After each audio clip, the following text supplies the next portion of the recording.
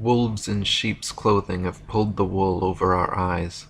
For almost 500 years, the masses have been thoroughly deceived by a cosmic fairy tale of astronomical proportions. We have been taught a falsehood so gigantic and diabolical that it has blinded us from our own experience and common sense, from seeing the world and the universe as they truly are.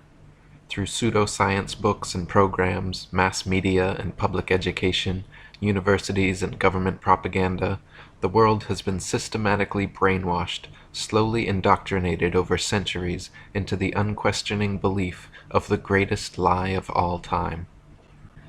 David Wardlaw Scott said, "Children are taught in their geography books, when too young to apprehend aright the meaning of such things, that the world is a great globe revolving around the sun, and the story is repeated continuously year by year till they reach maturity, at which time they generally become so absorbed in other matters as to be indifferent as to whether the teaching be true or not, and, as they hear of nobody contradicting it, they presume that it must be the correct thing, if not to believe, at least to receive it as a fact. They thus tacitly give their assent to a theory which, if it had first been presented to them at what are called years of discretion, they would at once have rejected.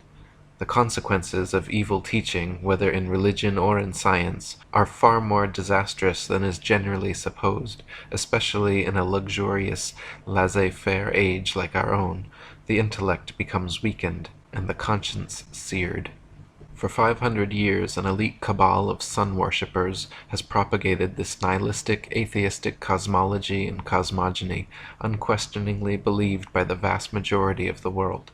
We have been taught, contrary to all common sense and experience, that the seemingly motionless, flat earth beneath our feet is actually a massive, moving ball spinning through space at over 1,000 miles per hour, wobbling and tilted 23.5 degrees on its vertical axis, while orbiting the sun at a blinding 67,000 miles per hour, in concert with the entire solar system, spiraling 500,000 miles per hour around the Milky Way, and careening across the expanding universe away from the Big Bang at an incredible 670 million miles per hour, but that you can feel and experience none of it. We have been taught that a mysterious force called gravity, a magical magnetism responsible for keeping everything from falling or flying off the spinning ball Earth, is just strong enough to hold people, oceans, and the atmosphere tightly to the surface, but just weak enough to allow bugs, birds, and planes to take off with ease." David Wardlaw Scott wrote, "I remember being taught when a boy that the earth was a great ball revolving at a very rapid rate around the sun, and when I expressed to my teacher my fears that the waters of the oceans would tumble off, I was told that they were prevented from doing so by Newton's great law of gravitation, which kept everything in its proper place. I presume that my countenance must have shown some signs of incredulity, for my teacher immediately added, 'I can show you a direct proof of this. A man can whirl around his head a pail filled with water without its being spilt, and so, in like manner, can the oceans be carried round the sun without losing a drop.' As this illustration was evidently intended to settle the matter, I then said no more upon the subject. Had such been proposed to me afterwards as a man, I would have answered somewhat as follows: 'Sir, I beg to say that the illustration you have given of a man whirling a pail of water round his head, and the oceans revolving round the sun, does not in any degree confirm your argument, because the water in the two cases is placed under entirely different circumstances, but, to be of any value, the conditions in each case must be the same, which here they are not. The pail is a hollow vessel, which holds the water inside it, whereas, according to your teaching, the earth is a ball, with a continuous curvature outside, which, in agreement with the laws of nature, could not retain any water. We have been taught that the ball earth spins at a constant velocity, perfectly dragging the atmosphere along so we cannot feel the slightest bit of motion, perturbation, wind, or air resistance. They say we cannot feel any of this motion because the magical velcro of gravity pulls the atmosphere precisely along, and we cannot measure any of this motion because the stars are so incredibly far away that over 100 million miles of supposed annual orbit around the sun amounts to not a single inch of relative parallax change. How convenient. We have been taught that the apparent orbit of the sun, planets, and stars, but not the moon, around the earth are all optical illusions, that it is, in fact, the earth beneath our feet which moves, and our eyes that deceive us. Special exception is made for the moon, however, which is said to revolve around the earth just as it appears. Since we only ever see one side of the moon, we have been taught this is because the moon's supposed 10.3 mile per hour west to east rotation, combined with its 2,288 mile per hour orbit of Earth, just happens to be the exact motion and speed necessary to perfectly cancel out the Earth's supposed 1,000 mile per hour east to west rotation and 67,000 mile per hour orbit of the Sun, thereby creating the perpetual dark side of the moon illusion. Oh really? Though the Sun and Moon appear to be relatively small, equal-sized bodies revolving around a stationary Earth, we have been taught that this too is an optical illusion, and they are in fact thousands of miles divergent in diameter. They say the Sun is actually a whopping 865,374 miles across, 109 times wider than the Earth, and, contrary to all experience, experiments, and common sense, that we revolve around it. They say the Moon is 2,159 miles across, a quarter the size of the Earth, and why they appear the same size is because the Moon is only 238,000 miles away, while the Sun is an unfathomable 93 million miles away from the Earth, and these just happen to be the exact diameters and distances necessary for a viewer from Earth to falsely perceive them as being the same size. You don't say. Lactantius, in his On the False Wisdom of the Philosophers, wrote, "A sphere where people on the other side live with their feet above their heads, where rain, snow, and hail fall upwards, where trees and crops grow upside down, and the sky is lower than the ground. The ancient wonder of the hanging gardens of Babylon dwindle into nothing in comparison to the fields, seas, towns, and mountains that pagan philosophers believe to be hanging from the earth without support." David Wardlaw Scott wrote, "I confess that I cannot imagine how any human being, in his proper senses, can believe that the sun is stationary when, with his own eyes, he sees it revolving around the heavens, nor how he can believe that the earth on which he stands is whirling with the speed of lightning around the sun when he feels not the slightest motion." We have been taught that those tiny pinpricks of light in the night sky known as planets or wandering stars are actually physical, globular, Earth-like habitations millions of miles away. We have even been shown supposed video footage of the one called Mars. We have been taught that the tiny pinpricks of light in the sky known as the fixed stars are actually distant suns trillions of miles away, each complete with their own solar systems, orbiting moons, and Earth-like planets which potentially harbor alien life. We have been taught that the moon has no light of its own, but is merely a reflector of the sun's light, that some masons from NASA actually walked on the moon, that some other masons from NASA sent rovers to Mars, that satellites and space stations are incessantly spinning in suspended animation above the Earth, that Hubble telescopes are taking snapshots of distant planets, galaxies, stars, quasars, black holes, wormholes, and other fantastic celestial phenomena. We have been taught that our ignorant ancient ancestors for millennia falsely believed the Earth to be the flat, immovable center of the universe, but thanks to modern science and its Masonic prophets like Copernicus, Newton, Galileo, Collins, Aldrin, and Armstrong, we now believe the world to be a giant whirling sea-Earth globe careening through infinite space.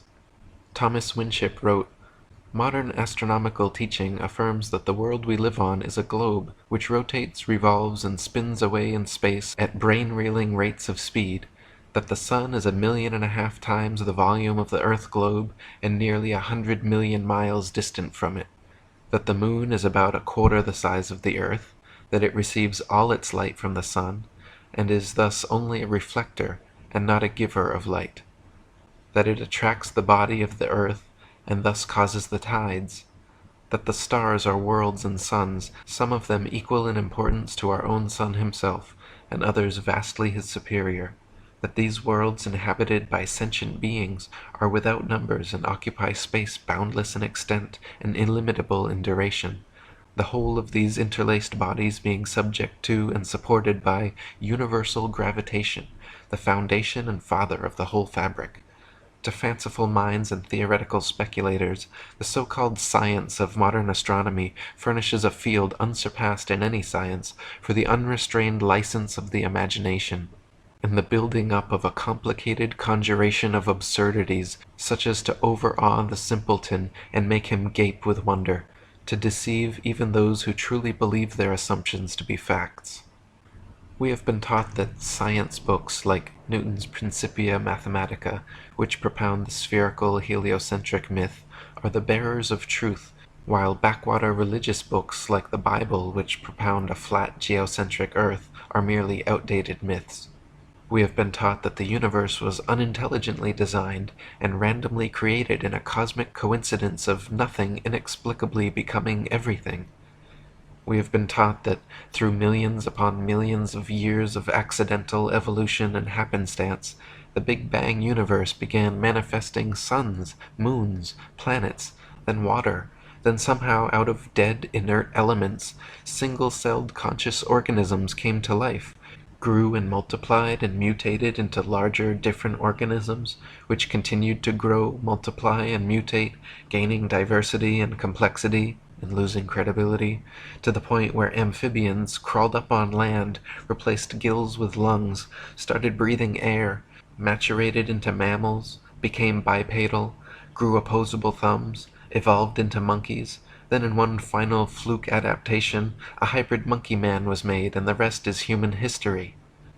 Thomas Winship wrote, "Put together all the imaginary exploits in the air specially written to interest the young, add to this all the wonderful adventures of airships recorded in The Daughter of the Revolution, and tack on to this all the wild and impossible things found in current libraries of fiction, and I venture to say that the grand total will record nothing so utterly impossible or so supremely ridiculous as this modern scientific delusion of a globe spinning away in space in several different directions at the same time at rates of speed which no man is able to grasp, with the inhabitants, some hanging heads down and others at various angles to suit the inclination. Write down all the swindles that ever were perpetrated, name all the hoaxes you ever heard or read about, include all of the impostures and bubbles ever exposed, make a list of all the snares that popular credulity could ever be exposed to, and you will fail in getting within sight or hearing of an imposture so gross, a hoax so ingenious, or a bubble of such gigantic proportions as has been perpetrated and forced upon unthinking multitudes in the name of science, and as proved incontrovertible fact by the expounders of modern astronomy. Again and again have their theories been combated and exposed, but as often have the majority who did not think for themselves accepted the popular thing. We have been taught that the height of stupidity and naivety was when our ignorant ancestors believed the earth to be flat, and that if any man somehow still thinks the earth to be the immovable center of the universe, that they must be the most primitive kind of ignoramus. Nowadays the label flat earther has become literally synonymous with moron, and is a common cliché derogatory term for insulting someone's intelligence. Upon seeing a book titled The Flat Earth Conspiracy, your ingrained instinct was likely to laugh, mock the messenger, and deny the very possibility. Marshall Hall said, "What strikes you as being some thoughts that people would have if, in the short space of a few weeks, the universally held conviction that the earth rotates on an axis daily and orbits the sun annually were exposed as an unscientific deception? Keep in mind that a rotating, orbiting Earth is not counted as a mere hypothesis or even a theory anywhere in the world today. Oh no. Rather, this concept is an unquestioned truth, an established fact in all books and other media everywhere, church media included. Copernicanism, in short, is a concept that is protected in a bunker under a 50-foot thick ceiling of solid scientific concrete. It is meant to be impregnable. It is a concept that has become ensconced in men's minds as the indestructible cornerstone of enlightened modern man's knowledge. Virtually all people everywhere have been taught to believe, and do believe, that this concept is based on objective science and dispassionate secular reasoning. B. Chasbro wrote, 99 people out of 100 would give the same answer to the interrogation, and that same answer would be to the effect that the Earth is a globe which revolves around the sun. The 99 who makes this reply would do it because they know it to be the case. How do they know it? Let this question be put to them, and they will bestow upon you a withering smile of pity at what they conceive to be an imbecility of mind on your part, and answer you in something like the following style. It has always been so. We learnt it at school.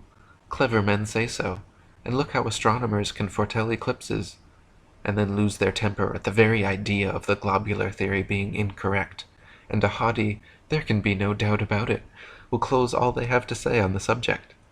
Now if the ears of these 99 could only be gained, they would be shown, in an irresistible manner, that the philosophy which would speak of a round and revolving world is a false philosophy. Ancient civilizations the world over believed Earth to be the flat, immovable center of the universe, around which the heavens revolved daily cycles in perfect circles. This stable geocentric universe, proven true by experience and experiments, which reigned undisputed for thousands of years, adequately explaining all earthly and celestial phenomena, was violently uprooted, spun around, and sent flying through infinite space by a cabal of sun-worshipping theoretical astronomers.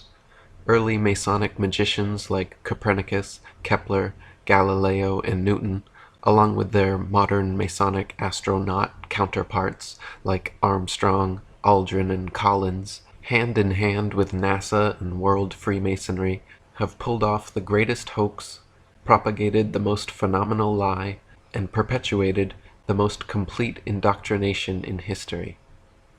Over the course of 500 years, using everything from books, magazines, and television to computer-generated imaging, a multi-generational conspiracy has succeeded, in the minds of the masses, to pick up the fixed Earth, shape it into a ball, spin it in circles, and throw it around the sun.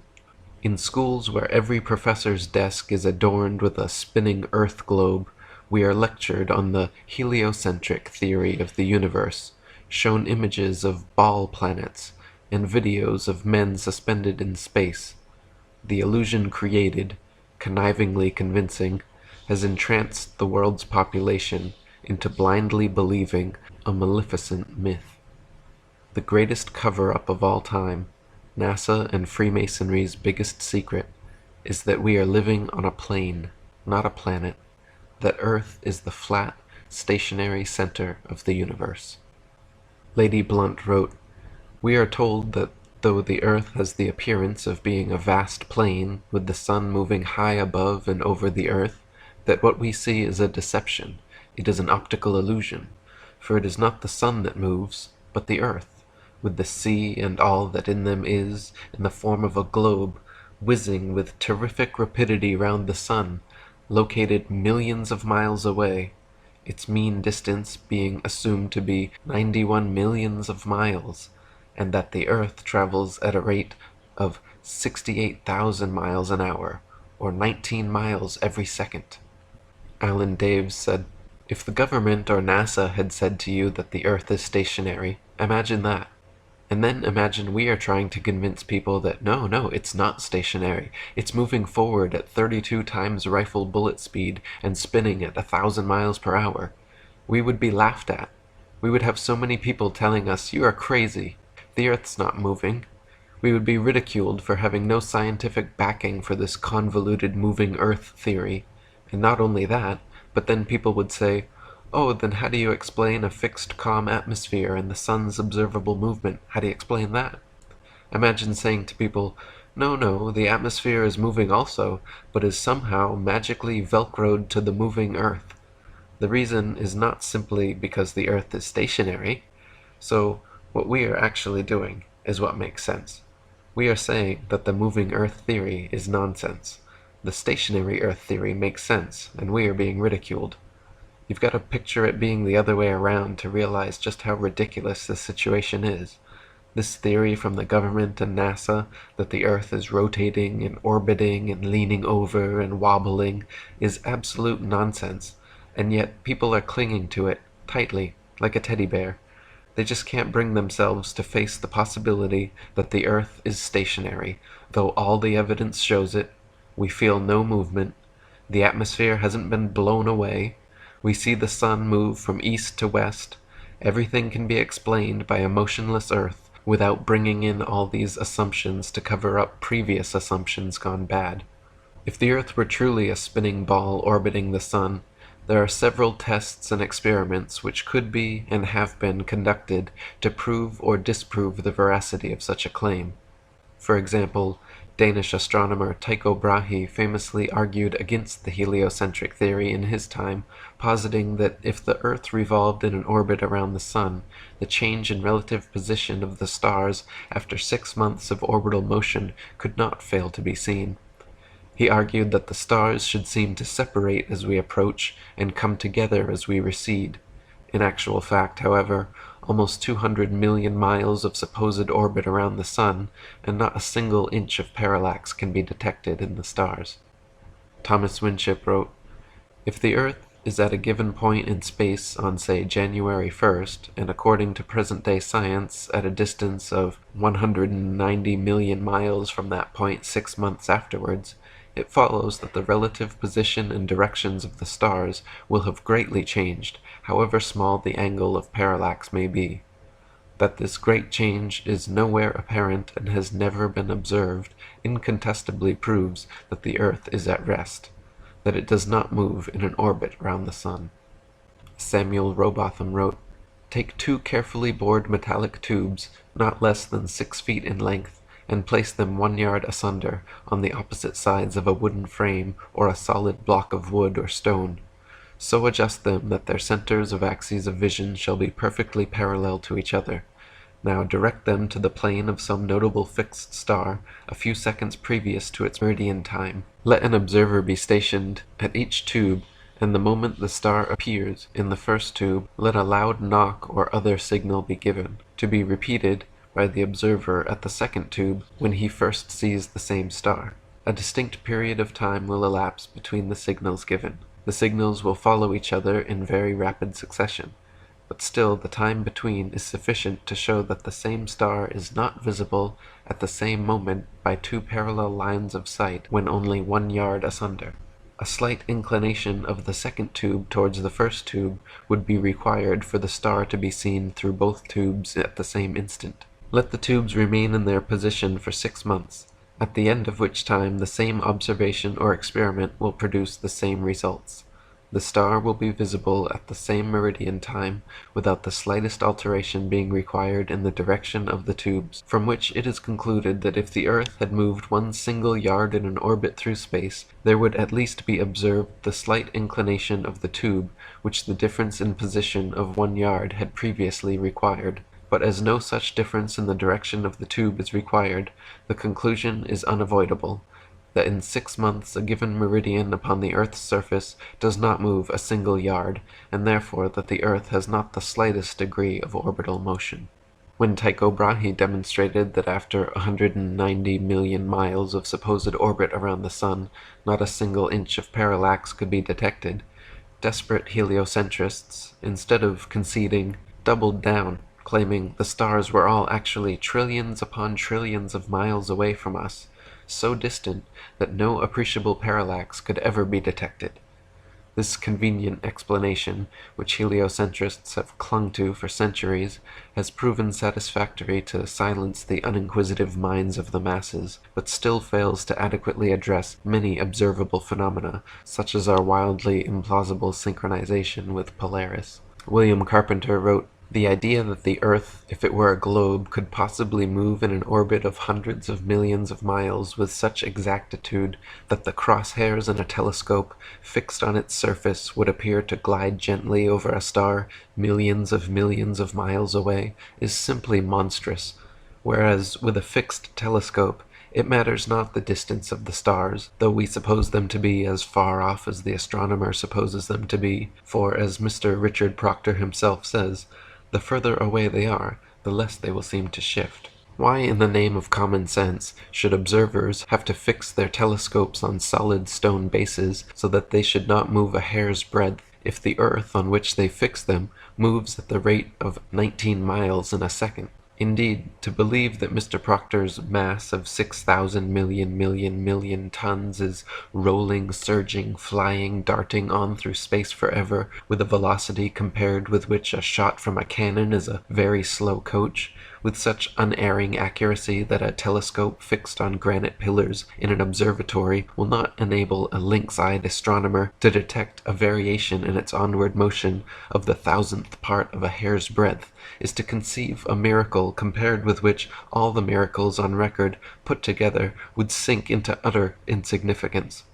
Captain R.J. Morrison, the late compiler of Zadkiel's Almanac, says, "We declare that this motion is all mere bosh, and that the arguments which uphold it are, when examined with an eye that seeks for truth, mere nonsense and childish absurdity." Another experiment repeatedly performed to disprove Earth's supposed rotation under our feet is firing cannonballs vertically and horizontally in all cardinal directions.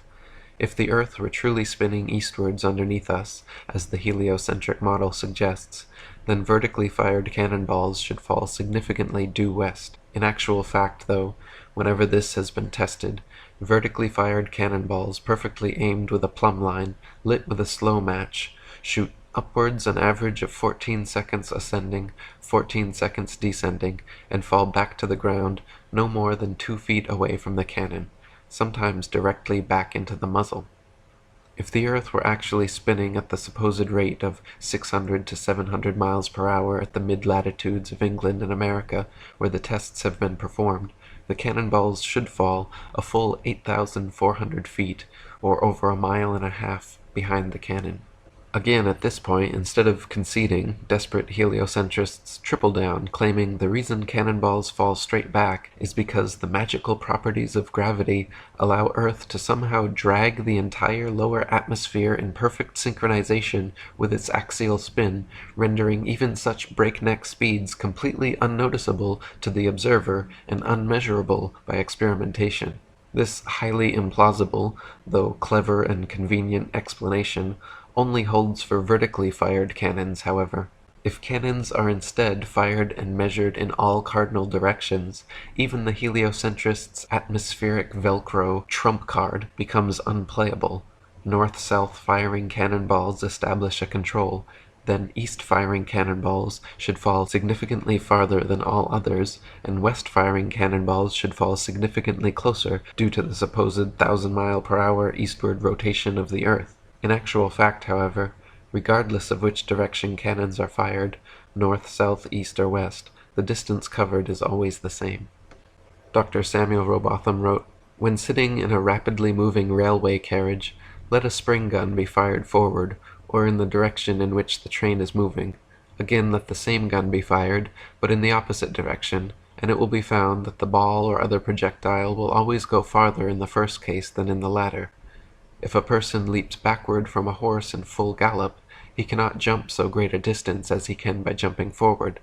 Leaping from a moving sledge, coach, or other object backwards or forwards, the same results are experienced. Many other practical cases could be cited to show that any body projected from another body in motion does not exhibit the same behavior as it does when projected from a body at rest. Nor are the results the same when projected in the same direction as that in which the body moves, as when projected in the opposite direction, because, in the former case, the projected body receives its momentum from the projectile force plus that given to it by the moving body, and in the latter case, this momentum minus that of the moving body.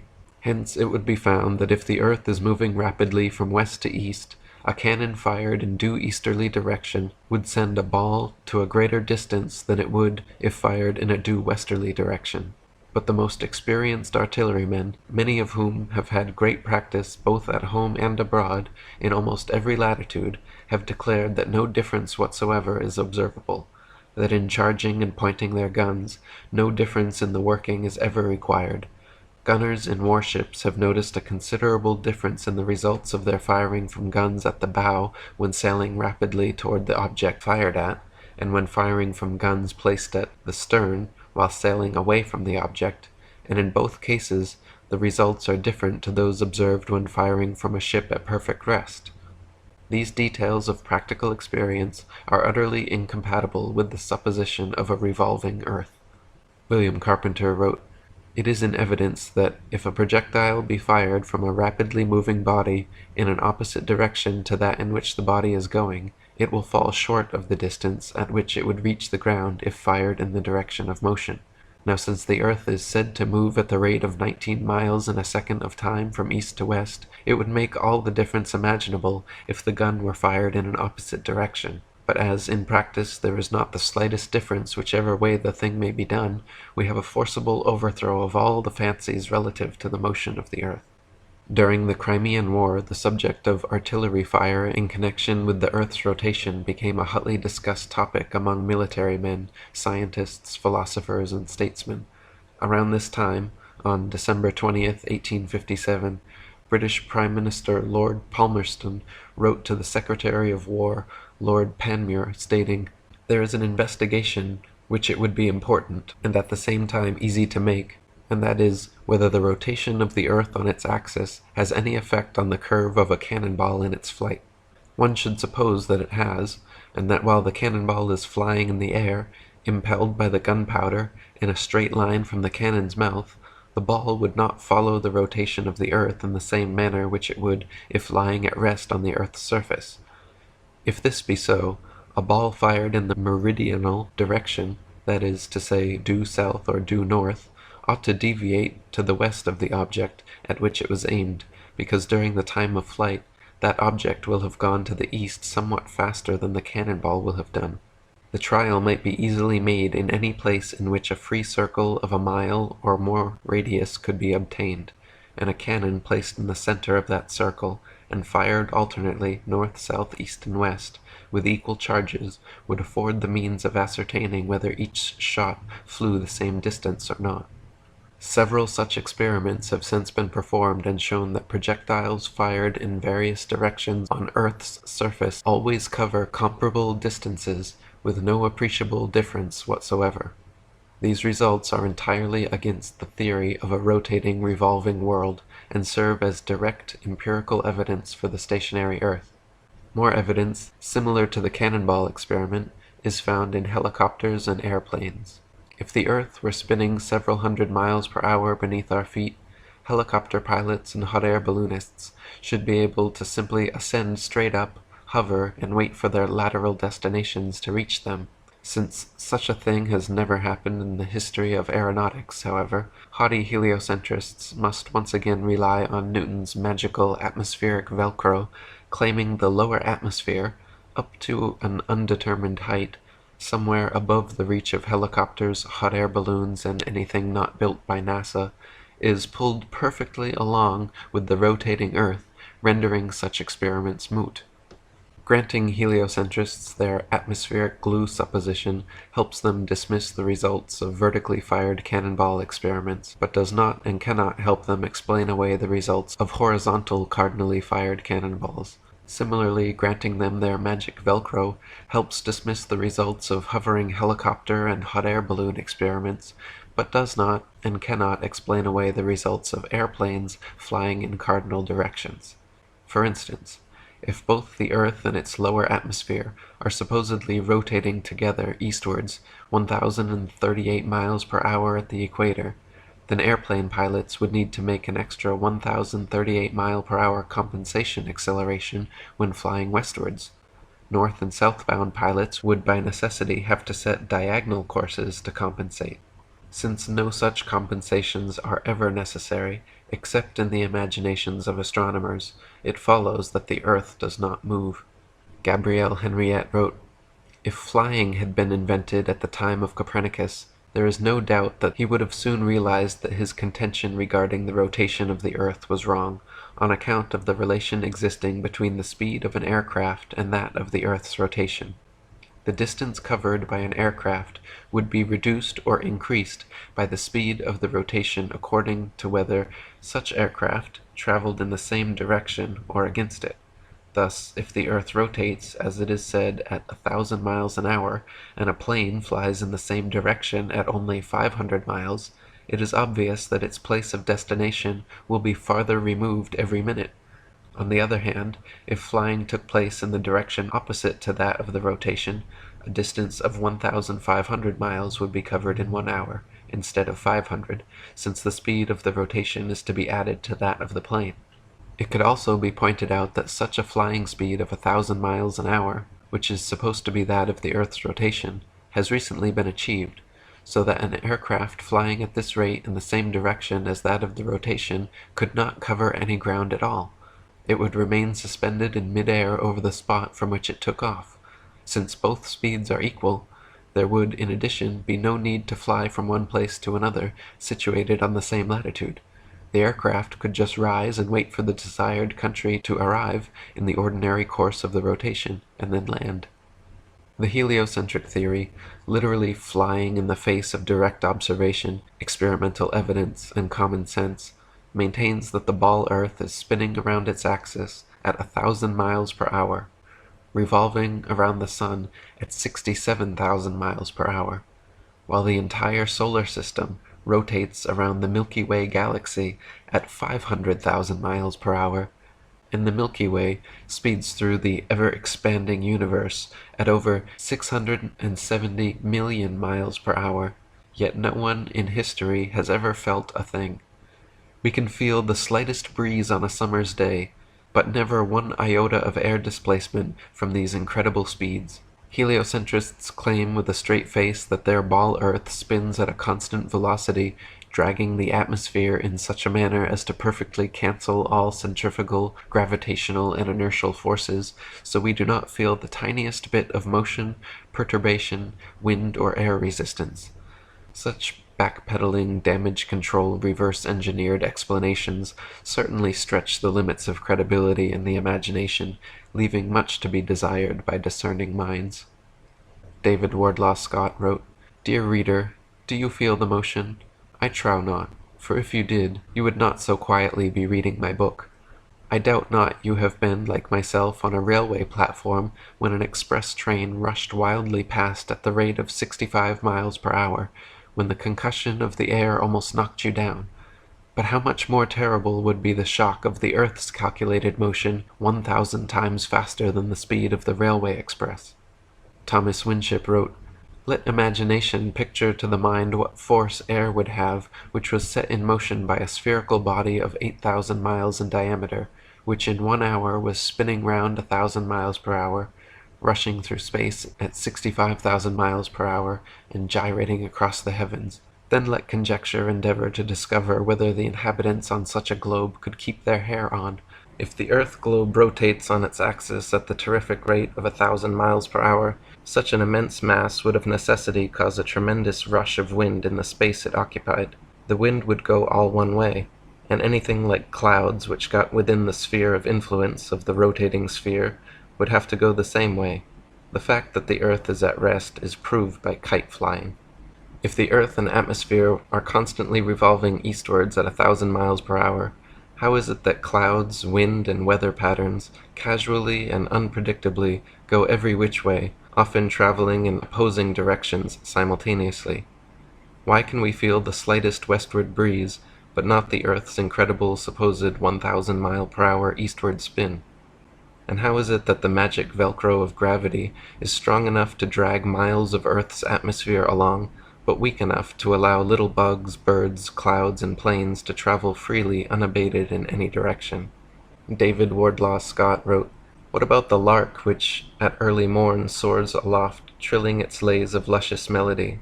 Why was it not swept away in the tumultuous atmosphere? But it still continues singing in happy ignorance of any commotion in the heavens. Who has not noticed on a calm summer day the thistledown floating listlessly in the air, and the smoke ascending straight as an arrow from the peasant's cottage? Would not such light things as thistledown and smoke have to obey the impulse and go with the earth also? But they do not." Dr. Samuel Robotham wrote, "If the atmosphere rushes forward from west to east continually, we are again obliged to conclude that whatever floats or is suspended in it at any altitude must of necessity partake of its eastward motion. A piece of cork or any other body floating in still water will be motionless, but let the water be put in motion in any direction whatever, and the floating bodies will move with it, in the same direction and with the same velocity. Let the experiment be tried in every possible way, and these results will invariably follow. Hence, if the earth's atmosphere is in constant motion from west to east, all the different strata which are known to exist in it, and all the various kinds of clouds and vapors which float in it, must of mechanical necessity move rapidly eastwards. But what is the fact? If we fix upon any star as a standard or datum outside the visible atmosphere, we may sometimes observe a stratum of clouds going for hours together in a direction the very opposite to that in which the earth is supposed to be moving. Not only may a stratum of clouds be seen moving rapidly from east to west, but at the same moment other strata may often be seen moving from north to south, or from south to north. It is a fact well known to aeronauts that several strata of atmospheric air are often moving in as many different directions at the same time. On almost any moonlit and cloudy night, different strata may be seen not only moving in different directions, but, at the same time, moving with different velocities, some floating past the face of the moon rapidly and uniformly, and others passing gently along, sometimes becoming stationary, then starting fitfully into motion, and often standing still for minutes together." In his book South Sea Voyages, Arctic and Antarctic explorer Sir James Clark Ross described his experience on the night of November 27, 1839, and his conclusion that the earth must be motionless. "The sky being very clear, the planet Venus was seen near the zenith, notwithstanding the brightness of the meridian sun. It enabled us to observe the higher stratum of clouds to be moving in an exactly opposite direction to that of the wind, a circumstance which is frequently recorded in our meteorological journal, both in the northeast and southeast trades, and has also been observed by former voyagers. Captain Basil Hall witnessed it from the summit of the peak of Teneriffe, and Count Strzelecki, on ascending the volcanic mountain of Kyrenia, in Oahe, reached at 4,000 feet, an elevation above that of the trade wind, and experienced the influence of an opposite current of air of a different hygrometric and thermometric condition. Count Strzelecki further informed me of the following seemingly anomalous circumstance, that at the height of 6,000 feet he found the current of air blowing at right angles to both the lower strata, also of a different hydrometric and thermometric condition, but warmer than the inner stratum. Such a state of the atmosphere is compatible only with the fact which other evidence has demonstrated, that the earth is at rest." William Carpenter wrote, "It is a well-known fact that clouds are continually seen moving in all manner of direction. Yes, and frequently in different directions at the same time, from west to east being as frequent a direction as any other. Now if the earth were a globe revolving through space west to east at a rate of 19 miles in a second, the clouds appearing to us to move towards the east would have to move quicker than 19 miles in a second to be thus seen, whilst those which appear to be moving in the opposite direction would have no necessity to be moving at all, since the motion of the earth would be more than sufficient to cause that appearance. But it only takes a little common sense to show us that it is the clouds that move, just as they appear to do, and that therefore the earth is motionless." Heliocentrists believe the world beneath their feet is spinning at a mind-numbing 1,038 miles per hour at the equator, while perfectly pulling the entire atmosphere along for the ride. Meanwhile, at the mid-latitudes of USA and Europe, they believe the world and atmosphere spin around 900 to 700 miles per hour, decreasing gradually all the way down to 0 miles per hour at the North and South Poles, where the stagnant atmosphere apparently never moves, completely escaping the grips of gravity's magic Velcro. This means at all latitudes, every inch of the way, the atmosphere manages to perfectly coincide with the supposed speed of the Earth, compensating from 0 miles per hour at the poles all the way up to 1,038 miles per hour at the equator, and every speed in between. These are all lofty assumptions heliocentrists make without any experimental evidence to back them up. Marshall Hall said, "In short, the sun, moon, and stars are actually doing precisely what everyone throughout all history has seen them do. We do not believe what our eyes tell us because we have been taught a counterfeit system which demands that we believe what has never been confirmed by observation and experiment. That counterfeit system demands that the Earth rotate on an axis every 24 hours at a speed of over 1,000 miles per hour at the equator. No one has ever seen or felt such movement, nor seen or felt the 67,000 mile per hour speed of the Earth's alleged orbit around the Sun, or its 500,000 mile per hour alleged speed around a galaxy, or its retreat from an alleged Big Bang at over 670 million miles per hour. Remember, no experiment has ever shown the Earth to be moving. Add to that the fact that the alleged rotational speed we've all been taught as scientific fact must decrease every inch or mile one goes north or south of the equator, and it becomes readily apparent that such things as accurate as aerial bombing in World War II down a chimney from 25,000 feet with a plane going any direction at high speed would have been impossible if calculated on an Earth moving below at several hundred miles per hour and changing constantly with the latitude. Before heliocentric indoctrination, any child will look up to the sky and notice that the sun, moon, and stars all revolve around a stationary Earth. All evidence from our perspective clearly demonstrates that we are fixed, and the heavenly bodies circle around us. We feel the Earth as motionless, and observe the sun, moon, stars, and planets to be moving entities. To suspend this common-sense geocentric perspective and assume that it is actually the Earth rotating beneath us daily while revolving around the sun yearly is quite a theoretical leap to take without any empirical evidence to land on. Alan Daves said, "Ignorant folk think that such minority opinions as geocentrism are conspiracy theories. There is a real conspiracy for sure, but the sad thing is it is mostly a conspiracy of willful and apathetic ignorance for numerous reasons. The very people who would call geocentrists quack conspiracy theorists are either themselves completely ignorant of even modern cosmological axioms and principles of gravitation and mechanics, or they are just playing stupid, hoping no one will notice or call their bluff. What's even more hilarious is the fact that even folk like Stephen Hawking and a few intellectually honest physicists and cosmologists who would read what we are saying and are capable of understanding it know that what we have been saying is absolutely true. Not only do they admit that, but even snicker about it to each other. But they won't dare to address that too openly with the dumb, ignorant masses. Best not to confuse the common folk with unnecessary information and facts. Even more sad are all the others out there who don't have a clue what I'm saying here and shake their heads, thinking they know something about physics that tells them that the Earth moves. If only they studied the textbooks and peer-reviewed papers a little closer, they would realize just how absolutely ignorant with a capital I that argument really is. It is part of the natural physics of water and other fluids to always find their level and remain flat. If disturbed in any way, motion ensues until the flat level is resumed. If dammed up, then released, the nature of all liquids is to quickly flood outwards, taking the easiest course towards finding its new level.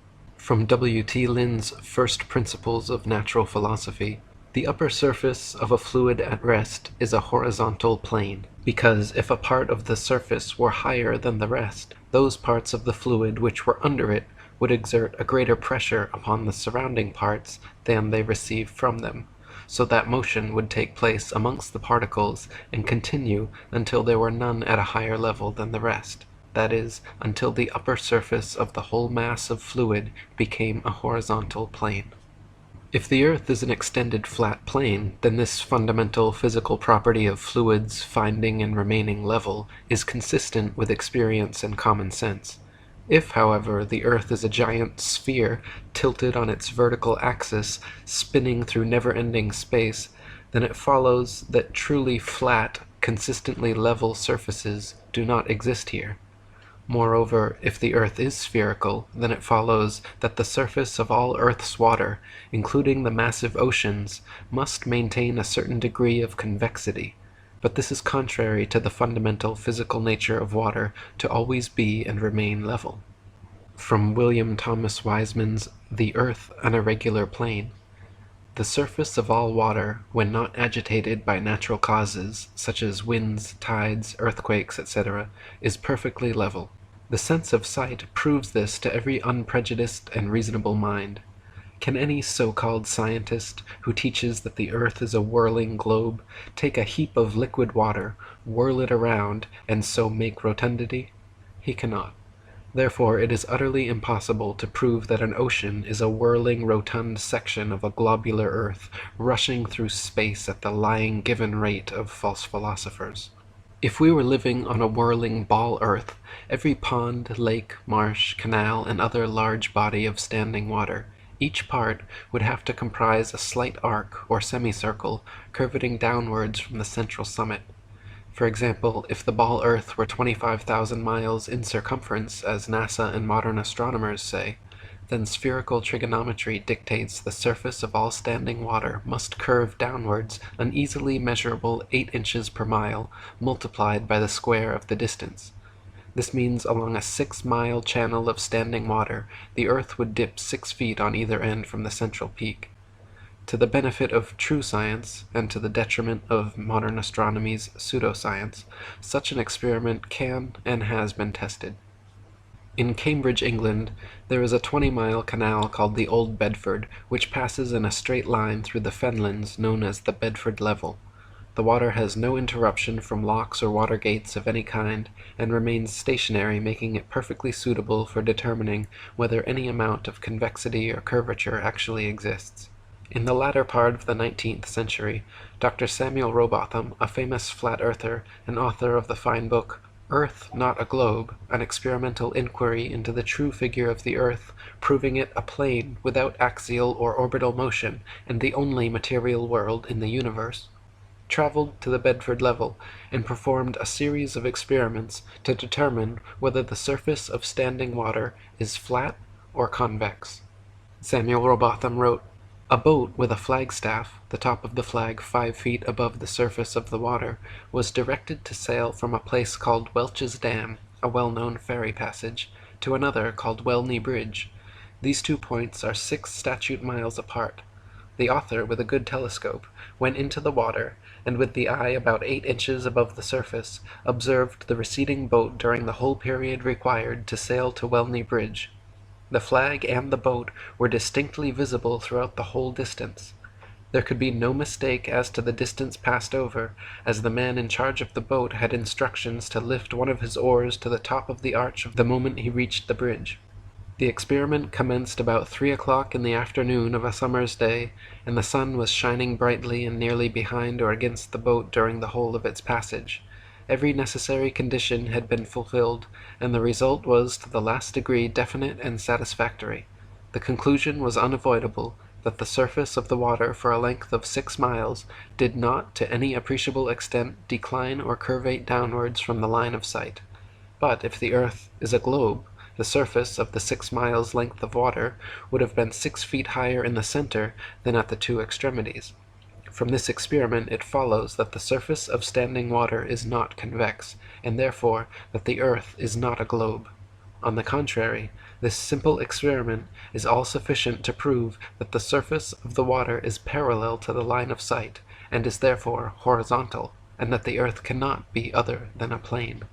In a second experiment, Dr. Rowbotham placed 7 flags along the edge of the water, each 1 mile distant from the next, with their tops positioned 5 feet above the surface.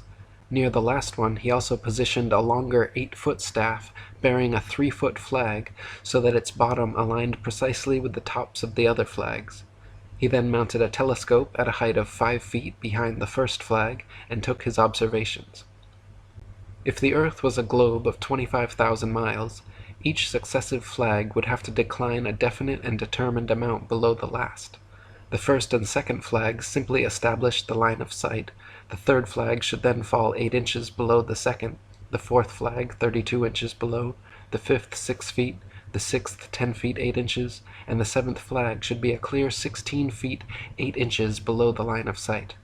Even if the Earth was a globe of 100,000 miles, an amount of easily measurable curvature should and would still be evident in this experiment. But the reality is, not a single inch of curvature was detected, and the flags all lined up perfectly as consistent with a flat plane.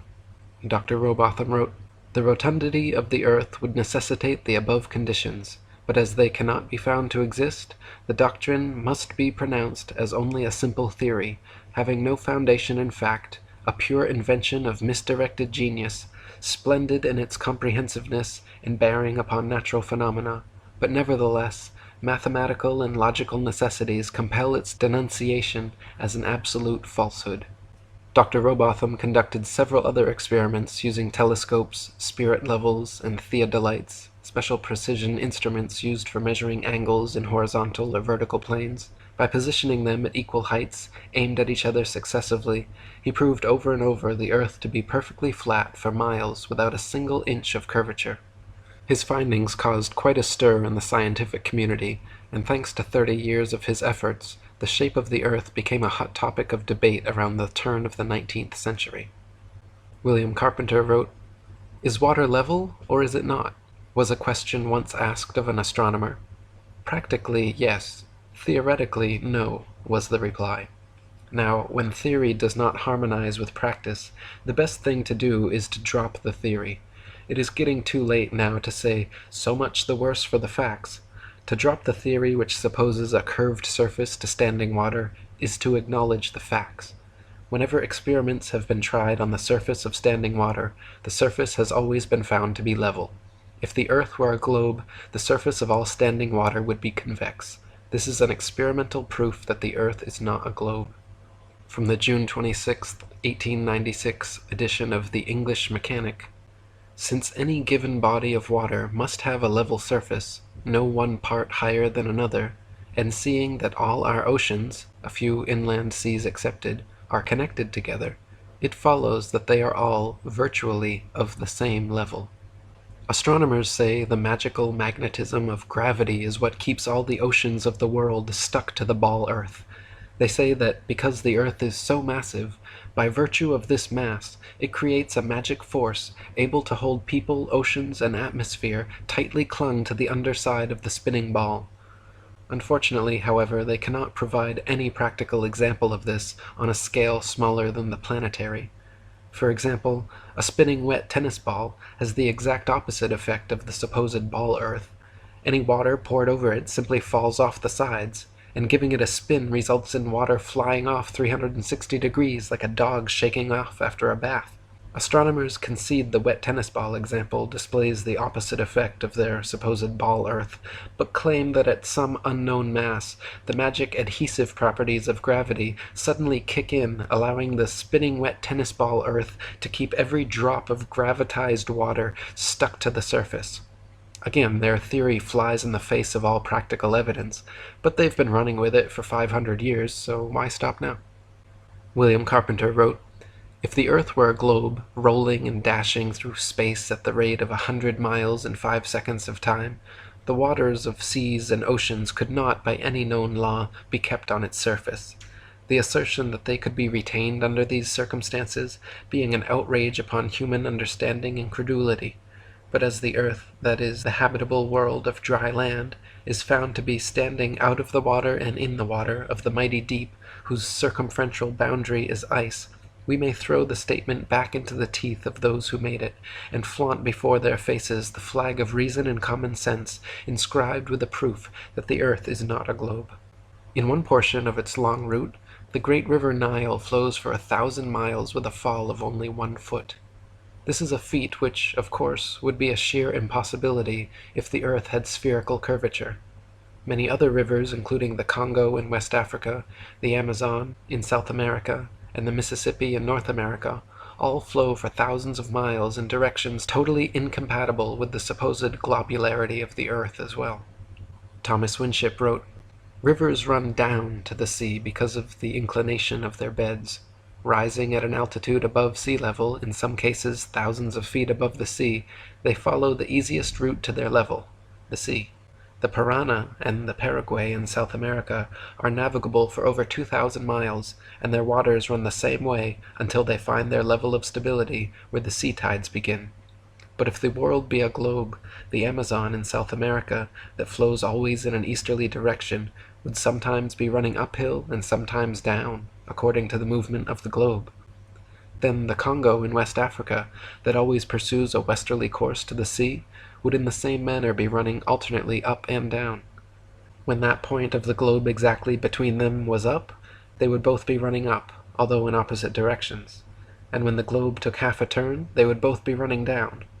We know from practical experiment that water will find its level, and cannot by any possibility remain other than level, or flat, or horizontal, whatever term may be used to express the idea. It is therefore quite out of the range of possibility that rivers could do as they would have to do on a globe." David Wardlaw Scott wrote, "Whoever heard of a river in any part of its course flowing uphill? Yet this it would require to do were the earth a globe.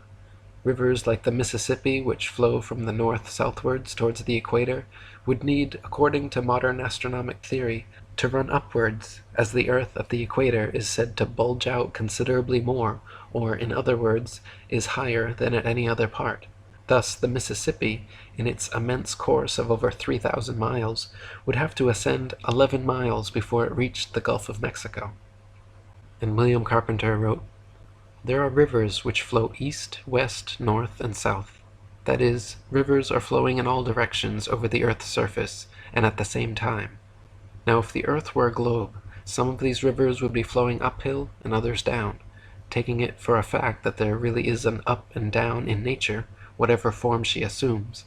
But since rivers do not flow uphill, and the globular theory requires that they should, it is a proof that the earth is not a globe." Whether at sea level, the top of Mount Everest, or flying 100,000 feet in the air, the always horizontal horizon line always rises up to meet the eye level of the observer and remains perfectly flat. You can test for yourself on a beach or hilltop, in a large field or desert, aboard a hot air balloon or helicopter.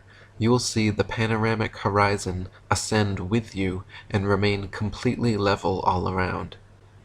If the earth were actually a big ball, however, the horizon should sink as you ascend, not rise to your eye level, and it would dip at each end of your periphery, not remain flat all around. Standing in a rising balloon, you would have to look downwards to the horizon. The highest point of the ball earth would be directly beneath you and declining on each side.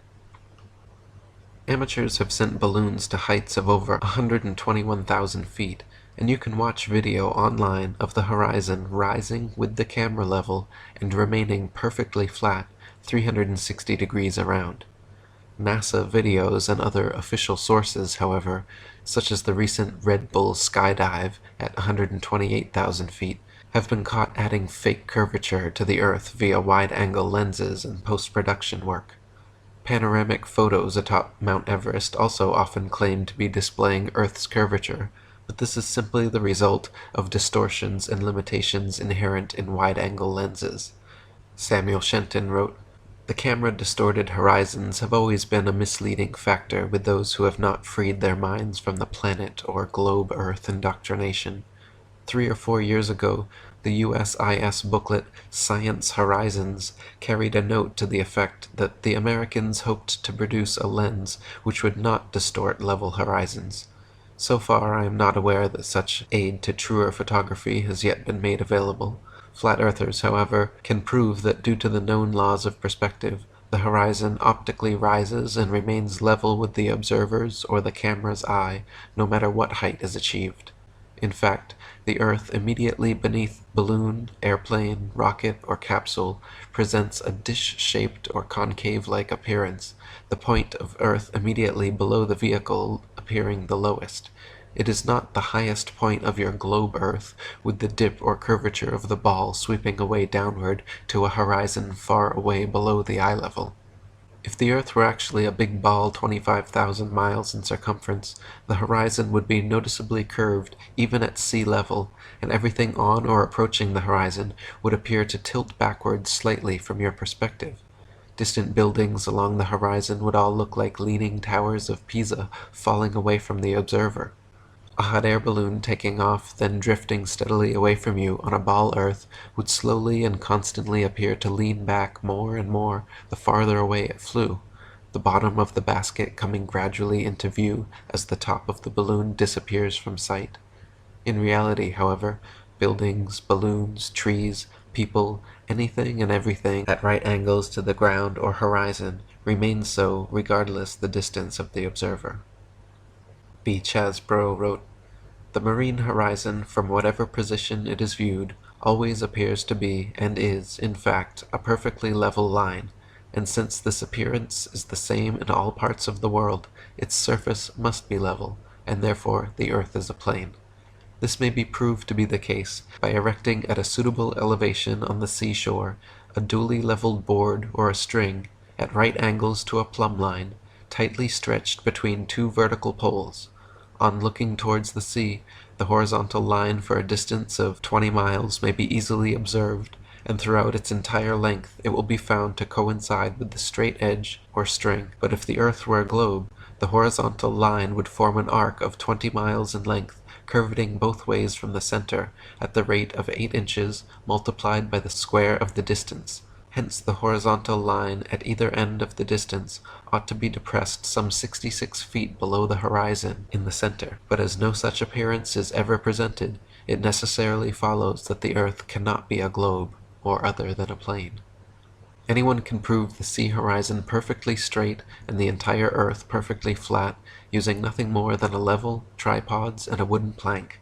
At any altitude above sea level, simply fix a 6 to 12 foot long, smooth leveled board edgewise upon tripods, and observe the skyline from eye level behind it.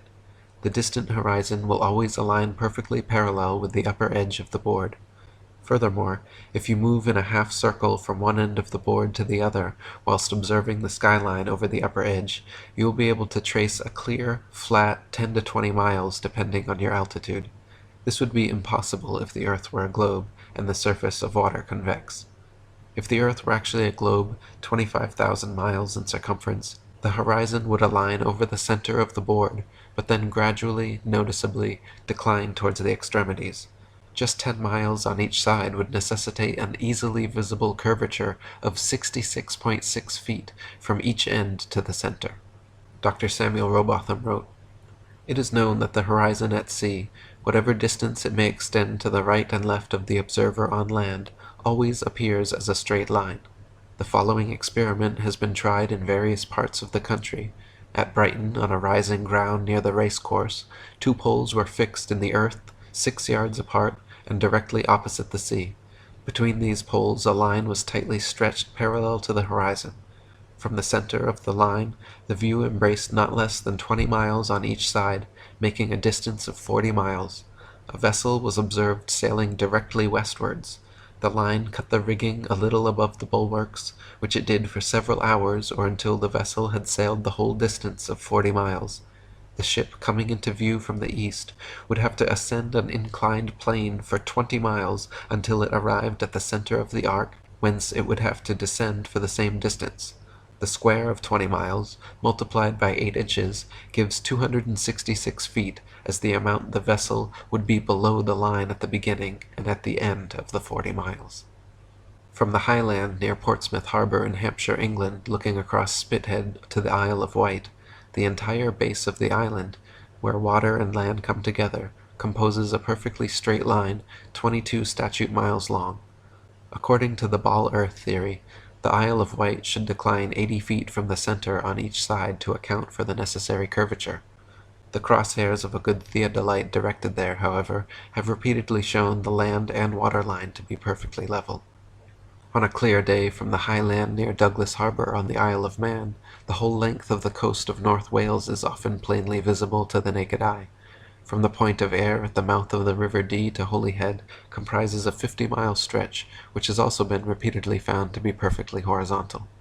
If the Earth actually had curvature of 8 inches per mile squared, as NASA and modern astronomy claim, the 50-mile length of Welsh coast seen along the horizon in Liverpool Bay would have to decline from the center point an easily detectable 416 feet on each side. Dr. Samuel Robotham wrote, "But as such declination or downward curvation cannot be detected, the conclusion is logically inevitable that it has no existence. Let the reader seriously ask whether any and what reason exists in nature to prevent the fall of more than 500 feet being visible to the eye, or incapable of detection by any optical or mathematical means whatsoever. This question is especially important when it is considered that at the same distance, and on the upper outline of the same land, changes of level of only a few yards extent are quickly and unmistakably perceptible.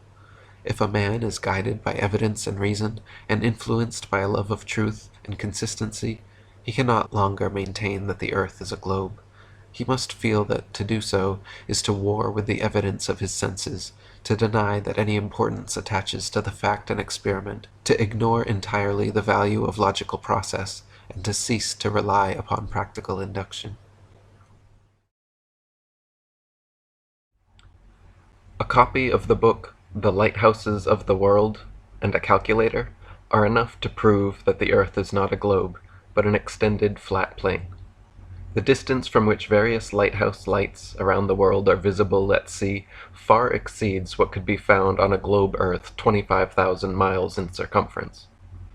NASA and modern astronomers claim we are living on an oblate spheroid 25,000 statute miles in equatorial circumference with a curvature of 7.935 inches to the mile, varying inversely as the square of the distance, meaning in 3 miles there is a declination of nearly 6 feet, in 30 miles 600 feet, in 300 miles 60,000 feet, and so on. Therefore, if we wish to prove or disprove the validity of their convexity claim, it is a fairly simple, straightforward matter of measurements and calculations.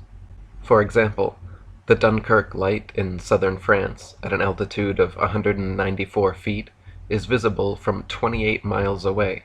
Spherical trigonometry dictates that if the Earth was a globe with the given curvature of 8 inches per mile squared, this light should be hidden 190 feet below the horizon.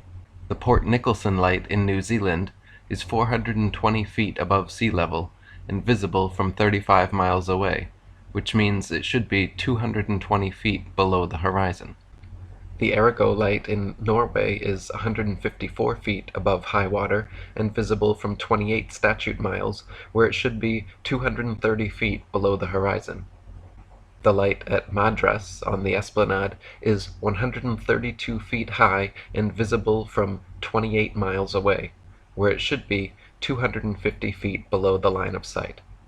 The Cordonan light on the west coast of France is 207 feet high and visible from 31 miles away, putting it 280 feet below the line of sight. The light at Cape Bonavista, Newfoundland, is 150 feet above sea level and visible at 35 miles, where it should be 491 feet below the horizon. And the lighthouse steeple of St. Botolph's Parish Church in Boston is 290 feet tall and visible from over 40 miles away, where it should be hidden a full 800 feet below the horizon. Dr. Samuel Robotham wrote, "The distance across St. George's Channel between Holyhead and Kingstown Harbour near Dublin is at least 60 statute miles. It is not an uncommon thing for passengers to notice, when in and for a considerable distance beyond the centre of the channel, the light on Holyhead Pier, and the Poolbeg light in Dublin Bay. The lighthouse on Holyhead Pier shows a red light at an elevation of 44 feet above high water, and the Poolbeg lighthouse exhibits 2 bright lights at an altitude of 68 feet, so that a vessel in the middle of the channel would be 30 miles from each light, and allowing the observer to be on deck and 24 feet above the water, the horizon on a globe would be 6 miles away. Deducting 6 miles from 30, the distance from the horizon to Holyhead on the one hand and to Dublin Bay on the other would be 24 miles. The square of 24 multiplied by 8 inches shows a declination of 384 feet. The altitude of the lights in Poolbeg Lighthouse is 68 feet, and of the red light on Holyhead Pier, 44 feet. Hence, if the earth were a globe, the former would always be 316 feet, and the latter 340 feet below the horizon. William Carpenter wrote, "The lights which are exhibited in lighthouses are seen by navigators at distances at which, according to the scale of the supposed curvature given by astronomers, they ought to be many hundreds of feet, in some cases, down below the line of sight. For instance, the light at Cape Hatteras is seen at such a distance, 40 miles, that, according to theory, it ought to be 900 feet higher above the level of the sea than it absolutely is, in order to be visible. This is a conclusive proof that there is no curvature on the surface of the sea, the level of the sea, ridiculous though it is to be under the necessity of proving it at all, but it is, nevertheless, a conclusive proof that the earth is not a globe. The Isle of Wight lighthouse in England is 180 feet high and can be seen up to 42 miles away, a distance at which modern astronomers say the light should fall 996 feet below the line of sight. The Cape Legulas lighthouse in South Africa is 33 feet high, 238 feet above sea level, and can be seen for over 50 miles. If the world was a globe, this light would fall 1,400 feet below an observer's line of sight. The Statue of Liberty in New York stands 326 feet above sea level, and on a clear day can be seen as far as 60 miles away. If the earth was a globe, that would put Lady Liberty at an impossible 2,074 feet below the horizon. The lighthouse at Port Said, Egypt, at an elevation of only 60 feet, has been seen an astonishing 58 miles away, where according to modern astronomy it should be 2,182 feet below the line of sight. As Thomas Winship noted, the distance at which lights can be seen at sea entirely disposes of the idea that we are living on a huge ball. Another great example was the Notre Dame Antwerp spire, standing 403 feet high from the foot of the tower, with Strasbourg measuring 468 feet above sea level. With the aid of a telescope, ships can be distinguished on the horizon, and captains declare they can see the cathedral spire from an amazing 150 miles away. If the earth were a globe, however, at that distance the spire should be an entire mile, 5,280 feet below the horizon. William Carpenter wrote, "If we take a journey down the Chesapeake Bay by night, we shall see the light exhibited at Sharp's Island for an hour before the steamer gets to it. We may take up a position on the deck so that the rail of the vessel's side will be in line with the light, and in the line of sight, and we shall find that in the whole journey the light won't vary in the slightest degree in its apparent elevation. But say that a distance of 13 miles has been traversed. The astronomer's theory of curvature demands a difference, one way or the other, in the apparent elevation of the light of 112 feet 8 inches. Since, however, there is not a difference of 100 hairs' breadths, we have a plain proof that the water of the Chesapeake Bay is not curved, which is a proof that the earth is not a globe. The distance across the Irish Sea from the Isle of Man's Douglas Harbour to Great Orme's Head in North Wales is 60 miles. If the earth was a globe, then the surface of the water between them would form a 60-mile arc, the center towering 1,944 feet higher than the coastlines at either end. It is well known and easily verifiable, however, that on a clear day, from a modest altitude of 100 feet, the Great Orme's Head is visible from Douglas Harbour. This would be completely impossible on a globe of 25,000 miles. Assuming the 100-foot altitude causes the horizon to appear approximately 13 miles off, The 47 miles remaining means the Welsh coastline should still fall an impossible 1,472 feet below the line of sight. Samuel Rowbotham wrote, "In the Times newspaper of Monday, October 16, 1854, in an account of Her Majesty's visit to Great Grimsby from Hull, the following paragraph occurs. Their attention was first naturally directed to a gigantic tower which rises from the center pier to the height of 300 feet, and can be seen 60 miles out at sea. The 60 miles, if nautical, and this is always understood when referring to distances at sea, would make 70 statute miles, to which the fall of 8 inches belongs, and as all observations at sea are considered to be made at an elevation of 10 feet above the water, for which 4 miles must be deducted from the whole distance, 66 statute miles will remain, the square of which, multiplied by 8 inches, gives a declination towards the tower of 2,904 feet. Deducting from this the altitude of the tower, 300 feet, we obtain the startling conclusion that the tower should be at the distance at which it is visible, more than 2,600 feet below the horizon." Indoctrinated naysayers will often retort that light refraction off the water's surface somehow could account for such phenomena. To begin with, the idea that we cannot differentiate between the refracted light of something and the thing itself is preposterous, but even assuming we couldn't, surveyors' general allowance for refraction is only 1/12 the altitude of the object observed, making it, again, a completely implausible explanation. Using the previous example of 2,600 feet divided by 12 gives 206, which subtracted from 2,600 leaves 2,384 feet unaccounted for that the tower should have remained below the horizon. Thomas Winship wrote, "In September 1898 I received a letter from Australia in which the writer says, 'In the year 1872 I was on board the ship Thomas Wood, Captain Gibson, from China to London. Owing to make a long passage, we ran short of provisions, and so short after rounding the Cape that the captain spoke of putting into St. Helena for a supply. It was then my hobby to get the first glimpse of land, make a survey, just as the sun would be rising. The island was clearly in view, well on the starboard bow. I reported this to Captain Gibson. He disbelieved me, saying it was impossible, as we were 75 miles distant. He, however, offered me paper and pencil to sketch the land I saw. This I did. He then said, 'You are right,' and shaped his course accordingly. I had never seen the island before, and could not have described the shape of it had I not seen it. St. Helena is a high volcanic island, and if my informant had seen the top only, there would have to be an allowance made for the height of the land.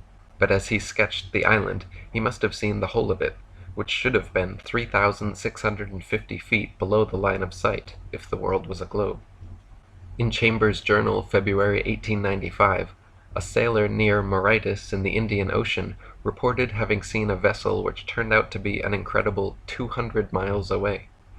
The incident caused much heated debate in nautical circles at the time, gaining further confirmation in Aden, Yemen, where another witness reported seeing a missing Bombay steamer from 200 miles away. He correctly stated the precise appearance, location, and direction of the steamer, all later corroborated and confirmed correct by those on board. Such sightings are absolutely inexplicable if the Earth were actually a ball 25,000 miles around, as ships 200 miles distant would have to be well over 4 miles below the line of sight. William Carpenter wrote, "Astronomers are in the habit of considering 2 points on the Earth's surface without, it seems, any limit as to the distance that lies between them as being on a level, and the intervening section, even though it be an ocean, as a vast hill of water. The Atlantic Ocean, in taking this view of the matter, would form a hill of water more than 100 miles high. The idea is simply monstrous, and could only be entertained by scientists whose whole business is made up of materials of the same description, and it certainly requires no argument to deduce, from such science as this, a satisfactory proof that the earth is not a globe. Every man in full command of his senses knows that a level surface is a flat or horizontal one, but astronomers tell us that the true level is the curved surface of a globe. They know that man requires a level surface on which to live, so they give him one in name, which is not one in fact. This is the best that astronomers with their theoretical science can do for their fellow creatures: deceive them. Reverend T. Milner, in Atlas of Physical Geography, wrote, "Vast areas exhibit a perfectly dead level, scarcely a rise existing through 1,500 miles from the Carpathians to the Urals.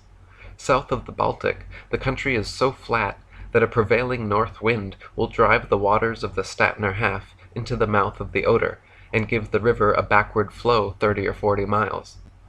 The plains of Venezuela and New Granada in South America, chiefly on the left of the Orinoco, are termed llanos, or level fields. Often, in the space of 270 square miles, the surface does not vary a single foot. The Amazon only falls 12 feet in the last 700 miles of its course. The La Plata has only a descent of 1/33rd of an inch per mile." And Thomas Winship wrote, "These extracts clearly prove that the surface of the earth is level, and that therefore the world is not a globe. And when we come to consider the surface of the world under the sea, we shall find the same uniformity of evidence against the popular view."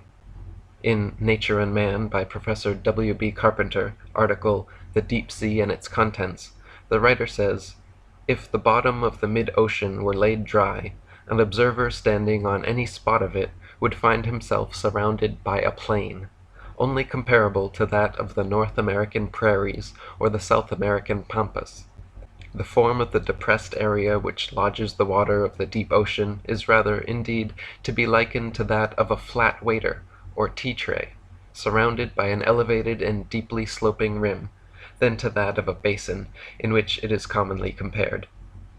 This remarkable writer tells of thousands of miles in the Atlantic, the Pacific, and the great Southern Ocean beds being a plane surface, and from his remarks it is clear that a flat surface is the general contour of the bed of the great oceans for tens of thousands of square miles. Surveyors, engineers, and architects are never required to factor the supposed curvature of the earth into their projects, providing another proof the world is a plane, not a planet. Canals and railways, for example, are always cut and laid horizontally, often over hundreds of miles, without any allowance for curvature. One surveyor, Mr. T. Westwood, wrote in the January 1896 Earth Review magazine, stating that, "In leveling, I work from ordnance marks, or canal levels, to get the height above sea level. The puzzle to me used to be that over several miles each level was and is treated throughout its whole length as the same level from end to end, not the least allowance being made for curvature. One of the civil engineers in this district, after some amount of argument on each side as to the reason why no allowance for curvature was made, said he did not believe anybody would know the shape of the earth in this life." Another surveyor and engineer of 30 years wrote to the Birmingham Weekly Mercury, February 15, 1890, stating, "I am thoroughly acquainted with the theory and practice of civil engineering. However bigoted some of our professors may be in the theory of surveying according to the prescribed rules, yet it is well known amongst us that such theoretical measurements are incapable of any practical illustration. All our locomotives are designed to run on what may be regarded as true levels, or flats. There are, of course, partial inclines or gradients here and there, but they are always accurately defined and must be carefully traversed. But anything approaching to 8 inches in the mile, increasing as the square of the distance, could not be worked by any engine that was ever yet constructed. Taking one station with another all over England and Scotland, it may be stated that all the platforms are on the same relative level. The distance between eastern and western coasts of England may be set down as 300 miles. If the prescribed curvature was indeed as represented, the central stations at Rugby or Warwick ought to be close upon 3 miles higher than a cord drawn from the two extremities. If such was the case, there is not a driver or stoker within the kingdom that would be found to take charge of the train. We can only laugh at those of your readers who seriously give us credit for such venturesome exploits as running trains round spherical curves. Horizontal curves on levels are dangerous enough. Vertical curves would be 1,000 times worse, and with our rolling stock constructed as at present physically impossible. Engineer W. Winkler wrote into the Earth Review, October 1893, regarding the Earth's supposed curvature, stating, "As an engineer of many years' standing, I saw that this absurd allowance is only permitted in school books. No engineer would dream of allowing anything of the kind. I have projected many miles of railways and many more of canals, and the allowance has not even been thought of, much less allowed for. This allowance for curvature means this, that it is 8 inches for the first mile of a canal, and increasing at the ratio by the square of the distance in miles. Thus a small navigable canal for boats, say 30 miles long, will have, by the above rule, an allowance for curvature of 600 feet. Think of that, and then please credit engineers as not being quite such fools. Nothing of the sort is allowed. We no more think of allowing 600 feet for a line of 30 miles of railway or canal than of wasting our time trying to square the circle. The Suez Canal, which connects the Mediterranean Sea with the Gulf of Suez on the Red Sea, is a clear proof of the earth's and water's non-convexity. The canal is 100 miles long, and without any locks, so the water within is an uninterrupted continuation of the Mediterranean Sea to the Red Sea.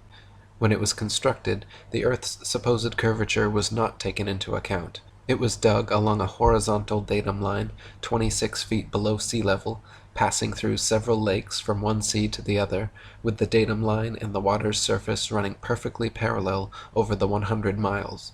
The average level of the Mediterranean is 6 inches above the Red Sea, while the flood tides in the Red Sea rise 4 feet above the highest and drop 3 feet below the lowest in the Mediterranean, making the half-tide level of the Red Sea the surface of the Mediterranean Sea, and the 100 miles of water in the canal all a clear continuation of the same horizontal line. Were they instead the supposed curved line of globe-earthers, the water in the center of the canal would be 1,666 feet above the respective seas on either side. David Wardlaw Scott wrote, "The distance between the Red Sea at Suez and the Mediterranean Sea is 100 statute miles, the datum line of the canal being 26 feet below the level of the Mediterranean, and is continued horizontally the whole way from sea to sea, there not being a single lock on the canal. The surface of water being parallel with the datum line, it is thus clear that there is no curvature or globularity for the whole 100 miles between the Mediterranean and the Red Sea. Had there been, according to the astronomic theory, the middle of the canal would have been 1,666 feet higher than at either end, whereas the canal is perfectly horizontal for the whole distance. The Great Canal of China, said to be 700 miles in length, was made without regard to any allowance for supposed curvature, as the Chinese believe the earth to be a stationary plane.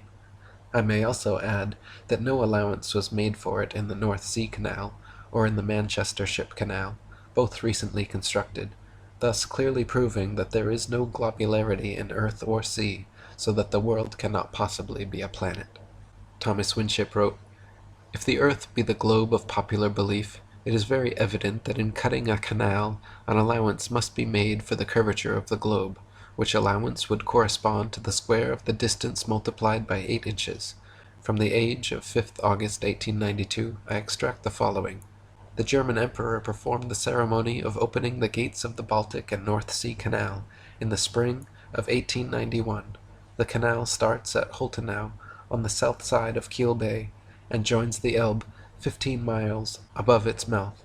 It is 61 miles long, 200 feet wide at the surface, and 85 feet at the bottom, the depth being 28 feet. No locks are required, as the surface of the two seas is level. Let those who believe it is the practice for surveyors to make allowance for curvature ponder over the following from the Manchester Ship Canal Company, Earth Review, October 1893. It is customary in railway and canal constructions for all levels to be referred to a datum which is nominally horizontal and is so shown on all sections. It is not the practice in laying out public works to make allowances for the curvature of the earth. The London and North Western Railway forms a straight line 180 miles long between London and Liverpool. The railroad's highest point, midway at Birmingham Station, is only 240 feet above sea level. If the world were actually a globe, however, curveting 8 inches per mile squared, The 180-mile stretch of rail would form an arc, with the center point at Birmingham raising a full 5,400 feet above London and Liverpool.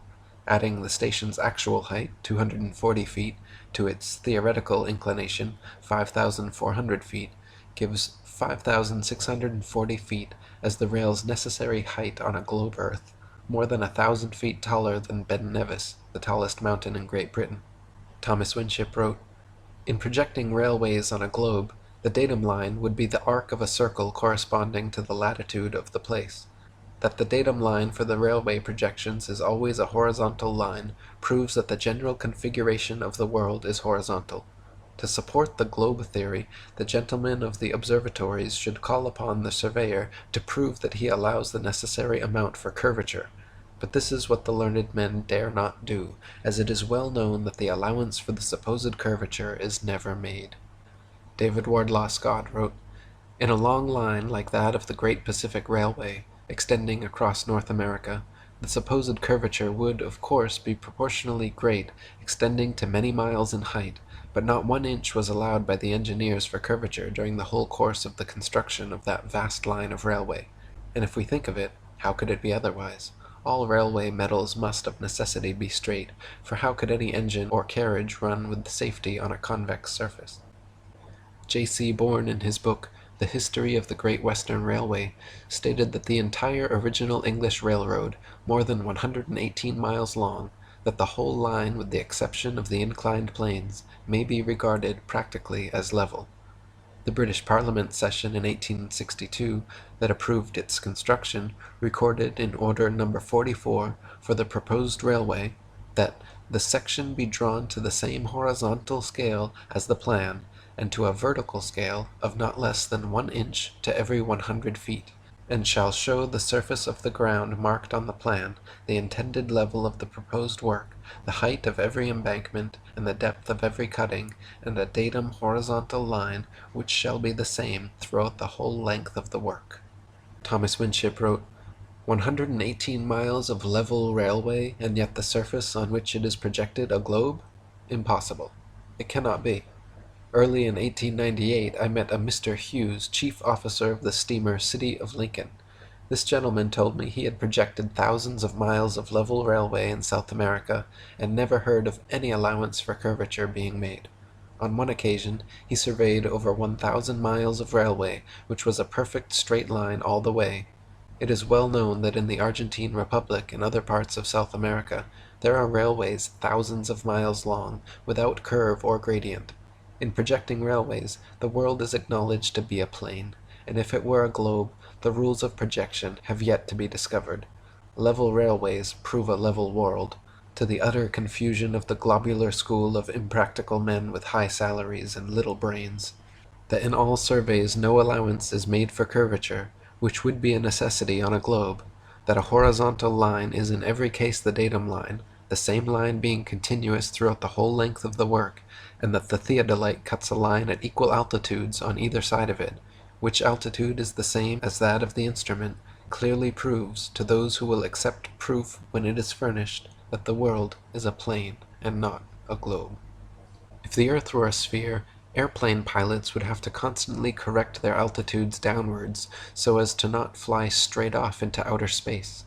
If the earth were truly a sphere 25,000 miles in circumference, curvating 8 inches per mile squared, a pilot wishing to simply maintain their altitude at a typical cruising speed of 500 miles per hour would have to constantly dip their nose downwards and descend 2,777 feet, over half a mile, every minute.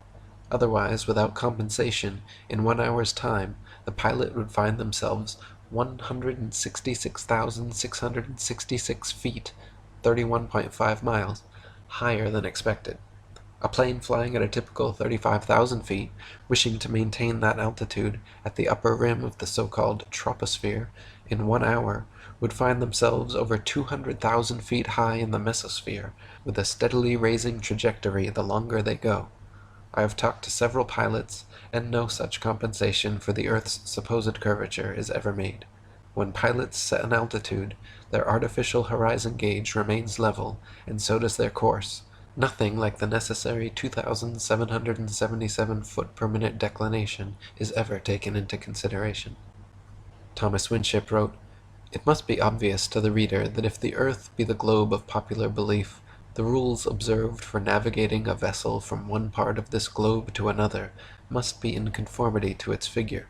The datum line in navigation would be an arc of a circle, and all computations would be based on the convexity of water and worked out by spherical trigonometry. Let me preface my remarks on the important branch of our subject by stating that at sea the datum line is always a horizontal line. Spherical trigonometry is never used, and not 1 out of 1,000 shipmasters understands spherical trigonometry. Airline pilots and sea navigators fly and sail as though the earth were a plane. Pilots reach their desired altitude and maintain it effortlessly for hours, never contending with anything like the 2,777 feet per minute of forced inclination due to Earth's supposed curvature. Similarly, ship captains in navigating great distances at sea never need to factor the supposed curvature of the Earth into their calculations. Both plain sailing and great circle sailing, the most popular navigation methods, use plane, not spherical trigonometry. From Navigation and Nautical Astronomy, plain sailing is usually defined to be the art of navigating a ship on the supposition that the earth is a plane. Even when longitude enters into consideration, it is still with the plane triangle only that we have to deal. But as the investigation here given in the text shows, the rules for plain sailing would equally hold good though the surface were a plane. Thomas Winship wrote, "It must be evident to everyone who understands what a triangle is, that the base of any such figure on a globe would be an arc of a circle, of which the center would be the center of the globe. Thus, instead of a plane triangle, the figure would contain one plane angle and two spherical angles. Hence, if the plane triangle is what we have to deal with, and such is the case, the base of the triangle would be a straight line, the ocean. That all triangulation used at sea is plane proves that the sea is a plane. The foregoing quotation states that a plane triangle is used for a spherical surface, but the rules for plane sailing would equally hold good though the surface were a plane. What fine reasoning! It is like saying that the rules for describing a circle are those used for drawing a square, but they would equally hold good though the figure were a square. Plain sailing is navigating a ship making all mathematical calculations on the assumption that the earth is perfectly flat. If the earth were, in fact, a sphere, such an errant assumption would lead to constant glaring inaccuracies, and the necessity for using spherical trigonometry would become obvious. Plain sailing has worked perfectly fine in both theory and practice for thousands of years, however, and plane trigonometry has time and again proven more accurate than spherical trigonometry in determining distances across the oceans. It is so commonly used at sea. Navigation in Theory and Practice states that, in practice, scarcely any other rules are used but those derived from plain sailing. The great and serious objection to plain sailing is that longitude cannot be found by it accurately, although in practice it is more frequently found by it than any other method. So both latitude and longitude are found most often and most accurately by assuming the earth to be flat, more accurately even than assuming the earth to be spherical. Thomas Winship wrote, "Plain sailing proves that the surface of water is a plane or horizontal surface, and in practice it is shown that this plane extends for many thousands of miles. Whether the voyage is outwards or homewards makes no difference, thus showing that a short voyage to the Cape and back to England can be accomplished by plain sailing. The fact that water is flat like a sheet of paper, when undisturbed by wind and tide, is my working anchor, and the powerful ground tackle of all those who reject the delusions of modern theoretical astronomy. Prove water to be convex, and we will at once and forever recant and grant you anything you like to demand." William Carpenter wrote, "If the earth were a globe, a small model globe would be the very best, because the truest thing for the navigator to take to sea with him. But such a thing as that is not known. With such a toy as a guide, the mariner would wreck his ship of a certainty. This is a proof that the earth is not a globe. As the mariner's compass points north and south at one and the same time, and a meridian is a north and south line, it follows that meridians can be no other than straight lines. but since all meridians on a globe are semicircles, it is an incontrovertible proof that the earth is not a globe. And David Wardlaw Scott wrote, "The needle of this most important instrument is straight, its two ends pointing north and south at the same time. Consequently, the meridians must also be straight lines, whereas on a globe they are semicircles. Even at the equator, the needle points straight, which would be impossible, were that the midway of a vast convex globe, as in such case the one end would dip towards the north, and the other be pointed towards the sky. Again, the navigator, when he goes to sea, takes his observations and relies on the compass to guide him as to the direction in which he wishes to proceed. He does not provide himself with the model of a globe, which, if the world were a globe, would surely be the safest plan for him to adopt, but he takes flat maps or charts. Thus, in practice, he sails his ship as if the sea were horizontal, though in theory he had been erroneously taught that it is convex."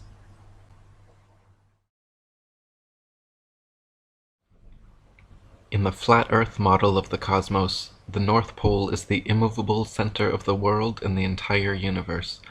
Polaris, the North Star, sits straight over the North Pole at the highest point in the heavens, and like a slowly rotating planetarium dome, all the celestial bodies revolve around Polaris and over the Earth once per day. The Sun circles over and around the circumference of Earth every 24 hours, steadily traveling each day from the equator during the March vernal equinox up to the Tropic of Cancer at the June summer solstice, back down to the equator for the September autumnal equinox, and all the way down to the Tropic of Capricorn on the December winter solstice. In the flat Earth model, the South Pole does not exist at all, and Antarctica is instead a gigantic ice wall extending the circumference of Earth, holding in the oceans like a giant bowl or a World Cup. As strange as this concept may sound at first, it is a fact that if you set a bearing due south from anywhere on Earth, inevitably at or before 78 degrees southern latitude, you will find yourself face to face with an enormous ice wall towering 100 to 200 feet in the air, extending to the east and west the entire circumference of the world. General Greely in Antarctica or the Hypothetical Southern Continent wrote, "The ice barrier, so frequently referred to in accounts of the Antarctic regions, is the forefront of the enormous glacier covering or ice cap, which, accumulating in vast undulating fields from the heavy snowfall, and ultimately attaining hundreds if not thousands of feet in thickness, creeps from the continent of Antarctica into the polar sea. The ice barrier, yet a part of the parent ice cap, presents itself to the navigator who has boldness enough to approach its fearful front, as a solid perpendicular wall of marble-like ice, ranging from 1,000 to 2,000 feet in thickness, of which from 100 to 200 feet rises above, and from 800 to 1,800 feet sinks below the level of the sea." Dr. Samuel Robotham wrote, "It has been demonstrated that the Earth is a plane, the surface center of which is immediately underneath the star called Polaris, and the extremities of which are bounded by a vast region of ice and water and irregular masses of land. The whole terminates in fog and darkness, where snow and driving hail, piercing sleet, and boisterous winds, howling storms, madly mounting waves, and clashing icebergs are almost constant. Antarctica is not the tiny ice continent found confined to the underside antipode of astronomers' globes.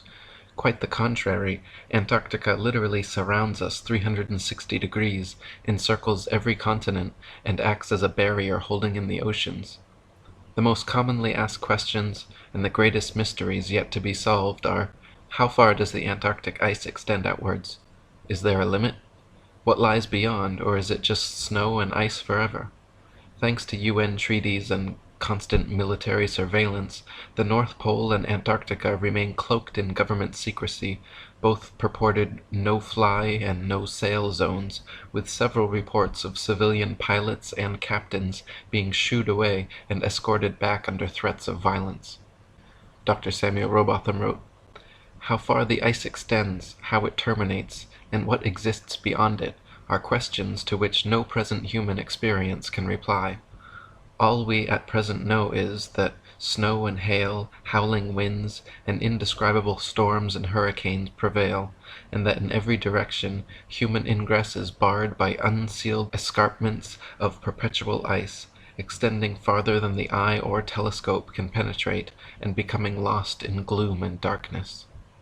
Before reaching the Antarctic ice wall, navigating the increasingly tumultuous southern oceans, explorers encounter the longest, darkest, coldest nights and the most dangerous seas and storms anywhere on earth. Vasco da Gama, an early 16th century Portuguese explorer of the South Seas, wrote how the waves rise like mountains in height, ships are heaved up to the clouds, and apparently precipitated by circling whirlpools to the bed of the ocean. The winds are piercing cold, and so boisterous that the pilot's voice can seldom be heard, whilst a dismal and almost continual darkness adds greatly to the danger. In 1773, Captain Cook became the first modern explorer known to have breached the Antarctic Circle and reached the ice barrier. During 3 voyages lasting 3 years and 8 days, Captain Cook and his crew sailed a total of 60,000 miles along the Antarctic coastline, never once finding an inlet or path through or beyond the massive glacial wall. Captain Cook wrote, "The ice extended east and west far beyond the reach of our sight, while the southern half of the horizon was illuminated by rays of light, which were reflected from the ice to a considerable height. It was indeed my opinion that this ice extends quite to the pole, or perhaps joins some land to which it has been fixed since creation." On October 5, 1839, another explorer, James Clark Ross, began a series of Antarctic voyages lasting a total of 4 years and 5 months. Ross and his crew sailed 2 heavily armored warships thousands of miles, losing many men from hurricanes and icebergs, looking for an entry point beyond the southern glacial wall. Upon first confronting the massive barrier, Captain Ross wrote of the wall, "Extending from its eastern extreme point as far as the eye could discern to the eastward, it presented an extraordinary appearance, gradually increasing in height as we got nearer to it, and proving at length to be a perpendicular cliff of ice, between 150 feet and 200 feet above the level of the sea, perfectly flat and level at the top, and without any fissures or promontories on its even seaward face. We might with equal chance of success try to sail through the cliffs of Dover as penetrate such a mass." William Carpenter wrote, "Yes, but we can circumnavigate the south easily enough, is often said by those who don't know. The British ship Challenger recently completed the circuit of the southern region, indirectly to be sure, but she was 3 years about it, and traversed nearly 69,000 miles, a stretch long enough to have taken her 6 times round on the globular hypothesis." Dr. Samuel Rowbotham wrote, "If we now consider the fact that when we travel by land or sea, and from any part of the known world in a direction towards the North Polar Star, we shall arrive at one and the same point, we are forced to the conclusion that what has hitherto been called the North Polar region is really the center of the earth. That from this northern center the land diverges and stretches out, of necessity, towards a circumference, which must now be called the southern region, which is a vast circle, and not a pole or center. In this and other ways, all the great navigators have been frustrated in their efforts, and have been more or less confounded in their attempts to sail round the earth upon or beyond the Antarctic Circle. But if the southern region is a pole or center, like the north, there would be little difficulty in circumnavigating it, for the distance round would be comparatively small. When it is seen that the earth is not a sphere, but a plane, having only one center, the north, and that the south is the vast icy boundary of the world, the difficulties experienced by circumnavigators can be easily understood. If the earth were truly a globe, then every line of latitude south of the equator would have to measure a gradually smaller and smaller circumference the farther south traveled. In other words, the circumference at 10 degrees south latitude would comprise a smaller circle than at the equator, 20 degrees south latitude would comprise a circle smaller than 10, and so on. If, however, the earth is an extended plane, then every line of latitude south of the equator should measure a gradually larger and larger circumference the farther south traveled. 10 degrees south latitude will comprise a larger circle than the equator, 20 degrees south latitude will comprise a circle larger than 10, and so on. Likewise, if the Earth were a globe, lines of longitude would bubble out at the equator while converging at the poles, whereas if Earth is an extended plane, lines of longitude should simply expand straight outwards from the North Pole. So which is actually the case? David Wardlaw Scott wrote, "Upon the principle as taught by Scripture and common observation that the world is not a planet but consists of vast masses of land stretched out upon level seas, the north being the center of the system, it is evident that the degrees of longitude will gradually increase in width the whole way from the north center to the icy boundary of the great southern circumference, in consequence of the difference between the actual extent of longitudes and that allowed for them by the nautical authorities, which difference, at the latitude of the Cape of Good Hope, has been estimated to amount to a great number of miles. Many shipmasters have lost their reckoning, and many vessels have been wrecked.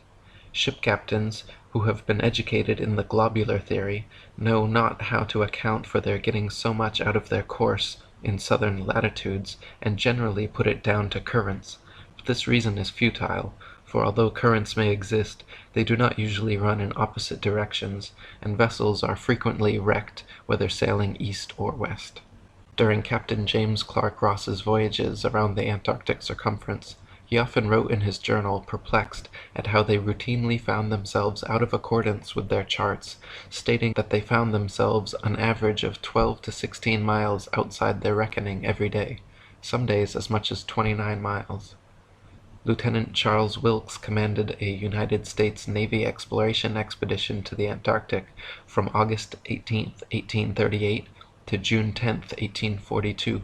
Almost 4 years spent exploring and surveying the Southern Ocean. In his journals, Lieutenant Wilkes also mentioned being consistently east of his reckoning, sometimes over 20 miles in less than 18 hours. Dr. Samuel Robotham wrote, "The commanders of these various expeditions were, of course, with their education and belief in the earth's rotundity, unable to conceive of any other cause for the differences between log and chronometer results than the existence of currents. But one simple fact is entirely fatal to such an explanation, that when the route taken is east or west, the same results are experienced. The water of the southern region cannot be running in two opposite directions at the same time, and hence, although various local and variable currents have been noticed, they cannot be shown to be the cause of the discrepancies so generally observed in high southern latitudes between time and log results.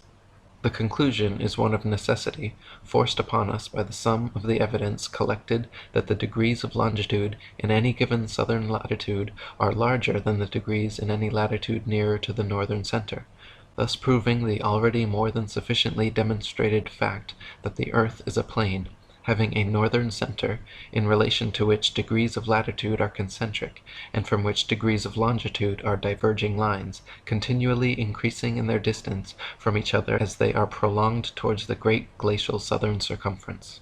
Rev. Thomas Milner wrote, "In the southern hemisphere, navigators to India have often fancied themselves east of the Cape when still west, and have been driven ashore on the African coast, which, according to their reckoning, lay behind them. This misfortune happened to a fine frigate, the Challenger, in 1845. How came Her Majesty's ship Conqueror to be lost? How have so many other noble vessels, perfectly sound, perfectly manned, perfectly navigated, been wrecked in calm weather, not only in dark night or in a fog, but in broad daylight and sunshine, in the former case upon the coasts, in the latter upon sunken rocks, from being out of reckoning, under circumstances which until now have baffled every satisfactory explanation? The equatorial circumference of the supposed ball earth is said to be 24,900 statute, or 21,600 nautical miles. A nautical mile is the distance following the supposed curvature of the earth from 1 minute of latitude to the next.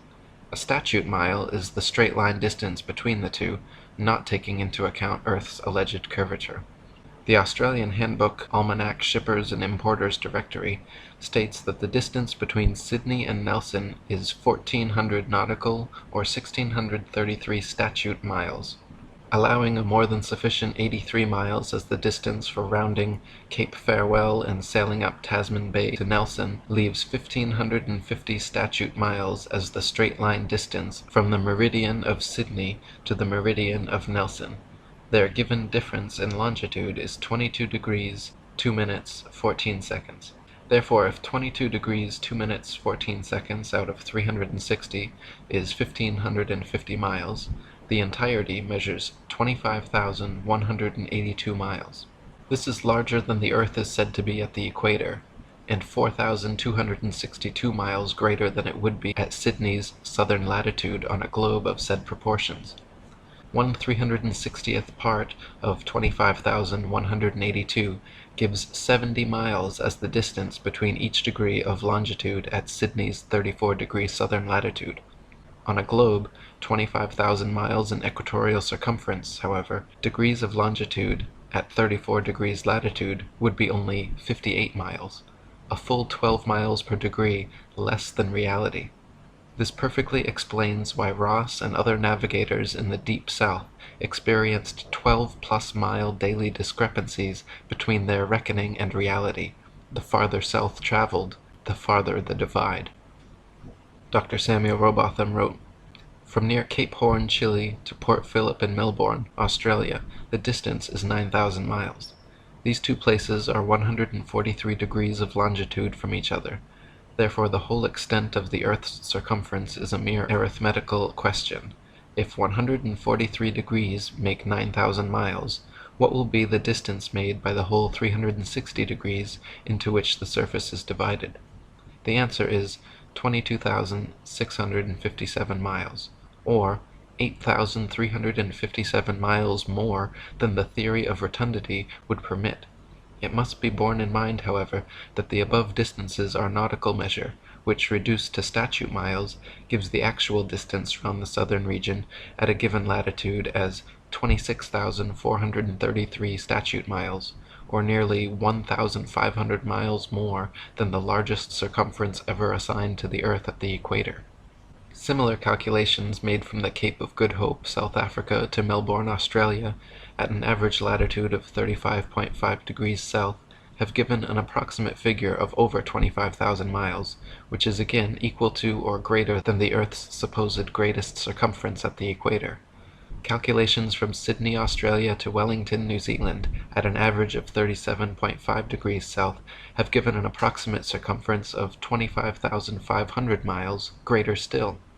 According to the ball-earth theory, the circumference of the Earth at 37.5 degrees southern latitude should be only 19,757 statute miles, almost 6,000 miles less than such practical measurements. Dr. Samuel Robotham wrote, "The above calculations are, as already stated, only approximate, but as liberal allowances have been made for irregularities of route, etc., they are sufficiently accurate to prove that the degrees of longitude, as we proceed southwards, do not diminish, as they would upon a globe, but expand or increase, as they must if the Earth is a plane, or, in other words, the farthest point, or greatest latitude south, must have the greatest circumference and degrees of longitude." And William Carpenter wrote, "Parallels of latitude only, of all imaginary lines on the surface of the Earth, are circles, which increase progressively from the northern center to the southern circumference. The mariner's course in the direction of any one of these concentric circles is his longitude, the degrees of which increase to such an extent beyond the equator, going southwards, that hundreds of vessels have been wrecked because of the false idea created by the untruthfulness of the charts and the globular theory together, causing the sailor to be continually getting out of his reckoning. With a map of the Earth in its true form, all difficulty is done away with, and ships may be conducted anywhere with perfect safety. This, then, is a very important practical proof that the Earth is not a globe." If the Earth were truly a globe, the Arctic and Antarctic polar regions and areas of comparable latitude north and south of the equator should share similar conditions and characteristics such as comparable temperatures, seasonal changes, length of daylight, plant and animal life. In reality, however, the Arctic and Antarctic regions and areas of comparable latitude north and south of the equator differ greatly in many ways. Thomas Winship says, "If the earth be the globe of popular belief, the same amount of heat and cold, summer and winter, should be experienced at the same latitudes north and south of the equator. The same number of plants and animals would be found, and the same general conditions exist. That the very opposite is the case disproves the globular assumption. The great contrasts between places at the same latitudes north and south of the equator is a strong argument against the received doctrine of the rotundity of the earth. Antarctica is by far the coldest place on Earth, with an average annual temperature of approximately negative 57 degrees Fahrenheit and a record low of 135.8. The average annual temperature at the North Pole, however, is a comparatively warm 4 degrees.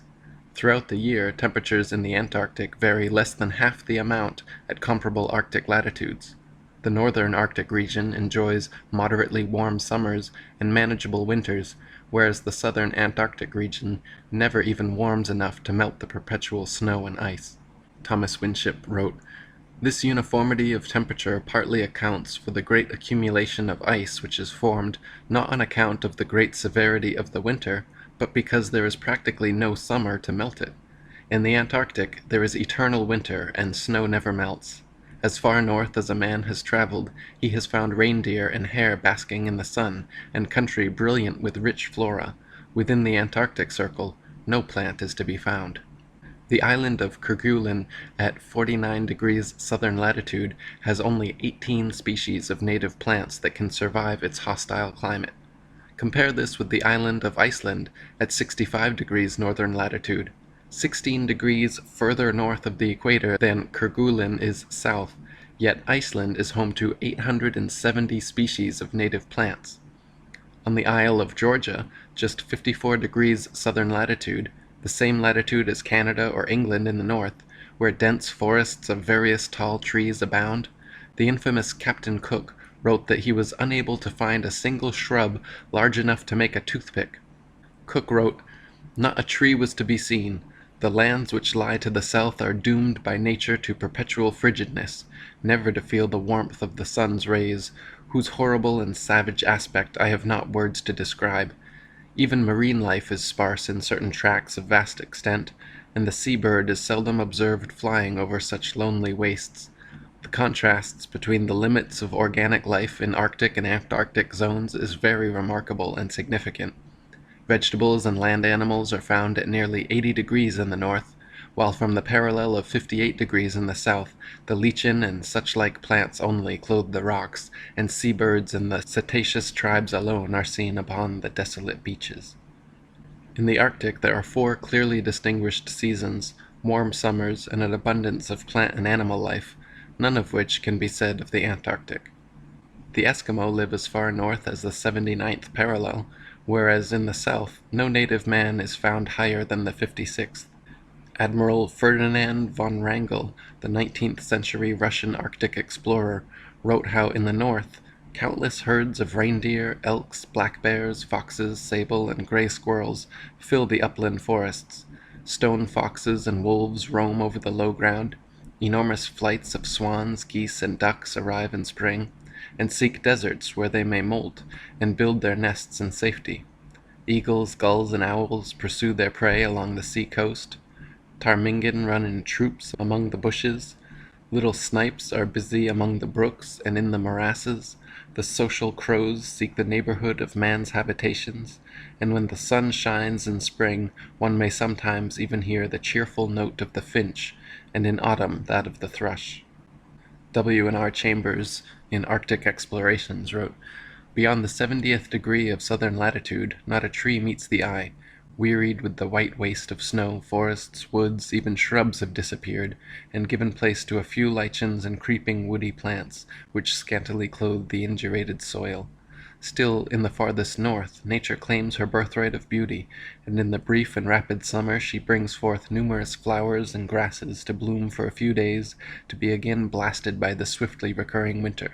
The rapid fervor of an Arctic summer had already, June 1st, converted the snowy waste into luxuriant pasture ground, rich in flowers and grass, with almost the same lively appearance as that of an English meadow." In New Zealand, situated at 42 degrees southern latitude, On the winter solstice, the sun rises at 4:31 a.m. and sets at 7:29 p.m., making the longest day of the year 14 hours and 58 minutes. On the summer solstice, the New Zealand sun rises at 7:29 a.m. and sets at 4:31 p.m., making the shortest day 9 hours and 2 minutes long. Meanwhile, in England, a full 10 degrees farther north of the equator than New Zealand lies south, the longest day is 16 hours and 34 minutes, the shortest day 7 hours and 45 minutes. Therefore, the longest day in New Zealand is 1 hour and 36 minutes shorter than the longest day in England, and the shortest day in New Zealand is 1 hour and 17 minutes longer than the shortest day in England. William Swainson, an Englishman who emigrated and became Attorney General of New Zealand in the mid-19th century, lived in both countries for decades and wrote of their differences, stating, "The range of temperature is limited, there being no excess of either heat or cold. Compared with the climate of England, the summer of New Zealand is but very little warmer, though considerably longer. Even in summer, people here have no notion of going without fires in the evening. But then, though the days are very warm and sunny, the nights are always cold. For 7 months last summer we had not one day that the sun did not shine as brilliantly as it does in England in the finest day in June, and though it has more power here, the heat is not nearly so oppressive. But then there is not the twilight which you get in England. Here it is light till about 8 o'clock, then in a few minutes it becomes too dark to see anything, and the change comes over in almost no time. The seasons are the reverse of those in England. Spring commences in September, summer in December, autumn in April, and winter in June. The days are an hour shorter at each end of the day in summer, and an hour longer in the winter than in England." In the flat earth model of the cosmos, these Arctic and Antarctic phenomena are easily accounted for and exactly what would be expected. If the sun circles over and around the earth every 24 hours, steadily traveling from tropic to tropic every 6 months, it follows that the northern, central region would annually receive far more heat and sunlight than the southern circumferential region. Since the sun must sweep over the larger southern region in the same 24 hours it has to pass over the smaller northern region, its passage must necessarily be proportionally faster as well. This is why the Antarctic morning dawn and evening twilight are very abrupt, whereas in extreme north, twilight continues for hours after sunset, and many midsummer nights the sun does not set at all.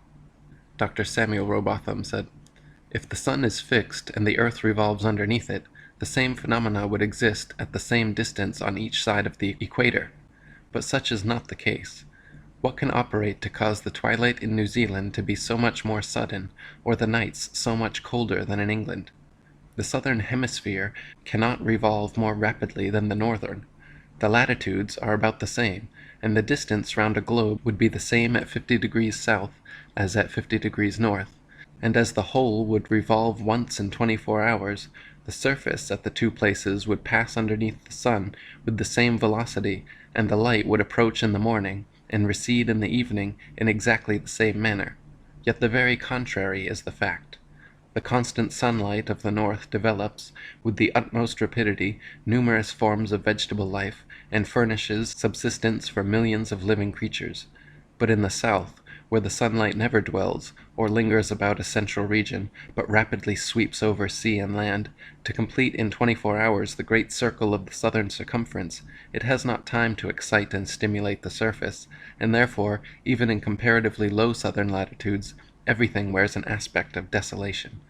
These differences in the north and south could not exist if the earth were a globe, turning upon axes underneath a non-moving sun.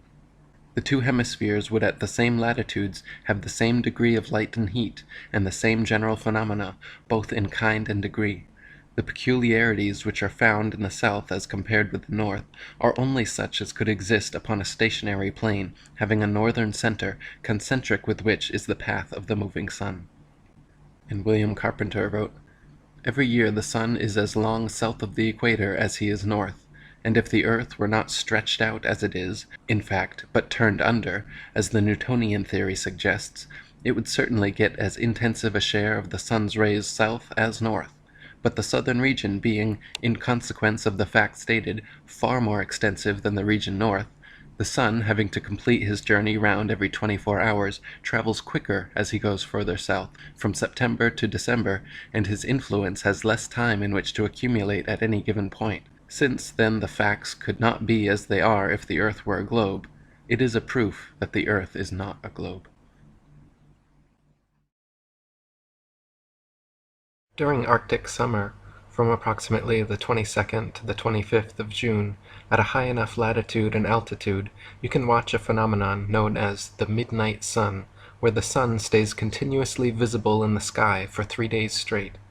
The midnight sun rises on the 22nd, and for the next 72 hours never disappears from sight, slowly ascending and descending every 12 hours, showing 3 brilliant sunsets and sunrises without ever actually setting below the horizon. In the Brighton Examiner of July 1870, United States Ambassador to Norway Mr. Campbell described his experience witnessing the midnight sun with a group of gentlemen on a cliff 1,000 feet above the Arctic Sea at the 69th north parallel. It was late but still sunlight. The Arctic Ocean stretched away in silent vastness at our feet. The sound of the waves scarcely reached our airy lookout. Away in the north the huge old sun swung low along the horizon, like the slow beat of the tall clock in our grandfather's parlor corner. We all stood silently, looking at our watches. When both hands stood together at 12 midnight, the full round orb hung triumphantly above the waves. A bridge of gold running due north spangled the water between us and him. There he shone in silent majesty, which knew no setting. We involuntarily took off our hats. No word was said. Combine the most brilliant sunrise you ever saw, and its beauties will pall before the gorgeous coloring which lit up the ocean, heaven, and mountains. In half an hour the sun had swung up perceptibly on its beat. The colors had changed to those of morning. A fresh breeze had rippled over the florid sea. One songster after another piped out of the ground behind us. We had slid into another day. From the land of the midnight sun. Tourists from Haparanda prefer going to Ayasaxa, a hill 680 feet above the sea, from which, through 8 or 10 miles south of the Arctic Circle, they can see the midnight sun for 3 days. As the voyage drew to a close, and we approached the upper end of the Gulf of Bothnia, the twilight had disappeared, and between the setting and rising of the sun hardly 1 hour elapsed. Haparanda is in 65 degrees 31 minutes north latitude and 41 miles south of the Arctic Circle. It is 1 degree 18 minutes farther north than Archangel and in the same latitude as the most northern part of Iceland. The sun rises on the 21st of June at 12:01 a.m. and sets at 11:37 p.m. From the 22nd to the 25th of June, the traveler may enjoy the sight of the midnight sun from Avasaxa, a hill 680 feet high and about 45 miles distant. If the earth were actually a spinning globe revolving around the sun, the only place such a phenomena as the midnight sun could be observed would be at the poles. Any other vantage point from 89 degrees latitude downwards could never, regardless of any tilt or inclination, see the sun for 24 hours straight. To see the sun for an entire revolution on a spinning globe at a point other than the poles, you would have to be looking through miles and miles of land and sea for part of the revolution. Anyone below the 89th parallel could never witness the sun for 72 hours, 3 whole revolutions, straight, because to do so would be to assume you are somehow seeing through the globe and to the sun on the other side. Since such an assumption is ridiculous, and yet the midnight sun can clearly be seen as low as the 65th parallel, this is another absolute proof that the earth is the flat, stationary center of the universe. Thomas Winship wrote, "If the earth be a globe, at midnight the eye would have to penetrate thousands of miles of land and water, even at 65 degrees north latitude, in order to see the sun at midnight. That the sun can be seen for days together in the far north during the northern summer proves that there is something very seriously wrong with the globular hypothesis. Besides this, how is it that the midnight sun is never seen in the south during the southern summer? Cook penetrated as far south as 71 degrees, Weddell in 1893 reached as far as 74 degrees, and Sir James C. Ross in 1841 and 1842 reached the 78th parallel. But I am not aware that any of these navigators have left it on record that the sun was seen at midnight in the south." Heliocentrists also cannot explain why the midnight sun phenomena is not experienced anywhere in the southern hemisphere at any time of year. Quite to the contrary, it has been recorded by the Royal Belgian Geographical Society in Expedition Antarctique Belge that during the most severe part of the Antarctic winter, from 71 degrees south latitude onwards, the sun sets on May 17th and is not seen above the horizon again until July 21st. This is completely at odds with the ball Earth theory, but easily explained by the flat Earth model. The midnight sun is seen from high altitudes in extreme northern latitudes during Arctic summer because the sun, at its innermost cycle, is circling tightly enough around the polar center that it remains visible above the horizon for someone at such a vantage point. Likewise, in extreme southern latitudes, during Arctic summer, the sun completely disappears from view for over 2 months, because there, at the northern tropic, at the innermost arc of its boomerang journey, the sun is circling the northern center too tightly to be seen from the southern circumference. Samuel Rowbotham wrote, "It is evident that in the great encircling oceans of the south, and the numerous islands and parts of continents which exist beyond that part of the earth where the sun is vertical, cannot have their days and nights, seasons, etc., precisely like those in the northern region. The north is a center, and the south is that center radiated or thrown out to a vast oceanic circumference, terminating in circular walls of ice, which form an impenetrable frozen barrier. Hence, the phenomena referred to as existing in the north must be considerably modified in the south. For instance, the north being central, the light of the sun advancing and receding gives long periods of alternate light and darkness at the actual center, but in the far south, the sun, even when moving in its outer path, can only throw its light to a certain distance, beyond which there must be perpetual darkness. No evidence exists of there being long periods of light and darkness regularly alternating, as in the north. In the north, in summertime, when the sun is moving in its inner path, the light shines continually for months together over the central region, and rapidly develops numerous forms of animal and vegetable life." In typical reverse-engineered damage control fashion, trying to explain away the midnight sun, problematic Arctic and Antarctic phenomena, and the fact that Polaris can be seen to 23.5 degrees south of the equator, desperate heliocentrists in the late 19th century again modified their theory to say the ball Earth actually tilts back 25.5 degrees on its vertical axis, thus explaining away many problems in one swoop. If it simply tilted the same direction constantly, however, this would still not explain the phenomena, because after 6 months of supposed orbital motion around the sun, any amount of tilt would be perfectly opposite, thus negating their alleged explanation for Arctic and Antarctic irregularities. To account for this, heliocentrists then added that the Earth also wobbles in a complex combination of patterns known as planetary nutation, the Chandler wobble, and axial precession, which, in their vivid imaginations, somehow explains away common sense. Common sense, however, says that if the heat of the sun travels 93 million miles to reach us, a small axial tilt and wobble, the difference of a few thousand miles, should be completely negligible. If the ball Earth actually spun around 93 million miles from the sun, regardless of any tilt or wobble, temperature and climate the whole world over should be almost completely uniform. If the heat of the sun truly traveled 93 million miles to reach the Earth's equator, the extra few thousand miles to the poles, regardless of any supposed tilt or wobble, no matter how extreme, would surely be negligible in negating such intense heat. E. Eschini wrote, "The supposition that the seasons are caused by the Earth's annual motion round the sun at a mean distance of 93 million miles is grotesque. According to Piazzi, the size of the sun is in proportion to the Earth as 329,360 to 1. The diameter exceeds that of the Earth 112 times. The Earth appears, as Biot says by this statement, a mere grain of sand as compared to the sun. This enormous expanse of light, focused on a rotating grain of sand, at the distance of 93 millions of miles, would cause the same season throughout it. The paltry few miles in comparison that separates London from Cape Town could never cause diverse seasons, neither would the distance from London to the Riviera justify the difference in the climate that characterizes the two places.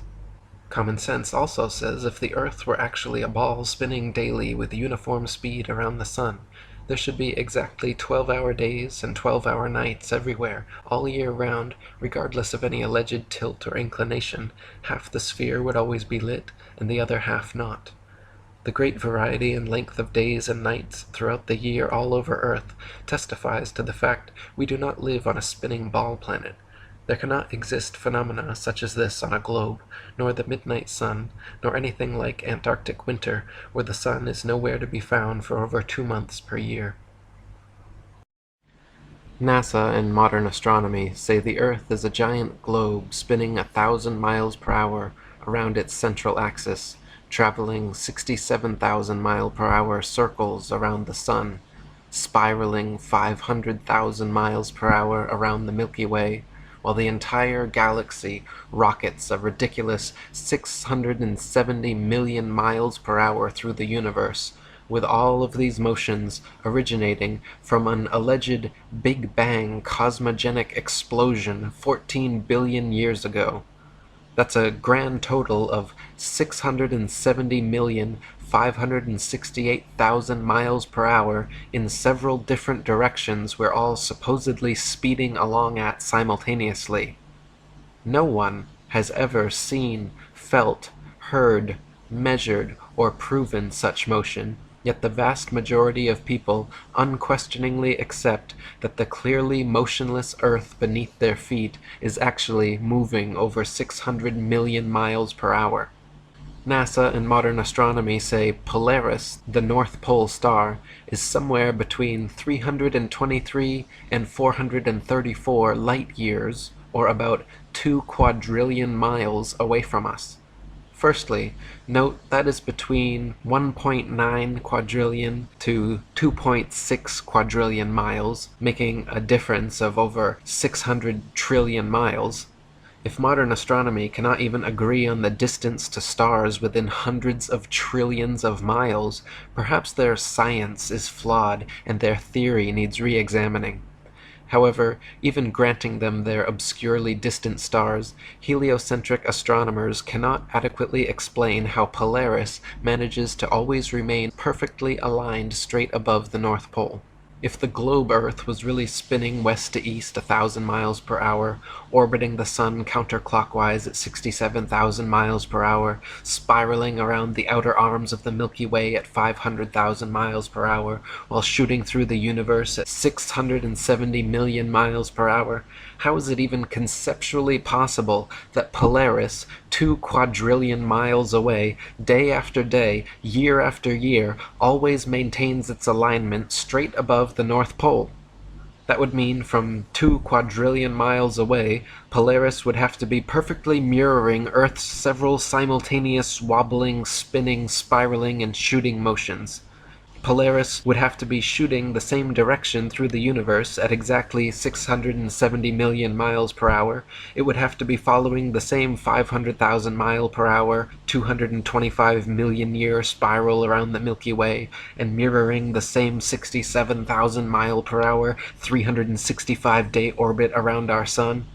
Or, the Earth is stationary, as common sense and everyday experience testifies.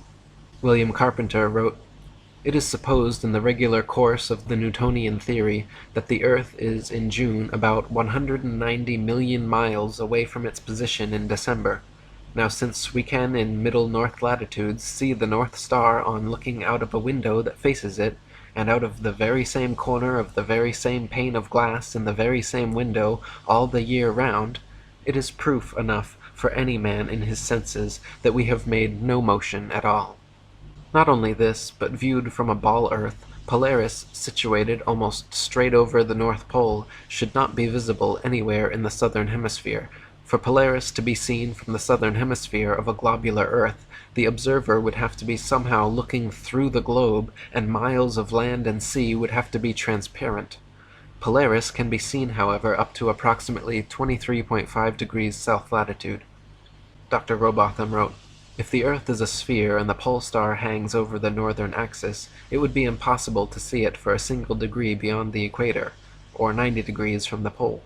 The line of sight would become a tangent to the sphere, and consequently several thousand miles of and divergent from the direction of the pole star. Many cases, however, are on record of the North Polar Star being visible far beyond the equator, as far even as the Tropic of Capricorn. William Carpenter wrote, "The astronomer's theory of a globular Earth necessitates the conclusion that if we travel south of the equator, to see the North Star is an impossibility.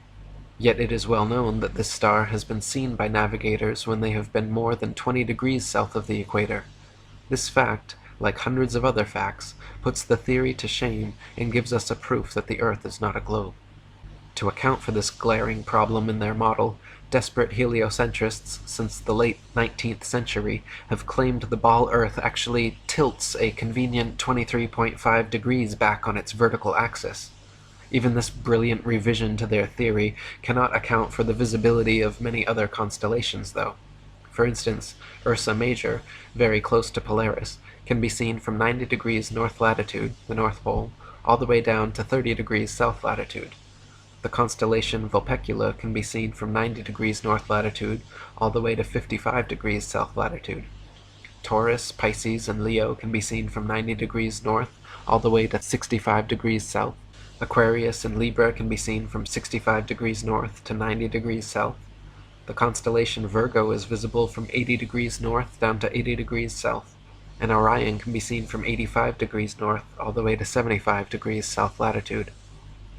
An observer on a ball Earth, regardless of any tilt or inclination, would not logically be able to see this far. Dr. Samuel Rowbotham wrote, "Another thing is certain, that from within the equator the North Pole Star and the constellations Ursa Major, Ursa Minor, and many others can be seen from every meridian simultaneously, whereas in the south, from the equator, neither the so-called South Pole Star nor the remarkable constellation of the Southern Cross can be seen simultaneously from every meridian, showing that all the constellations of the south, supposed pole star included, sweep over a great southern arc and across the meridian from their rise in the evening to their setting in the morning. But if the Earth is a globe, Sigma Octantis, the South Pole Star, and the Southern Cross, a southern circumpolar constellation, they would all be visible at the same time from every longitude on the same latitude, as is the case with the Northern Pole Star and the northern circumpolar constellations. Such, however, is not the case. Some heliocentrists have even tried to suggest that the pole star's gradual declination overhead as an observer travels southwards is proof of a globular Earth. Far from it, the declination of the pole star or any other object is simply a result of the law of perspective. The law of perspective dictates that the angle and height at which an object is seen diminishes the farther one recedes from the object, until at a certain point the line of sight and the seemingly uprising surface of the Earth converges to a vanishing point, i.e. the horizon line, beyond which the object is invisible. Thomas Winship wrote, "If we select a flat street a mile long containing a row of lamps, it will be noticed that from where we stand the lamps gradually decline to the ground, the last one being apparently quite on the ground. Take the lamp at the end of the street, and walk away from it 100 yards, and it will appear to be much nearer to the ground than it was when we were close to it. Keep on walking away from it, and it will appear to be gradually depressed until it is last seen on the ground and then disappears. Now, according to the astronomers, the whole mile was only depressed about 8 inches from one end to the other, so that this 8 inches could not account for the enormous depression of the light as we recede from it. This proves that the depression of the pole star can and does take place in relation to a flat surface simply because we increase our distance from it, the same as from the street lamp. In other words, the farther away we get from any object above us, as a star for example, the more it is depressed, and if we go far enough it will sink or appear to sink to the horizon and then disappear. The writer has tried the street lamp many times with the same result." And Dr. Rowbotham wrote, "It has often been urged that the Earth must be a globe because the stars in the southern hemisphere move round a south polar star in the same way that those of the north revolve around the northern pole star. This is another instance of the sacrifice of truth and denial of the evidence of our senses for the purpose of supporting a theory which is in every sense false and unnatural. It is known to every observer that the North Pole Star is the center of a number of constellations which move over the Earth in a circular direction. Those nearest to it, as the Great Bear, etc., are always visible in England during their whole 24 hours revolution. Those farther away southwards rise north-northeast and set south-southwest. Still further south they rise east by north and set west by north. The farthest south visible from England, the rising is more to the east and southeast, and the setting to the west and southwest. But all the stars visible from London rise and set in a way which is not compatible with the doctrine of rotundity. For instance, if we stand with our backs to the north, on the high land known as Arthur's Seat near Edinburgh, and note the stars in the zenith of our position, and watch for several hours, the zenith stars will gradually recede to the northwest. If we do the same on Woodhouse Moor, near Leeds, or on any of the mountain tops in Yorkshire or Derbyshire, the same phenomenon is observed. The same thing may be seen from the top of Primrose Hill near Regent's Park, London, from Hampstead Heath or Shooter's Hill near Woolwich.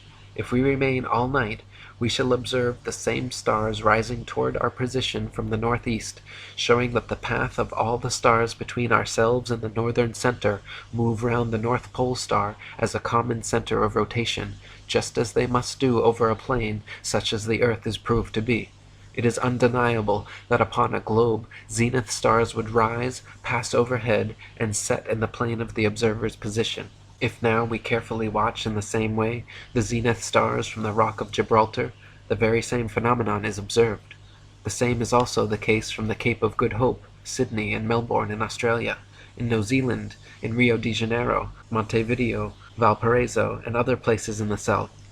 If then the zenith stars of all the places on the earth where special observations have been made rise from the morning horizon to the zenith of an observer and descend to the evening horizon, not in a plane of the position of such observer, but in an arc of a circle concentric with the northern center, the earth is thereby proved to be a plane, and rotundity altogether disproved, shown indeed to be impossible.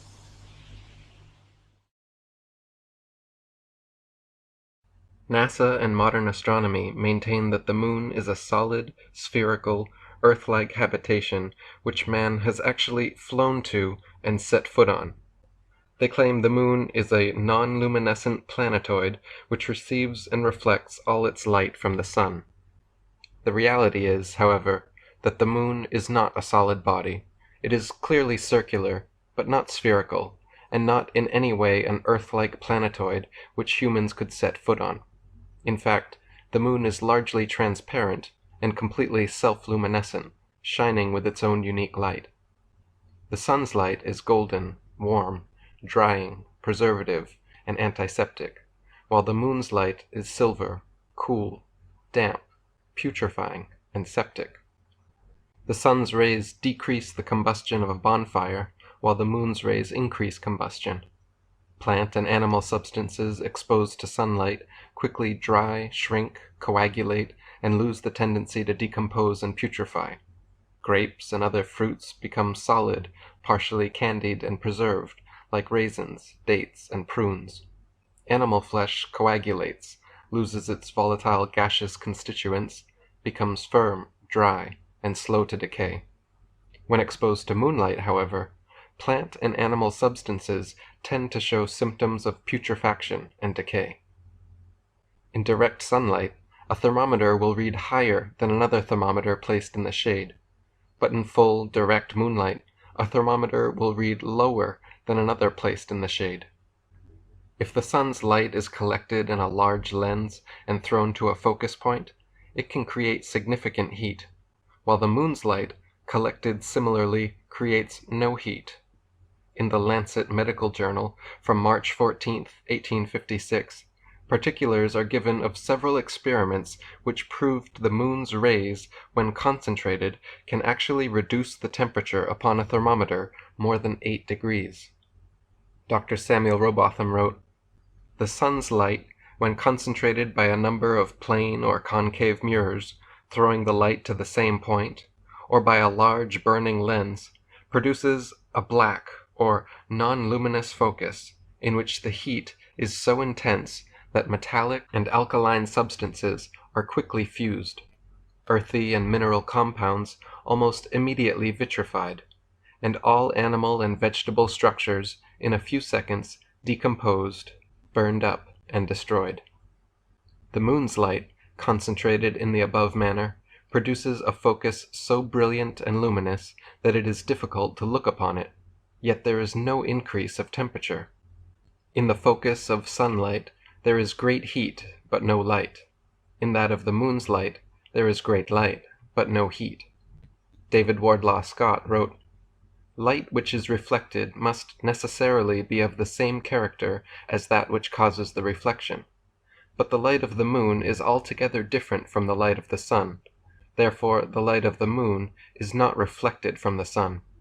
The sun's light is red and hot, the moon's pale and cold.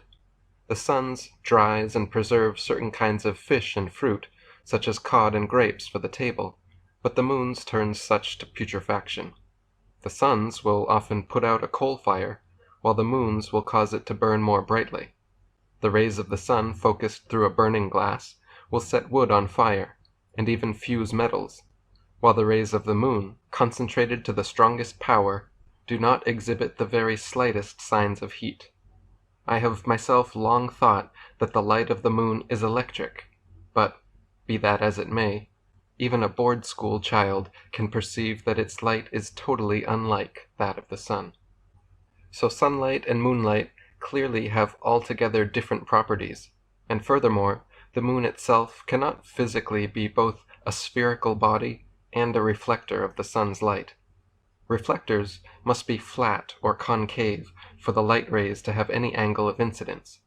If a reflector's surface is convex, then every ray of light points in a direct line with the radius perpendicular to the surface, resulting in no reflection. Dr. Samuel Rowbotham wrote, "Again, if the moon is a sphere, which it is declared to be, how can its surface reflect the light of the sun? If her surface was a mass of polished silver, it could not reflect from more than a mere point. Let a silvered glass ball or globe of considerable size be held before a lamp or fire of any magnitude, and it will be seen that instead of the whole surface reflecting light, there will be a very small portion only illuminated. But the moon's whole surface is brilliantly illuminated, a condition or effect utterly impossible if it be spherical." The Bible also attests that the moon is self-luminescent and not a mere reflector of sunlight in Genesis 1:16, where it states that God made two great luminaries, the greater luminary to rule the day, and the lesser luminary to rule the night. Not only is the moon clearly self-luminescent, shining its own unique light, but it is also largely transparent. NASA photoshoppers claim the moon is a dark, spherical planetoid, yet with our own eyes, or through a telescope, we can see it is actually a bright, circular, semi-transparent luminary.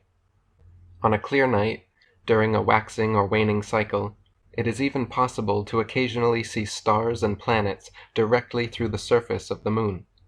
On March 7, 1794, 4 astronomers, 3 in Norwich, 1 in London, wrote in the Philosophical Transactions of the Royal Astronomical Society that they, quote, "saw a star in the dark part of the moon, which had not then attained the first quadrature, and from the representations which are given, the star must have appeared very far advanced upon the disk." Sir James South of the Royal Observatory in Kensington wrote a letter to the Times newspaper, April 7, 1848, that, quote, "on the 15th of March, 1848, when the moon was 7½ days old, I never saw her unillumined disk so beautifully. On my first looking into the telescope, a star of about the 7th magnitude was some minutes of a degree distant from the moon's dark limb. I saw that its occultation by the moon was inevitable. The star, instead of disappearing the moment the moon's edge came into contact with it, apparently glided on the moon's dark face, as if it had been seen through a transparent moon, or as if a star were between me and the moon. I have seen a similar apparent projection several times. The cause of this phenomenon is involved in impenetrable mystery." In the monthly notices of the Royal Astronomical Society, for June 8, 1860, Thomas Gaunt stated that the, quote, "occultation of Jupiter by the moon, on the 24th of May, 1860, was seen with an achromatic of 3.3 inches aperture, 50 inches focus, the immersion with a power of 50, and the immersion with a power of 70. At the immersion, I could not see the dark limb of the moon until the planet appeared to touch it, and then only to the extent of the diameter of the planet. But what I was most struck with was the appearance on the moon as it passed over the planet.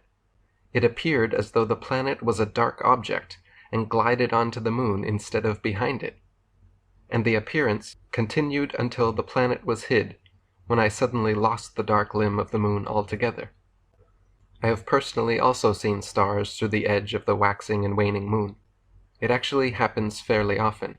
If you are diligent and specifically observing for the phenomenon on starry nights, you can occasionally see it even with the naked eye. Dr. Samuel Robotham wrote, "During a partial solar eclipse, the sun's outline has many times been seen through the body of the moon. But those who have been taught to believe that the moon is a solid, opaque sphere are ever ready with explanations, often of the most inconsistent character, rather than acknowledge the simple fact of semi-transparency. Not only has this been proved by the visibility of the sun's outline through segments, and sometimes the very center of the moon, but often, at new moon, the outline of the whole, and even the several shades of light on the opposite and illuminated part, have been distinctly seen.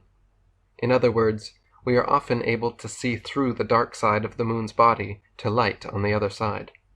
J. Atkinson wrote in Earth Review magazine that the moon is not a perfectly opaque body, but a crystallized substance, is shown from the fact that when a few hours old, or even at quarter, we can through the unilluminated portion see the light shining on the other side.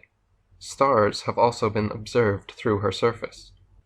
A star occulting a crescent moon has long been a popular symbol of Islam, was the symbol of the Ottoman Empire. It is found on the flags of Algeria, Azerbaijan, Libya, Malaysia, Mauritania, Pakistan, Singapore, Tunisia, Turkey, and in the coat of arms of countries from Croatia to Germany, Ireland, Poland, Portugal, Romania, Sweden, Ukraine, and the United Kingdom. Its origins can be traced back thousands of years to ancient Hindu culture, where it is found in the symbol for the word Om, the primary name for the Almighty, representing the union of god Shiva and goddess Shakti. Why the symbol has carried such widespread historical significance is open to interpretation, but regardless of interpretation, the image of stars occulting the moon has long been a prevalent and meaningful picture. That stars and planets have been seen through the moon is a fact, but to this day NASA, modern astronomy, and a world full of brainwashed heliocentrists maintain that the moon is a spherical, Earth-like habitation capable of landing spaceships on. They claim the moon, and Mars for that matter, are habitable desert planets, much like Star Wars' Tatooine, Dune's Arrakis, and other such imaginary science fiction worlds. Since long before the staged Apollo moon landings, these Masonic sun-worshipping heliocentrists have been claiming the moon to be a solid planetoid, complete with plains, plateaus, mountains, valleys, and craters, though nothing of the sort can be discerned, even using the best telescopes. Dr. Samuel Robotham wrote, "Astronomers have indulged in imagination to such a degree that the moon is now considered to be a solid, opaque, spherical world, having mountains, valleys, lakes or seas, volcanic craters, and other conditions analogous to the surface of the earth. So far has this fancy been carried that the whole visible disk has been mapped out, and special names given to its various peculiarities, as though they had been carefully observed and actually measured by a party of terrestrial ordnance surveyors. All this has been done in direct opposition to the fact that whoever, for the first time, and without previous bias of mind, looks at the moon's surface through a powerful telescope, is puzzled to say what it is really like, or how to compare it with anything known to him. The comparison which may be made will depend upon the state of mind of the observer. It is well known that persons looking at the rough bark of a tree, or at the irregular lines or veins in certain kinds of marble and stone, or gazing at the red embers in a dull fire, will, according to the degree of activity of the imagination, be able to see many different forms, even the outlines of animals and of human faces. It is in this way that persons may fancy that the moon's surface is broken up into hills and valleys and other conditions such as are found on Earth, but that anything really similar to the surface of our own world is anywhere visible upon the moon is altogether fallacious.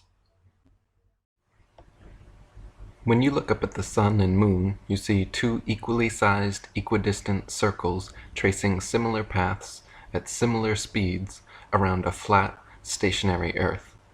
The experts at NASA, however, claim your common sense, everyday experience is false on all counts. To begin with, they say the Earth is not flat, but a big ball. Not stationary, but spinning around 19 miles per second. They say the sun does not revolve around the Earth as it appears, but Earth revolves around the sun. The moon, on the other hand, does revolve around the Earth, though not east to west as it appears, rather west to east, and the sun is actually 400 times larger than the moon and 400 times farther away. That's right. You can clearly see they are the same size and distance. You can see the Earth is flat. You can feel the Earth is stationary. But according to the gospel of modern astronomy, you are wrong and a simpleton worthy of endless ridicule if you dare to believe your own eyes and experience. With haughty arrogance, the nearest hypnotized heliocentrist will then inform you that the sun is 865,374 miles in diameter and 92,955,807 miles from the Earth. The moon is 2,159 miles in diameter and 238,900 miles from the Earth, and those just happen to be the exact diameters and distances necessary for a viewer from Earth to falsely perceive them as being the same size. So you see, silly flat earther, it is all an illusion, and the apparent equanimity of our day and night luminaries in the sky results from mere coincidental parallax perspective. The sun does not revolve around the Earth as it appears.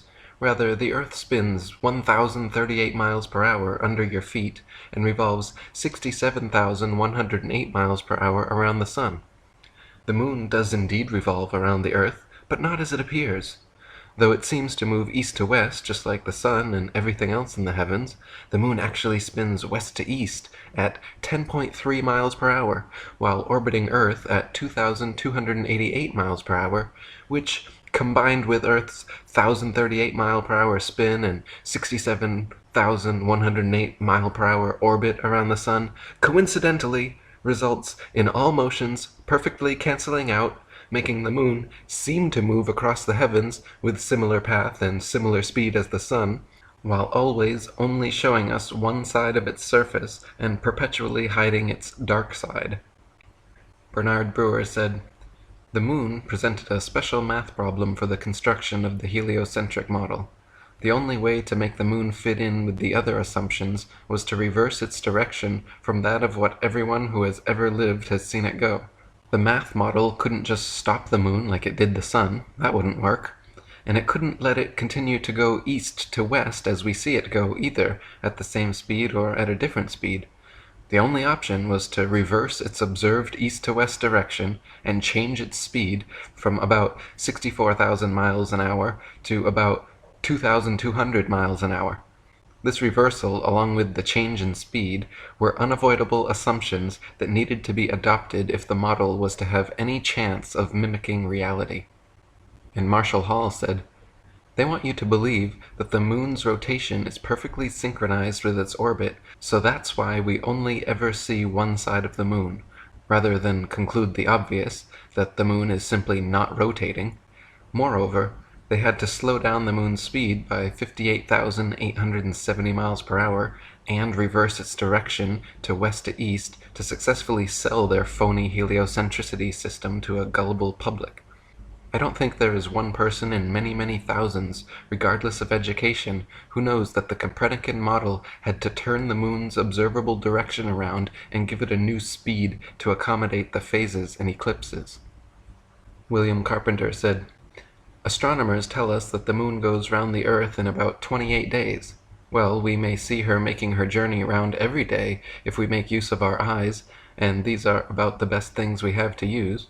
The moon falls behind in her daily motion as compared with that of the sun, to the extent of 1 revolution in the time specified. But that is not making a revolution. Failing to go as fast as other bodies go in one direction does not constitute a going round in the opposite one, as the astronomers would have us believe.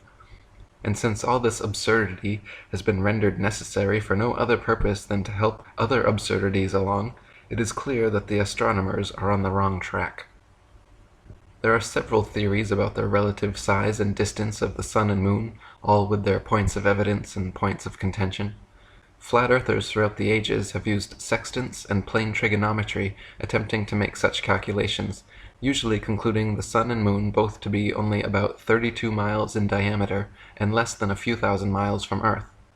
Perhaps the least plausible model, certainly the most exaggerated and imaginative, is the reigning heliocentric theory, claiming the sun to be a whopping 865,374 miles in diameter, 92,955,807 miles from the Earth, and the moon 2,159 miles in diameter, 238,900 miles from the Earth.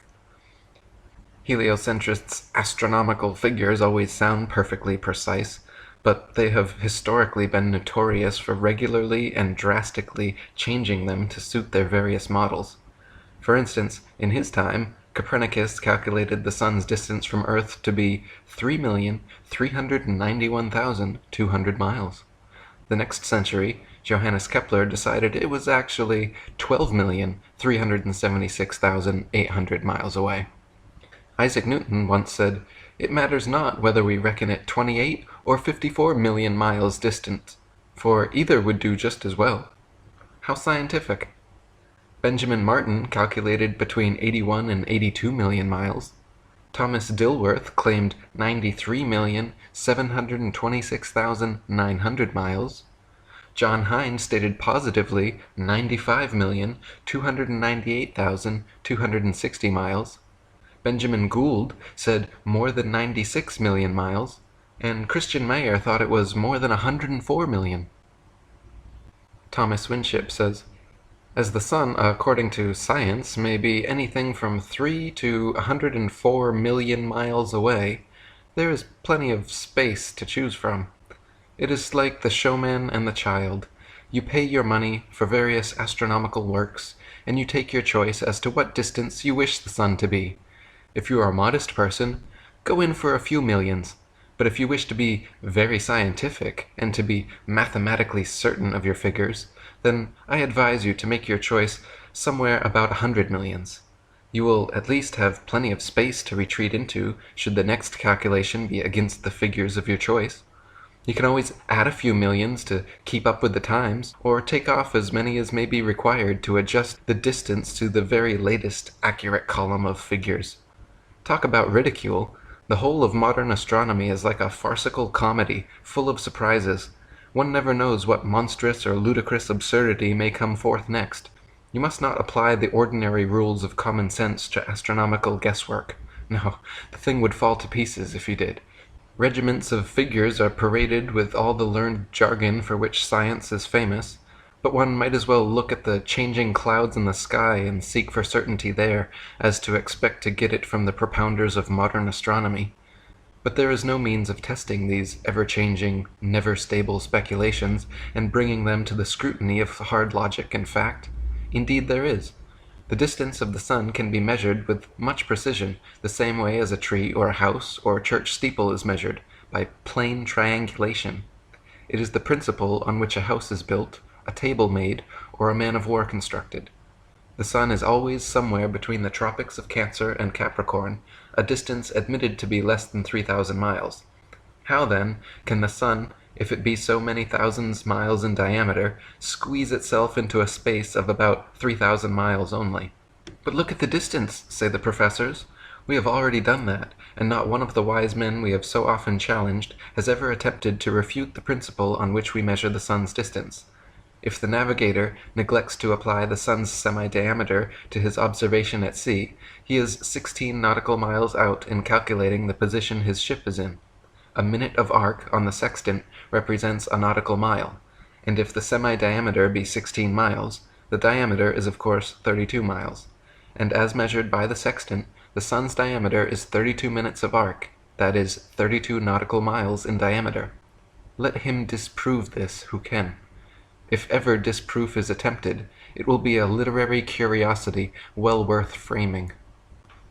Measuring with sextants and calculating with plane trigonometry, both the sun and moon figure to be only about 32 miles in diameter and approximately 3,000 miles away. The moon is actually a semi-transparent luminary and not the solid, spherical desert planet that NASA would have us believe. In fact, it is likely that both the sun and moon are not densely physical at all, and are simply luminous, flat disks able to pass by or through one another during eclipses. E. Eschini said, "The results of recent research prove that the heavenly luminaries are not worlds, but lights, and should cause all men who have been led to accept as proven Copernicus's theory of the motions of the earth to reconsider this subject." Gabrielle Henriette said, "The satellites of the earth are not masses of matter. They are luminous and transparent disks without substance. The moon, in particular, conveys the impression of being an ethereal manifestation, and the uncertain and elusive character which is usually associated with this satellite results precisely from its immaterial nature. It was recognized from the earliest times that the satellites of the earth, particularly the sun and the moon, were not solid, opaque bodies. They were first, until Aristotle, considered to be souls or spirits, which does not imply a physical nature. To the ancients, they were simply lights, and they gave the sun and the moon a very apt name. They called them luminaries. In the flat Earth model, the sun and moon luminaries revolve around the Earth once every 24 hours for the sun, and approximately 25 hours for the moon, illuminating like spotlights the areas over which they pass. The sun's annual journey from tropic to tropic, solstice to solstice, is what determines the length and character of days, nights, and seasons. This is why equatorial regions experience almost year-round summer and heat, while higher latitudes north and especially south experience more distinct seasons with harsh winters.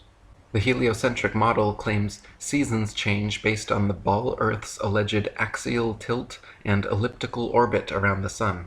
Their flawed current model even places us closest to the sun, 91,400,000 miles, in January, when it is actually winter, and farthest from the sun, 94,500,000 miles, in July, when it's actually summer throughout much of the Earth. They say due to the ball Earth's tilt, different places receive different amounts of direct sunlight, and that is what produces the seasonal and temperature changes. This makes little sense, however, because if the sun's heat travels over 90 million miles to reach the ball Earth, how could a slight tilt, a mere few thousand miles maximum, negate the sun's 90 million mile journey, giving us simultaneous tropical summers and Antarctic winters? Thomas Winship said, "The Earth is a stretched out structure which diverges from the central north in all directions towards the south. The equator, being midway between the north center and the southern circumference, divides the course of the sun into north and south declination. The longest circle around the world which the sun makes is when it has reached its greatest southern declination. Gradually going northwards, the circle is contracted. In about 3 months after the southern extremity of its path has been reached, the sun makes a circle around the equator. Still pursuing a northerly course as it goes round and above the world, in another 3 months the greatest northern declination is reached, when the sun again begins to go towards the south. In north latitudes, when the sun is going north, it rises earlier each day, is higher at noon, and sets later, while in southern latitudes at the same time, the sun as a matter of course rises later, reaches a lesser altitude at noon, and sets earlier. In northern latitudes, during the southern summer, say from September to December, the sun rises later each day, is lower at noon, and sets earlier, while in the south he rises earlier, reaches a higher altitude at noon, and sets later each day. This movement round the earth daily is the cause of the alternations of day and night, while his northerly and southerly courses produce the seasons. When the sun is south of the equator, it is summer in the south and winter in the north, and vice versa. The fact of the alternation of the seasons flatly contradicts the Newtonian delusion that the earth revolves in an orbit round the sun. It is said that summer is caused by the earth being nearest the sun, and winter by its being farthest from the sun. But if the reader will follow the argument in any textbook, he will see that according to the theory, when the earth is nearest the sun, there must be summer in both northern and southern latitudes, and in like manner, when it is farthest from the sun, it must be winter all over the earth at the same time, because the whole of the globe earth would then be farthest from the sun.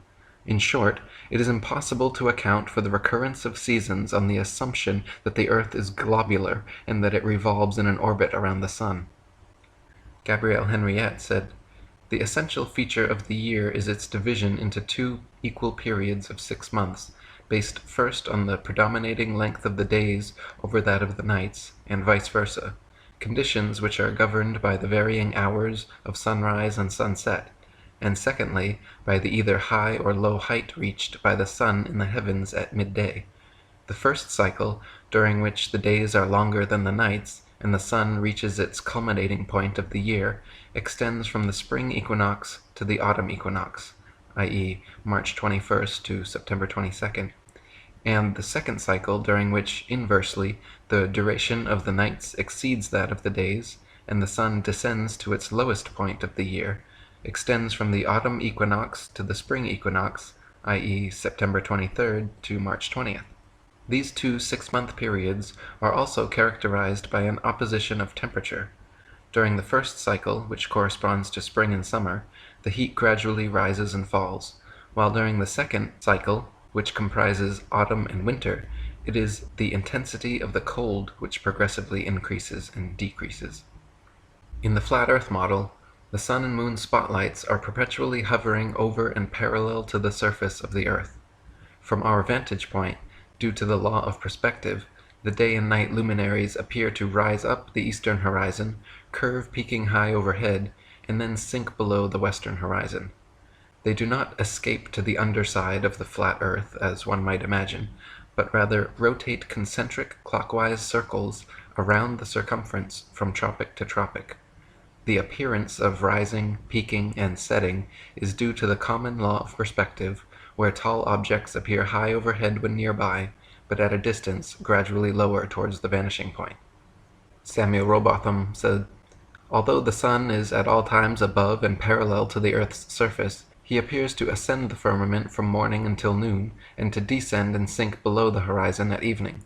This arises from a simple and everywhere visible law of perspective. A flock of birds, when passing over a flat or marshy country, always appears to descend as it recedes, and if the flock is extensive, the first bird appears lower or nearer to the horizon than the last. The farthest light in a row of lamps appears the lowest, although each one has the same altitude. Bearing these phenomena in mind, it will easily be seen how the sun, although always parallel to the surface of the earth, must appear to ascend when approaching and descend after leaving the meridian or noonday position.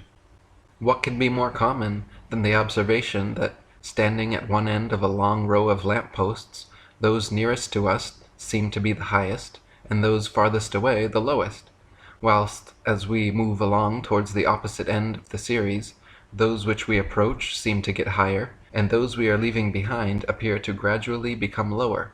It is an ordinary effect of perspective for an object to appear lower and lower as the observer goes farther and farther away from it. Let anyone try the experiment of looking at a lighthouse, church spire, monument, gas lamp, or other elevated object from a distance of only a few yards, and notice the angle at which it is observed. On going farther away, the angle under which it is seen will diminish, and the object will appear lower and lower as the distance of the observer increases, until, at a certain point, the line of sight to the object and the apparently uprising surface of the earth upon or over which it stands will converge to the angle which constitutes the vanishing point or the horizon, beyond which it will be invisible. Heliocentrists would have you believe the very opposite of what every human who has ever walked the earth has seen with their own eyes. It is obvious to any child and sovereign-minded adult that the sun, moon, stars, and planets, every light in the sky above, revolves around the motionless earth beneath our feet. It is also plain to see that the sun and moon are both approximately the same size and situated relatively close to earth, not 400 times divergent and millions upon millions of miles away. To abandon your senses and everyday experience in favor of such unfounded science fiction fantasies is a fallacy of appeal to authority so extreme that it leaves the brainwashed believer impotent to trust his own natural instincts and forever thereafter chained to the fantastical explanations of astronomical charlatans. Thomas Winship said, "No one ever yet felt or saw the earth careening through space at the terrific rates it is credited with, but everyone who is not blind can see the sun move. But the matter can be tested. It may be known for certain whether the sun moves or not. Take a school globe and place a style on the semicircle that holds it in position. Cause the globe to rotate against a lamp on a table, and you will find that the shadow left on the globe is always parallel to the equator, at whatever angle you may incline the globe. Further, let the style be of sufficient length to allow the shadow to fall on a flat surface, moving the globe towards the lamp, and the shadow will be a straight line. If therefore the shadow left on the earth by the sun be a straight line, then undoubtedly the sun is stationary. Drive a stake into the ground in such a position as to expose it to the sun for the greater part of a day, the whole day if possible. Mark the end of the shadow every quarter of an hour, and you will find that the marks form part of an elongated curve clearly proving that the sun moves over a stationary earth." And David Wardlaw Scott said, "The path of the sun is concentric, expanding and contracting daily for 6 months alternately. This is easily proved by fixing a rod, say at noon on the 21st of December, so that on looking along it, the line of vision will touch the lower edge of the sun. This line of sight will continue for several days pretty much the same, but on the 9th or 10th day, it will be found that the rod will have to be moved considerably toward the zenith in order to touch the lower edge of the sun, and every day afterwards it will have to be raised till the 22nd of June. Then there will be a little change for a few days, as before, but day by day afterward the rod will have to be lowered till the 21st of December, when the sun is farthest from the northern center and it is dark there. This expansion and contraction of the sun's path continues every year, and is termed the northern and southern declination, and should demonstrate to modern astronomers the absurdity of calling the world a planet, as it remains stationary, while the sun continues circling round the heavens."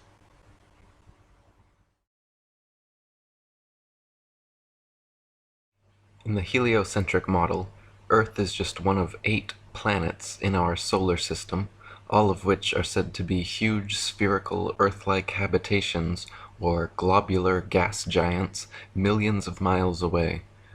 They claim the Earth under our feet, along with these 7 other planets, all revolve concentric circles or ellipses around the Sun, hence the term heliocentric. The previously prevailing geocentric model had placed Earth as the immovable center of the universe, with the sun, moon, stars, and planets all revolving around us, just as they appear.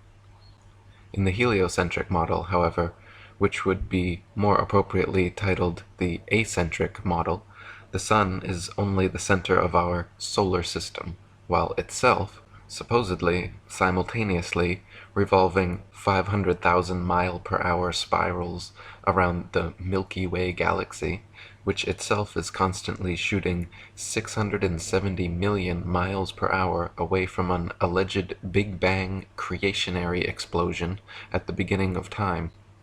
In the geocentric model, the 7 planets were known as wandering stars, with the multitude of other stars known as fixed stars. The wandering stars were so called because they can be seen meandering their own unique paths around the heavens, while all the other stars remain fixed in their steady group rotation around Polaris. The wandering stars also happen to be among the brightest in the night sky, and just as heliocentrists falsely claim the moon to be a mere reflector of the sun's light, they claim the bright starlight of these planets is merely them reflecting the sun's light back at us. This has already been shown to be geometrically impossible, however, as convex bodies do not and cannot reflect light in this way. In the heliocentric model, the wandering stars are all supposedly spherical Earth-like places several million miles away from us, while the fixed stars are all allegedly super-distant suns, similar to our own, but several trillion miles away, complete with their own solar systems and accompanying planets, perhaps even populated with sentient alien beings like ourselves. NASA's current official astronomical statistics state that there are upwards of 10 trillion such planets in our galaxy alone, and at least 200 billion galaxies in the universe. Therefore, they claim Earth is only one of 1 septillion planets in the universe. David Wardlaw Scott said, "Our modern astronomers imagine the stars to be immense worlds or suns, some of them many thousands of times larger than our own, and at an enormous distance. Sir Robert Ball, in his Cause of an Ice Age, says of Sirius that it is 1,000,000 times as distant from us as the sun, that it is 92 millions of miles from the earth. It is thought that stars are in a more or less advanced state of development, and that probably some of them may be already inhabited by beings suited to their spheres. Their distance from us they calculate to be so immense that, according to Sir William Herschel, the light from some of them will take 1,000 years to reach this world of ours." Dr. Samuel Robotham said, "Again, these stars are assumed to have positions so far from the earth that the distance is almost inexpressible. Figures, indeed, may be arranged on paper, but in reading them no practical idea is conveyed to the mind. Many are said to be so distant that they should fall with the velocity of light, or above 160,000 miles in a second of time, 600 million miles per hour. They would require nearly 2,000,000 years to reach the earth." Sir William Herschel, in a paper on "The Power of Telescopes to Penetrate into Space," affirms that with his powerful instruments he discovered brilliant luminaries so far from the earth that the light which they emitted could not have been less than 1,900,000 years in its progress. Albert Smith said, "The fixed stars are so called because, except for very long periods, they do not appreciably alter their relative positions, and they are mere points of light, so small that the most powerful telescopes cannot magnify them into disks. Yet they are supposed to be suns of immense size removed by the astronomers to immeasurable distance away from us, for the credit and convenience of their theories." NASA even claims to have sent several remote-controlled flying telescopes, like the popular Hubble camera, into outer space, transmitting back to Earth pictorial proof of the validity of their model. These Hubble pictures show that the wandering stars are all in fact spherical Earth-like planets, just as the heliocentrists claimed all along. The Hubble pictures show that the fixed stars are also in fact distant suns, trillions of miles away, just as the heliocentrists claimed. The Hubble pictures and videos, all of which are indistinguishable from a good Photoshop or Hollywood production, completely confirm for hypnotized heliocentrists the truth of NASA's claims and the existence of various celestial phenomena which only NASA and their advanced cameras can show, like planets, galaxies, black holes, quasars, etc. Using even the most advanced non-NASA telescopes, however, the fixed and wandering stars appear to be nothing more than tiny dots of multicolored light. It cannot be ascertained whether fixed stars are actually distant suns, whether wandering stars are actually Earth-like planets, or whether any of NASA's claims hold any validity outside of their alleged pictorial evidence from these supposed remote-control flying space telescope images. Outside of NASA, what evidence do we have that stars are actually distant solar systems? What evidence do we have that planets are Earth-like places in space? They are certainly interesting and plausible ideas, but there is absolutely no empirical evidence to support them. In fact, if NASA hadn't implanted such ideas into their heads, very few people would ever look up at the night sky and assume those little pinpricks of light were all Earth-like objects millions of miles away, or suns trillions of miles away, complete with orbiting planets and moons just like ours. The only reason people believe wandering stars are Earth-like planets and fixed stars are distant suns is because of NASA propaganda." As Gabrielle Henriette said, the planets are not solid, opaque masses of matter, as is believed. They are simply immaterial, luminous, and transparent disks. If stars are all distant planets or suns, how is it that various phenomena have been observed, including stars changing color, intensity of light, sudden appearance, disappearance, or shooting quickly from one place to another? I have watched single stars changing their colors as regularly as a disco ball, others shooting through the sky and disappearing, and stranger still, I once saw a star shoot quickly straight upwards through the sky for 2 seconds and then stop again. Back in the late 16th century, when the heliocentric theory was starting to take hold over the imaginations of an unsuspecting public, Danish astronomer Tycho Brahe famously argued for geocentricity, positing that if the Earth revolved in an orbit around the Sun, the change in relative position of the stars after 6 months of orbital motion could not fail to be seen. The stars should seem to separate as we approach and come together as we recede. In actual fact, however, after 190 million miles of supposed orbit around the Sun, not a single inch of parallax can be detected in the stars. Thomas Winship said, "In the time of Tycho Brahe it was said that the Earth revolved around the Sun, but he argued that if the Earth revolved around the Sun, the relative position of the stars would change very much, and the matter must, in the nature of the case, be easily detected.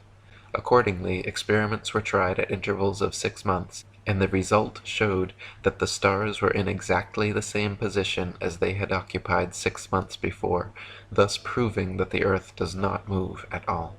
If the Earth is at a given point in space on, say, January 1st, and according to its present-day science at a distance of 190 million miles from that point 6 months afterwards, it follows that the relative position and directions of the stars will have greatly changed, however small the angle of parallax may be. That this great change is nowhere apparent and has never been observed incontestably proves that the Earth is at rest, that it does not move in an orbit around the Sun." When Tycho Brahe demonstrated that after 190 million miles of supposed orbit around the Sun, not a single inch of parallax could be detected, heliocentrists, desperate to patch the glaring hole in their theory, pushed their hypothetical distances to the stars into the trillions of miles, claiming the closest one, Proxima Centauri, was a ludicrous 25 trillion miles away, and thereby making all the stars so conveniently far that no appreciable parallax could be detected.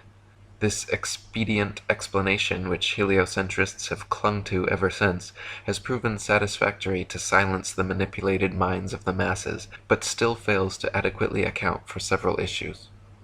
Dr. Samuel Robotham wrote, "It is found by observation that the stars come to the meridian about 4 minutes earlier every 24 hours than the Sun, taking the solar time as the standard. This makes 120 minutes every 30 days, and 24 hours in the year. Hence all the constellations have passed before or in advance of the Sun in that time. This is the simple fact as observed in nature, but the theory of rotundity and motion on axes and in an orbit has no place for it. Visible truth must be ignored because this theory stands in the way and prevents its votaries from understanding it." William Carpenter said, "Considerably more than 1,000,000 Earths would be required to make up a body like the Sun, the astronomers tell us, and more than 53,000 suns would be wanted to equal the cubic contents of the star Vega. And Vega is a small star, and there are countless millions of these stars, and it takes 30 million years for the light of some of those stars to reach us at 12 million miles in a minute. And, says Mr. Proctor, I think a moderate estimate of the age of the Earth would be 500 million years. Its weight, says the same individual, is 6 heptillion tons. Now, since no human being is able to comprehend these things, the giving of them to the world is an insult, an outrage, and though they have all risen from the one assumption, that Earth is a planet, instead of upholding the assumption, they drag it down by the weight of their own absurdity and leave it lying in the dust, a proof that the Earth is not a globe. Several experiments have since been performed and repeated by notable scientists like Albert Michelson, Edward Morley, George Airy, and George Sagnac, proving that it is the stars that revolve around a stationary Earth and not the other way around. The conclusive results of their experiments are not contested or even mentioned in modern astronomy books. Rather, they are conveniently swept under the carpet to keep prying minds from seeing through the lies. For example, the experiment known as Airy's failure, since it failed to prove heliocentricity, involved filling a telescope with water to slow the speed of light inside. Usually, telescopes must be slightly tilted to get starlight down the axis of the tube, supposedly due to Earth's speed around the Sun. Airy discovered that actually the starlight was already coming in at the correct angle, so no change was necessary. This demonstrated that the stars move relative to a stationary Earth and not the other way around, because if it was the telescope moving, he would have to change the angle. Gabrielle Henriette said, "All the planets, including the Sun, revolve around the Earth.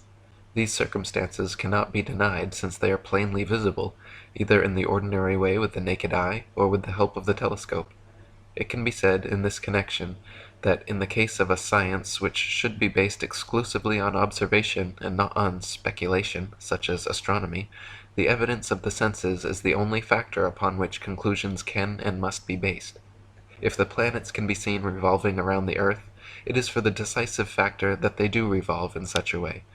It is asserted that this is not so, and it is maintained that the Earth and the planets revolve round the Sun. We note with astonishment, however, the bizarre and definitely suspicious fact that these planetary movements are not visible. They cannot be seen, and yet they are called real. How can these movements be proved and their speed be ascertained, since they are invisible? On the other hand, the existing geocentric planetary motions which can be observed and measured, and which consequently constitute a perfectly valid system, are condemned as unreal and apparent. A pertinent remark may incidentally be made on the subject. Why do the astronomical tables which are published year after year give the so-called apparent movements of the planets in the zodiac? Why take the trouble of calculating and putting them on record at all if they are not real? Why is it also that no mention is made of the so-called real movements of the planets? Marshall Hall said, "Trust your eyes and your cameras. They have no reason to deceive you about whether the stars are going around you nightly. Then get it in your mind. This single fact surrounding star trails that has been photographed thousands of times and cannot be denied must be explained away by the theoretical science establishment. All of the factless allegations, a rotating and orbiting Earth, billions of light-year distances to the stars, a 15-billion-year-old universe, the whole Big Bang paradigm, all of the alleged evolution of the universe, Earth, and mankind, that is to say, all of modern evolution-based cosmology controlling knowledge today, all of it, is completely undone if the stars are doing what cameras show they are doing, namely, going around the Earth nightly. If you can do so for a few minutes, just lay aside the Copernican indoctrination that accompanies such pictures and take a good hard look at these photographs of something that really, really happens every single night. Do you see what I see? I see all the visible stars in the northern skies going around the North Star in perfect circles. In other words, I see all the stars which these time exposures have recorded actually going around that navigational star that God put there for us in the northern hemisphere." Thomas Winship said, "The plurality of worlds is based on assumptions so contrary to known possibilities that the grand idea must be thrown into the waste paper basket.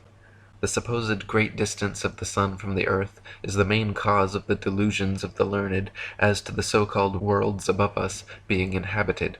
This distance is based on a fictitious idea, that of the revolution of the Earth round the Sun, which I have already shown to be unconditionally false. The Sun is a small body of light and near the Earth, therefore all the star distances are wrong, their sizes and all other suppositions. The plurality of worlds is only the logical sequence of belief if the Earth be a rapidly revolving globe, but this has been shown to be ridiculous in the extreme. Evidence, apart from any theory, has been presented which entirely nullifies such an assumption and renders it absurd, showing that such an unnatural idea has not a vestige of natural fact to support it. The grand doctrine of the plurality of worlds, therefore, like all of the other grand doctrines of modern astronomy, must be consigned to oblivion. When it can be shown that this world is a globe, and by what known principle the inhabitants can hang onto the swinging ball like the housefly crawls along the ceiling, it will be quite time enough to talk about the plurality of worlds.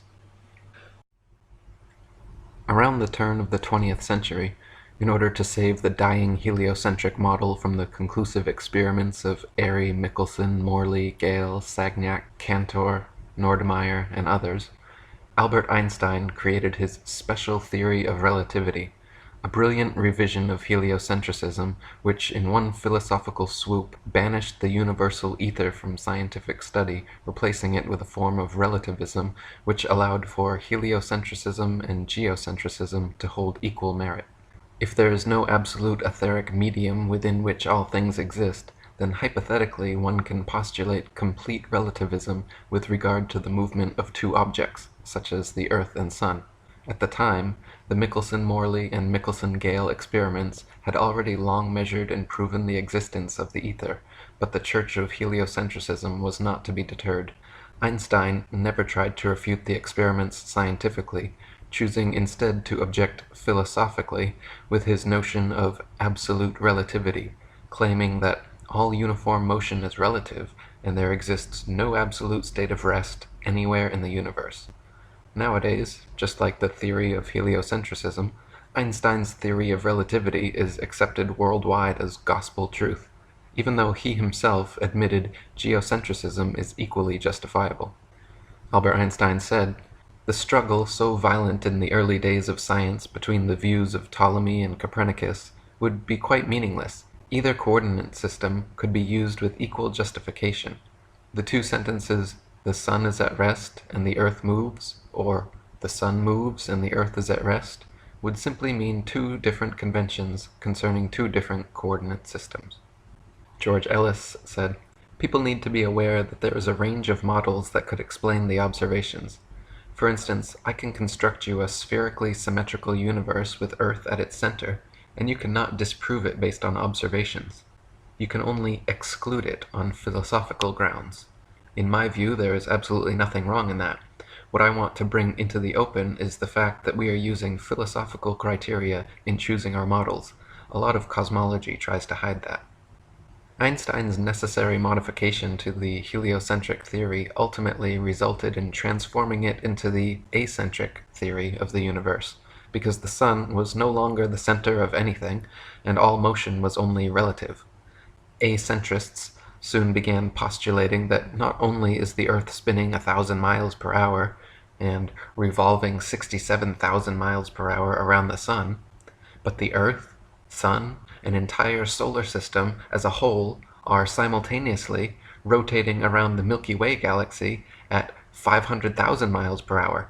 Furthermore, the entire galaxy with the Earth, Sun, and entire solar system are also simultaneously shooting 670 million miles per hour through the universe away from a Big Bang explosion at the beginning of time. E. Eschini said, "The theory of the three, now four, motions of the Earth and subsequent relativity is the result of trying to cover up one lie by another.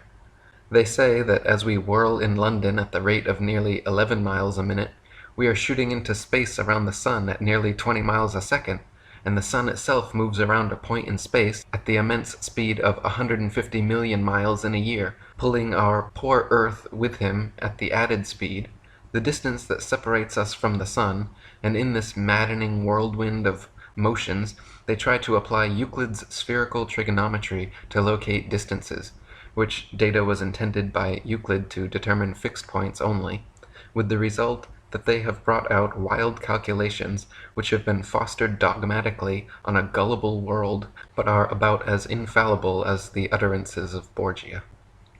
When Einstein first introduced his theory of relativity to the world, he often used the analogy of a wagon rolling along the street as an illustration. "What we mean by relative motion," he stated in a Princeton University lecture, "in a general sense, is perfectly plain to everyone. If we think of a wagon moving along a street, we know that it is possible to speak of the wagon at rest and the street in motion, just as well as it is to speak of the wagon in motion and the street at rest. That, however, is a very special part of the ideas involved in the principle of relativity. Gerard Hickson says, that would be amusing if we read it in a comic paper, but when Professor Einstein says it in a lecture at Princeton University, we are expected not to laugh. That is the only difference. It is silly, but I may not dismiss the matter with that remark, and so I will answer quite seriously that it is only possible for me to speak of the street moving while the wagon remains still, and to believe it, when I cast away all the experience of a lifetime and am no longer able to understand the evidence of my senses, which is insanity. Such self-deception as this is not reasoning, it is the negation of reason, which is the faculty of forming correct conclusions from things observed, judged by the light of experience. It is unworthy of our intelligence and a waste of our greatest gift, but that introduction serves very well to illustrate the kind of illusion that lies at the root of relativity. When he suggested that the street might be moving, while the wagon with its wheels revolving was standing still, he was asking us to imagine that in a similar manner the earth we stand upon might be moving, while the stars that pass in the night stand still. It is a case of appeal, where Einstein appeals in the name of a convicted Copernican astronomy against the judgment of Michelson, Morley, Nordemeyer, physics, fact, experience, observation, and reason. On the surface, relativity may seem plausible enough, especially when presented by a charismatic character of Einstein's caliber, but is it really so simple and straightforward? In fact, Einstein's theory of relativity is so complicated and convoluted that when it first came to the public's attention, it was said that there were probably less than a dozen people on Earth capable of understanding it. After Einstein presented his theory to the Royal Astronomical Society, philanthropist Eugene Higgins offered a prize of $5,000 for the best explanation of relativity in essay form, describing it so the general public could understand what it was all about. Prize winner Mr. L. Bolton himself admitted that even when stated in its simplest form, it remains a tough proposition. Along with Einstein's denial of the ether and anything absolute, except the absoluteness of relativity, he had to create a litany of new terms and ideas, each depending upon another and contributing to support the whole. For example, Einstein claimed that there was no ether, that time is a fourth spatial dimension, that infinity and eternity do not exist, and that light is a material thing. This meant that time must be added to the three dimensions of length, breadth, and thickness, that space be renamed a continuum, and points in the space-time continuum be renamed to events. Gerard Hickson said, "What we have always known as a point in the terms of Euclid, Einstein calls an event. But if words have any meaning, a point and an event are two totally different things, for a point is a mark, a spot or place, and is only concerned in the consideration of material things, while an event is an occurrence, it is something that happens. There is as much difference between them as there is between the sentence, 'This is a barrel of apples,' and 'These apples came from New Zealand.'" While claiming time as a fourth dimension, Einstein explains that by dimension we must understand merely one of four independent quantities which locate an event in space. This is to imply that the other three dimensions which are in common use are independent quantities, which is not the case, for length, breadth, and thickness are essentially found in combination. They coexist in each and every physical thing so that they are related. Hence they are not independent quantities. On the contrary, time is an independent quantity. It is independent of any one or all the three proportions of material things. It is not in any way related, and therefore cannot be used as a fourth dimension. Einstein's theory of relativity claims that light is a material thing which therefore has weight and is subject to gravity. This idea meant starlight could now bend under its own weight and curve its path based on the distance and mass of objects along with its trajectory, which allowed heliocentrists like Einstein to claim stars are in reality not where they appear to be, and that with his new geometry the stars must be moved to much farther away than previously assumed. Einstein's law of the constancy of the velocity of light states that light always travels at the same speed, 186,414 miles per second, or 671,900,400 miles per hour. But Einstein also claims that gravity causes light to bend towards massive objects along its trajectory.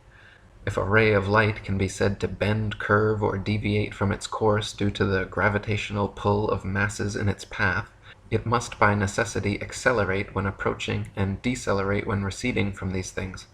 However, if light can bend under its own weight, or under the law of gravitation as Einstein claims it does, then it is not and cannot be absolute. Gerard Hickson says, strangely enough, while Einstein claims that everything is in motion and nothing is stable, he allows one thing, and one thing only, to remain outside the realm of relativity, independent of everything else. He claims that the velocity of light is constant under all circumstances, and therefore is absolute. This is a blunder of the first magnitude, but I do not imagine that he fell into it through an oversight, for it is quite evident that he was driven into this false position. He was compelled to say that the velocity of light is constant, because if he did not, his new geometry would be useless. We are told that light is a material thing, and that a beam of light is deflected from a straight line by the gravitation of any and everything that lies near its course as it passes within their sphere of influence. And we are further assured that light always maintains a uniform speed of 186,414 miles per second.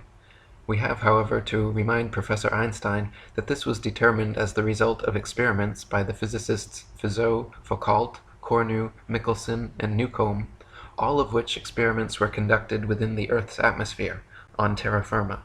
In all these experiments, a ray of light was reflected between two mirrors several miles apart, so that it had to pass to and fro, always through the atmosphere, and it is not to be supposed that light or anything else can travel at the same speed through the air as it would through the vacuum Einstein supposes space to be.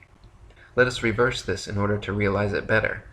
It is not to be supposed that any material thing travels at no greater speed through a vacuum than it does through air, which has a certain amount of density or opacity. If anything does not distinguish the difference between air and a vacuum, then it is not a material thing. It cannot be matter. On the other hand, anything that is matter must, of necessity, make such a distinction, and in that case, its velocity cannot be constant. Conventional wisdom before Einstein's theory was that light was not a material thing, that it discharged in a straight line in every direction from the source, that it could not be influenced by gravity, could not bend, curve, or be deflected from its course by anything. As Lord Kelvin said, light diverges from a luminous center outwards in all directions. Its velocity may be affected according to the density of the medium through which it passes, but this fact simply proves Einstein's law of the constancy of the velocity of light is incorrect. Gerard Hickson said, the length of the course used by Newcomb in the final determination of the velocity of light was 7.44242 kilometers. If the ray of light had deviated by a hair's breadth from an absolutely straight line, it never could have passed through the interstices between the very fine teeth of his revolving wheel, or returned precisely to the appointed spot on his sending and receiving mirrors, which were 3.72121 kilometers apart. The fact that the ray of light did pass from mirror to mirror, and through the wheel, proves that it maintained a straight line, hence it is certain that it was not deflected from its course by the gravitation of the earth between the two mirrors, wherefore it is obvious that it was not affected by gravitation. So we find that the very experiments by which the accepted 186,414 miles per second as the velocity of light was measured, experiments which were carried out with the utmost painstaking and minute attention to detail, prove that a ray of light is not influenced by the gravitation of the earth in the slightest degree. Therefore, if those experiments were good enough to warrant all the world in accepting the velocity of light, they may be equally well adduced as proof that a ray of light does not bend by its own weight, and that light is not affected by gravitation. Relativity is clever, but it belongs to the same category as Newton's law of gravitation and the Kant-Herschel-Laplace nebular hypothesis, in as far as it is a superfine effort of the imagination seeking to maintain an impossible theory of the universe in defiance of every fact against it. And Robert Sugenis said, as for Einstein, if you want to believe that lengths shrink when an object moves, time changes in the process, and its mass increases, Just so you can explain the anomalies of Mickelson's experiment? That's your privilege, but I'd just as soon answer it by saying that mass, time, and length stay the same, and the Earth isn't moving, and I'm just as scientific as you for saying so. If you fill a balloon with helium, a substance lighter than the nitrogen, oxygen, and other elements which compose the air around it, the balloon will immediately fly upwards. If you fill a balloon with hydrogen, a substance even lighter than helium, the balloon will fly upwards even faster. If you blow a dandelion seed out of your hands, a substance just barely heavier than the air, it will float away and slowly but eventually fall to the ground. And if you drop an anvil from your hands, something much heavier than the air, it will quickly and directly fall straight to the ground. Now this has absolutely nothing to do with gravity. The fact that light things rise up and heavy things fall down is simply a natural property of weight and density. That is very different from gravity. Gravity is a hypothetical magnetic-like force possessed by large masses which Isaac Newton needed to help explain the heliocentric theory of the universe. Lady Blunt says, most people in England have either read or heard that Sir Isaac Newton's theory of gravitation was originated by his seeing an apple fall to the earth from a tree in his garden. Persons gifted with ordinary common sense would say that the apple fell down to earth because, bulk for bulk, it was heavier than the surrounding air. But if, instead of the apple, a fluffy feather had been detached from the tree, a breeze would probably have sent the feather floating away, and the feather would not reach the earth until the surrounding air became so still that, by virtue of its own density, the feather would fall to the ground. Wilbur Voliva, a famous flat-earther in the early 20th century, gave lectures all over America against Newtonian astronomy. He would begin by walking on stage with a book, a balloon, a feather, and a brick, and ask the audience, how is it that a law of gravitation can pull up a toy balloon and cannot put up a brick? I throw up this book, why doesn't it go on up? That book went up as far as the force behind it forced it, and it fell because it was heavier than the air, and that is the only reason. I cut the string of a toy balloon. It rises, gets to a certain height, and then it begins to settle. I take this brick and a feather. I blow the feather. Yonder it goes. Finally, it begins to settle and comes down. This brick goes up as far as the force forces it, and then it comes down because it is heavier than the air. That is all. David Wardlaw Scott says, any object which is heavier than the air, and which is unsupported, has a natural tendency to fall by its own weight.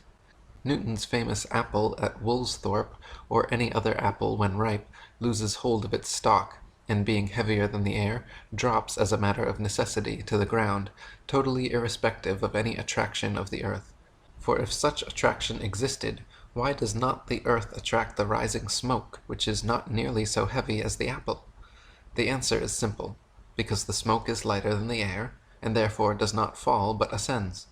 Gravitation is only a subterfuge employed by Newton in his attempt to prove that the earth revolves around the sun, and the quicker it is relegated to the tomb of all the Capulets, the better will it be for all classes of society.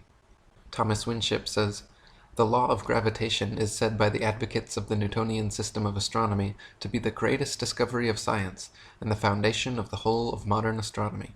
If, therefore, it can be shown that gravitation is a pure assumption, and an imagination of the mind only, that it has no existence outside of the brains of its expounders and advocates, the whole of the hypothesis of this modern so-called science fall to the ground as flat as the surface of the ocean, and this most exact of all sciences, this wonderful feat of the intellect, becomes at once the most ridiculous superstition and the most gigantic imposture to which ignorance and credulity could ever be exposed.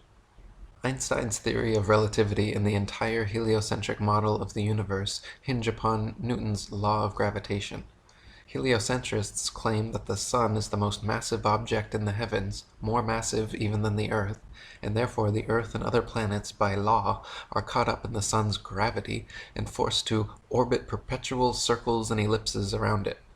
They claim that gravity also somehow allows people, buildings, the oceans, and all of nature to exist on the underside of their ball earth without falling off. Now, even if gravity did exist, why would it cause both planets to orbit the sun and people to stick to the earth? Gravity should either cause people to float in suspended circular orbits around the Earth, or it should cause the Earth to be pulled and crashed into the sun. What sort of magic is gravity that it can glue people's feet to the ball Earth while causing Earth itself to revolve ellipses around the sun? The two effects are very different, yet the same cause is attributed to both. Furthermore, this magnetic-like attraction of massive objects gravity is purported to have can be found nowhere in the natural world. There is no example in nature of a massive sphere or any other shaped object which, by virtue of its mass alone, causes smaller objects to stick to or orbit around it. There is nothing on Earth massive enough that it can be shown to cause even a dust bunny to stick to or orbit around it.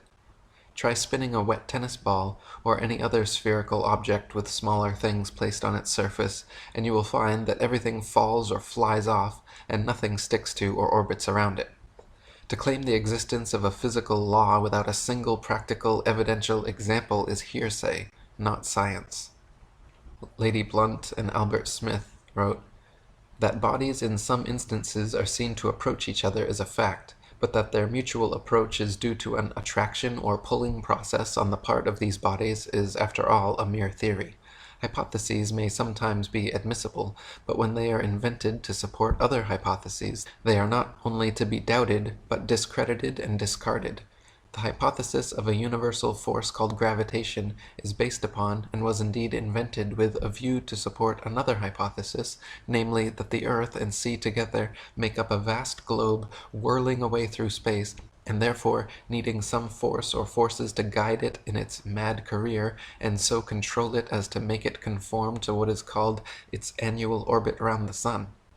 The theory, first of all, makes the earth to be a globe, then not a perfect globe, but an oblate spheroid, flattened at the poles, then more oblate, until it was in danger of becoming so flattened that it would be like a cheese, and passing over minor variations of form, we are finally told that the earth is pear-shaped, and that the ellipsoid has been replaced by an apoid.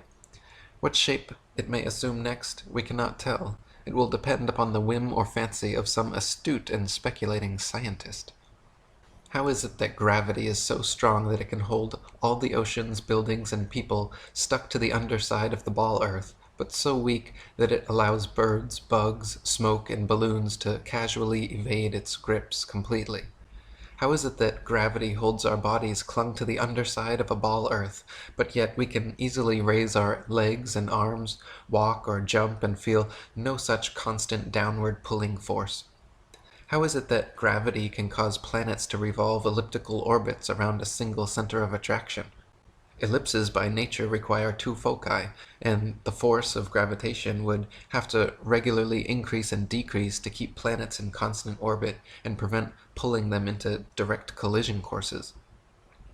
Thomas Winship says that the sun's path is an exact circle for only about 4 periods in a year, and then of only a few hours at the equinoxes and solstices, completely disproves the might have been of circular gravitation, and by consequence all of gravitation. If the sun were of sufficient power to retain the earth in its orbit when nearest the sun, when the earth arrived at that part of its elliptical path farthest from the sun, the attractive force, unless very greatly increased, would be utterly incapable of preventing the earth rushing away into space in a right line forever, as astronomers say. On the other hand, it is equally clear that if the sun's attraction were just sufficient to keep the earth in its proper path when farthest from the sun, and thus to prevent it rushing off into space, the same power of attraction when the earth was nearest the sun would be so much greater that, unless the attraction were very greatly diminished, nothing would prevent the earth rushing towards and being absorbed by the sun, there being no counterbalancing focus to prevent such a catastrophe. As astronomy makes no reference to the increase and diminution of the attractive force of the sun, called gravitation, for the above necessary purposes, we are again forced to the conclusion that the great discovery of which astronomers are so proud is absolutely non-existent. And Ed Crossland says, We are asked by the Newtonian to believe that the action of gravitation, which we can easily overcome by the slightest exercise of volition in raising a hand or foot, is so overwhelmingly violent when we lose our balance and fall a distance of a few feet, that this force, which is imperceptible under usual conditions, may, under extraordinary circumstances, cause the fracture of every limb we possess. Common sense must reject this interpretation. Gravitation does not furnish a satisfactory explanation of the phenomena here described, whereas the definition of weight already given does, for a body seeking in the readiest manner its level of stability would produce precisely the result experienced. If the influence which kept us securely attached to this earth were identical with that which is powerful enough to disturb a distant planet in its orbit, we should be more immediately conscious of its masterful presence and potency, whereas this influence is so impotent in the very spot where it is supposed to be most dominant that we find an insurmountable difficulty in accepting the idea of its existence. Heliocentrists claim the ball Earth is perpetually spinning on its axis at a mind-numbing 1,038 miles per hour, or 19 miles per second, and somehow people, animals, buildings, oceans, and other surface phenomena can stick to the underside of the spinning ball without falling or flying off. Take a ride on the gravitron at your local amusement park, however, and notice how the faster it spins, the more you are pushed away from the center of spin, not towards it. Even if the centripetal, inward-pulling force of gravity did exist, which it does not, the centrifugal, outward-pushing force of the ball Earth's supposed 19-mile-per-second spin would also exist and have to be overcome, yet neither of these opposing forces have ever been shown to have any existence outside the imaginations of heliocentric scientists. David Wardlaw Scott says, "We are not like flies which, by the peculiar formation of their feet, can crawl on a ball, but we are human beings who require a plane surface on which to walk, and how could we be fastened to the earth whirling, according to your theory, around the sun, at the rate of 19 miles per second? The famed law of gravitation will not avail, though we are told that we have 15 pounds of atmosphere pressing on every square inch of our bodies, but this does not appear to be particularly logical, for there are many athletes who can leap nearly their own height, and run a mile in less than 5 minutes, which they could not possibly do if they were thus handicapped." And Crossland says, "The attraction of gravitation is said to be stronger at the surface of the earth than at a distance from it. Is it so? If I spring upwards perpendicularly, I cannot with all my might ascend more than 4 feet from the ground. But if I jump in a curve with a low trajectory, keeping my highest elevation about 3 feet, I might clear a bound of space above the earth of about 18 feet, so that practically I can overcome the so-called force, pull, at the distance of 4 feet, in the proportion of 18 to 4, being the very reverse of what I ought to be able to do according to the Newtonian hypothesis." Newton also theorized, and it is now commonly taught, that the Earth's ocean tides are caused by gravitational lunar attraction. If the moon is only 2,160 miles in diameter, and the Earth 8,000 miles, however, using their own math and law, it follows that the Earth is 87 times more massive, and therefore the larger body should attract the smaller to it, and not the other way around. If the Earth's greater gravity is what keeps the moon in orbit, it is impossible for the moon's lesser gravity to supersede the Earth's gravity at Earth's sea level, where its gravitational attraction would even further out-trump the moon's. Not to mention the velocity and path of the moon are uniform, and should therefore exert a uniform influence on the Earth's tides, when in actuality the Earth's tides vary greatly.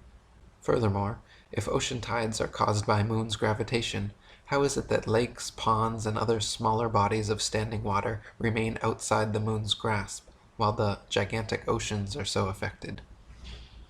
Thomas Winship says, "If the moon lifted up the water, it is evident that near the land the water would be drawn away and low instead of high tide caused. Again, the velocity and path of the moon are uniform, and it follows that if she exerted any influence on the earth, that influence could only be a uniform influence. But the tides are not uniform. At Port Natal the rise and fall is about 6 feet, while at Beira, about 600 miles up the coast, the rise and fall is 26 feet. This effectually settles the matter that the moon has no influence on the tides. Tides are caused by the gentle and gradual rise and fall of the earth on the bosom of the mighty deep. In inland lakes there are no tides, which also proves that the moon cannot attract either the earth or water to cause tides, but the fact that the basin of the lake is on the earth, which rests on the waters of the deep, shows that no tides are possible, as the waters of the lakes together with the earth rise and fall, and thus the tides at the coast are caused, while there are no tides on waters unconnected with the sea. Samuel Rowbotham says, "It is affirmed that the intensity of attraction increases with proximity and vice versa.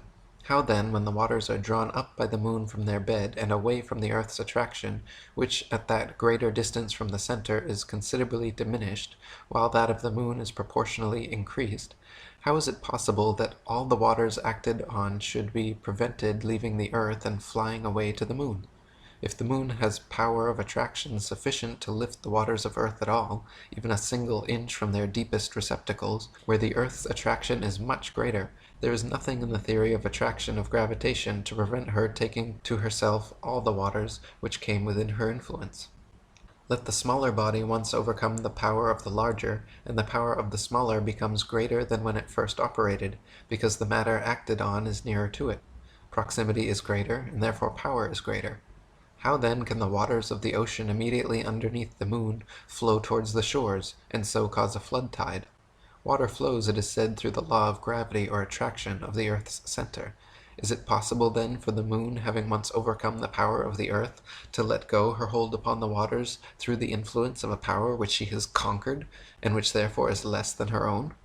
The above and other difficulties which exist in connection with the explanation of the tides afforded by the Newtonian system have led many, including Sir Isaac Newton himself, to admit that such explanation is the least satisfactory portion of the theory of gravitation. Thus we have been carried forward by the sheer force of evidence to the conclusion that the tides of the sea do not arise from the attraction of the moon, but simply from the rising and falling of the floating earth in the waters of the great deep. That calmness which is found to exist at the bottom of the great seas could not possibly be if the waters were alternately raised by the moon and pulled down by the earth." David Wardlaw Scott says, "Even Sir Isaac Newton himself confessed that the explanation of moon's action on the tides was the least satisfactory part of his theory. This theory asserts that the larger objects attract the smaller, and the mass of the moon being reckoned as only 1/8 of that of the earth, it follows that if, by the presumed force of gravitation, the earth revolves around the sun, much more for the same reason should the moon do so likewise, instead of which that wilful orb still continues to go round our world. Tides vary greatly in height, owing chiefly to the different configurations of the adjoining lands. At Chepstow it rises to 60 feet, at Portishead to 50, while at Dublin Bay it is but 12, and at Wexford only 5 feet. That the earth itself has a slight tremulous motion may be seen in the movement of the spirit level, even when fixed as steadily as possible, and that the sea has a fluctuation may be witnessed by the oscillation of an anchored ship in the calmest day of summer. By what means the tides are so regularly affected is at present only conjectured. Possibly it may be by atmospheric pressure on the waters of the great deep, and perhaps even the moon itself, as suggested by the late Dr. Rowbotham, may influence the atmosphere, increasing or diminishing its barometric pressure, and indirectly the rise and fall of earth in the waters." Samuel Rowbotham says, "Bearing this fact in mind, that there exists a continual pressure of the atmosphere upon the earth, and associating it with the fact that the earth is a vast plain stretched out upon the waters, and it will be seen that it must of necessity slightly fluctuate or slowly rise and fall in the water. As by the action of the atmosphere the earth is slowly depressed, the water moves towards the receding shore and produces the flood tide, and when by the reaction of the resisting ocean medium the earth gradually ascends and the waters recede, and the ebb tide is produced. This is the general cause of tides. Whatever peculiarities are observed, they may be traced to the reaction of channels, bays, headlands, and other local causes. That the earth has a vibratory or tremulous motion, such as must necessarily belong to a floating and fluctuating structure, is abundantly proved by the experience of astronomers and surveyors. If a delicate spirit level be firmly placed upon a rock or upon the most solid foundation which it is possible to construct, the very curious phenomenon will be observed of constant change in the position of the air bubble. However carefully the level may be adjusted and the instrument protected from the atmosphere, the bubble will not maintain its position many seconds together. A somewhat similar influence has been noticed in astronomical observatories, where instruments of the best construction and placed in the most approved positions cannot always be relied upon without occasional readjustment. In the past several decades, NASA has shown video of astronauts supposedly in low Earth orbit experiencing complete weightlessness or zero gravity. How is this weightless effect achieved if gravity doesn't exist? As it turns out, for the past several decades, NASA, together with Boeing, have been perfecting so-called zero-G planes and zero-G maneuvers, which are able to produce weightlessness at any altitude. Aboard modified Boeing 727s, specially trained pilots perform aerobatic maneuvers known as parabolas. Planes climb with a pitch angle of 45 degrees using engine thrust and elevator controls. Then, when maximum height is reached, the craft is pointed downward at high speed. The period of weightlessness begins while ascending and lasts all the way up and over the parabola until reaching a downward pitch angle of 30 degrees, at which point the maneuver is repeated. Therefore, all NASA's footage of astronauts aboard space shuttles or the International Space Station can be easily hoaxed and simulated in Earth atmosphere aboard a zero-G plane. In fact, watching footage of zero-G plane flights alongside footage of NASA astronauts, supposedly floating around their space shuttles and space stations, no observable difference can be seen between the two. Astronomers claim to have measured all the planets' distances, shapes, orbits, weights, relative positions, and times of revolution, all based on the law of gravitation, and without gravity, their entire cosmology folds under its own weight. Without gravity, people cannot stand upside down on a ball Earth. Without gravity, the Earth and planets cannot be revolving around the Sun. Without Newtonian gravitation, Einsteinian relativity, Copernican heliocentricity, and the entire Big Bang ball Earth mythos cannot exist and falls to pieces. Gravity, both metaphorically and quite literally, just does not hold any water, not as a sound theory of cosmology, and not as a law supposedly responsible for holding in the world's oceans. William Carpenter says, "Man's experience tells him that he is not constructed like the flies that can live and move upon the ceiling of a room with as much safety as on the floor, and since the modern theory of a planetary Earth necessitates a crowd of theories to keep company with it, and one of them is that men are really bound to the Earth by a force which fastens them to it like needles round a spherical lodestone, a theory perfectly outrageous and opposed to all human experience, it follows that unless we can trample upon common sense and ignore the teachings of experience, we have an evident proof that Earth is not a globe.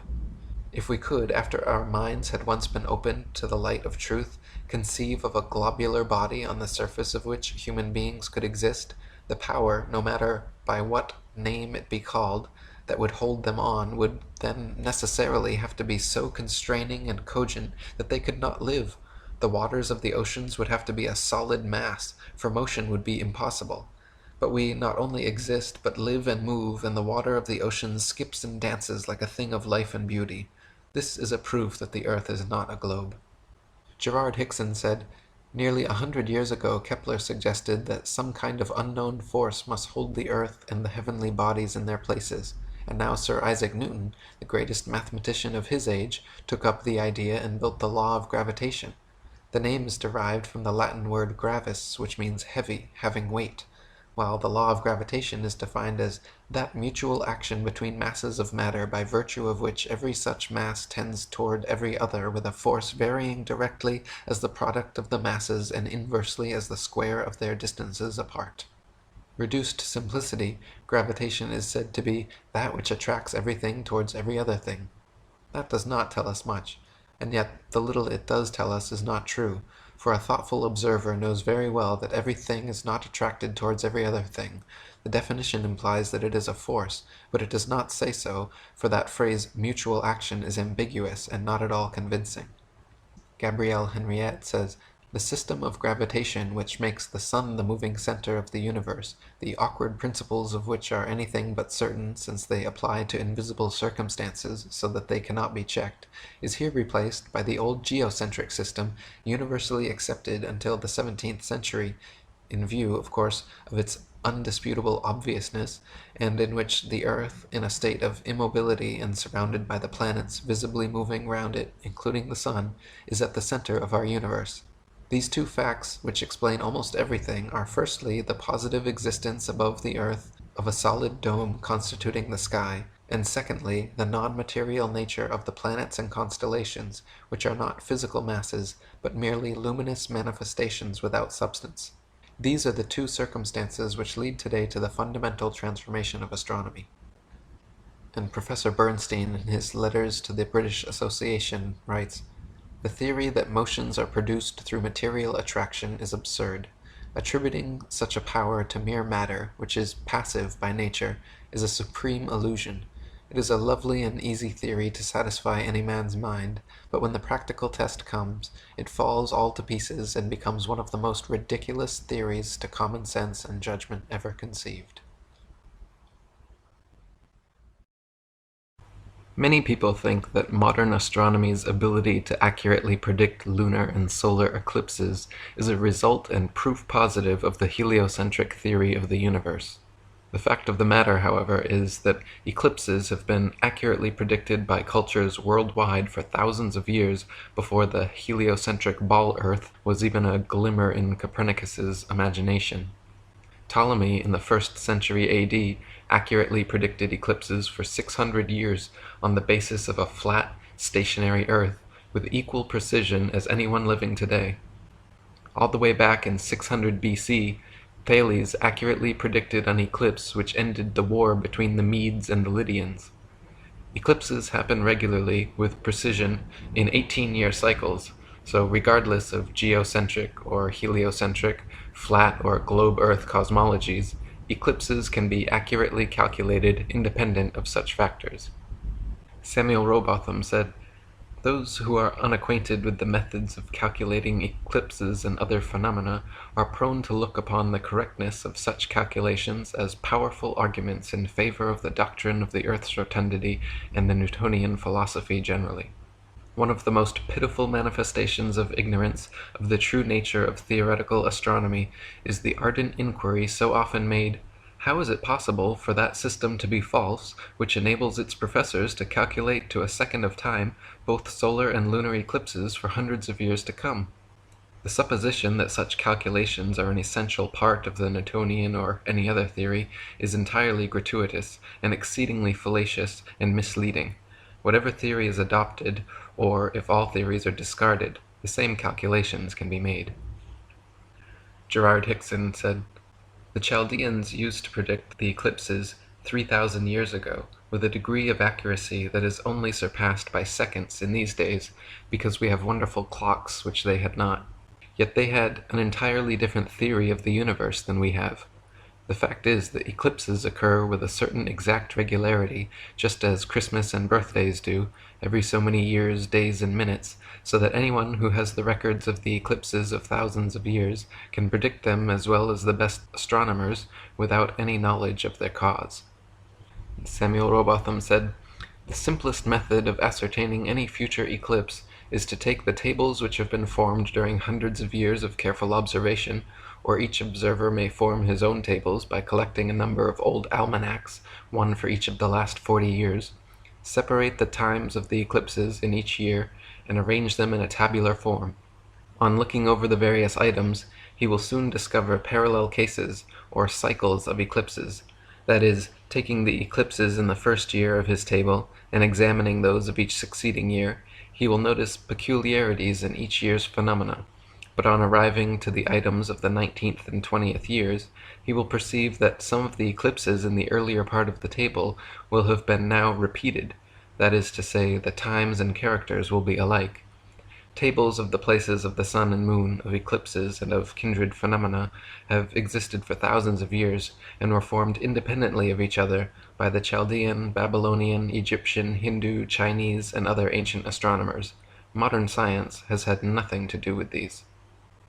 Another assumption and supposed proof of Earth's shape, heliocentrists claim that lunar eclipses are caused by the shadow of the ball Earth occulting the moon. The idea is that the sun, earth, and moon spheres perfectly align like 3 billiard balls in a row, so that the sun's light casts the earth's shadow onto the moon. Unfortunately for heliocentrists, this explanation is rendered completely invalid due to the fact that lunar eclipses have happened and continue to happen regularly when both the sun and moon are still visible together above the horizon.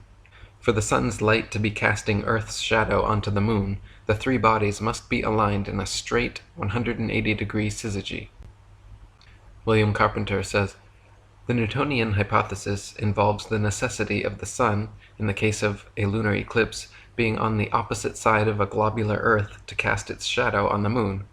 But since eclipses of the moon have taken place with both the sun and the moon above the horizon, it follows that it cannot be the shadow of the Earth that eclipses the moon, and that the theory is a blunder.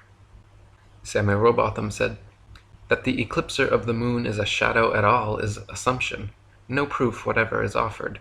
That the moon receives her light from the sun, and that therefore her surface is darkened by the earth intercepting the sun's light, is not proved.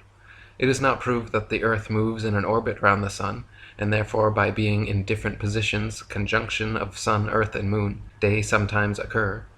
The contrary has been clearly proved, that the moon is not eclipsed by a shadow, that she is self-luminous, and not merely a reflector of solar light, and therefore could not possibly be obscured or eclipsed by a shadow from any object whatsoever, and that the earth is devoid of motion, either on axes or in an orbit through space.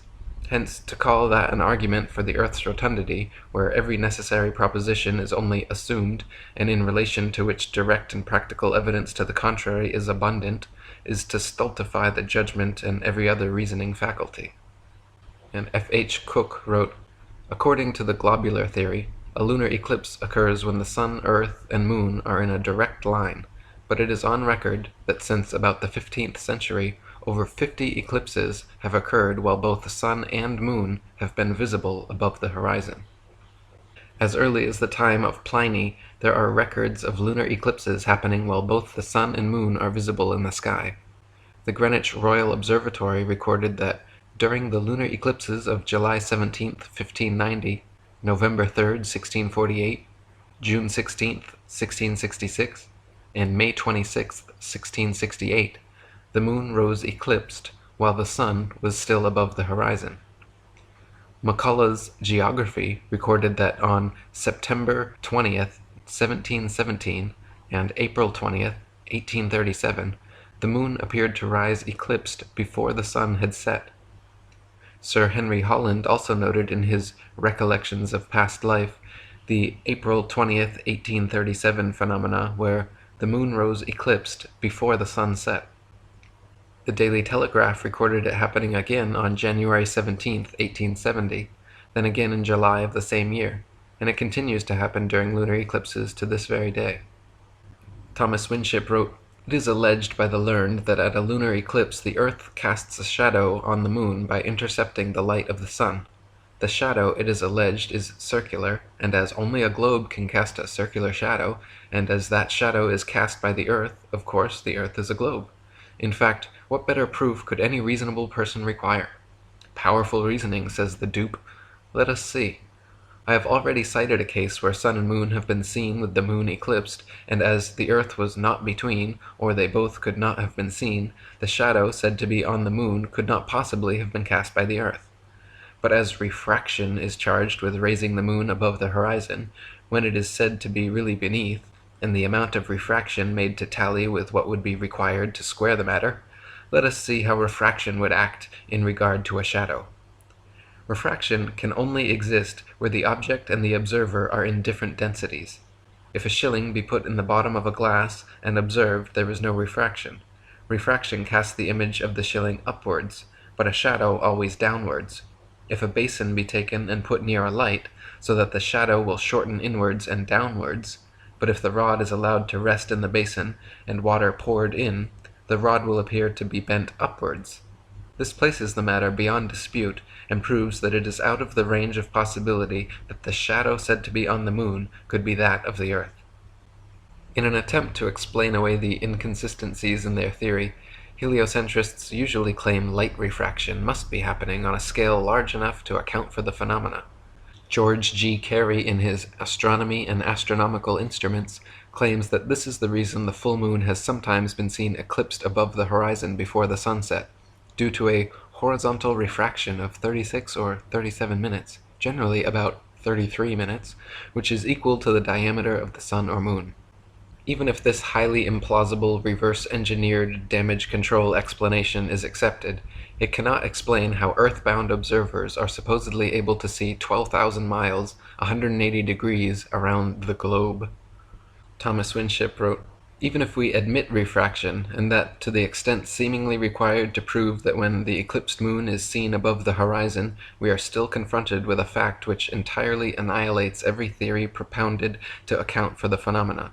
Taking the astronomer's own equation of 8 inches to the mile, varying inversely as the square of the distance for the curvature of the earth, where sun and moon are both seen at a lunar eclipse, the center of the sun is said to be in a straight line with the centers of the earth and the moon, each luminary being 90 degrees from the observer. This would give about 6,000 miles as the distance of each body from the observer. Now what is the curvature in 6,000 miles? No less than 24 million feet, or 4,545 miles.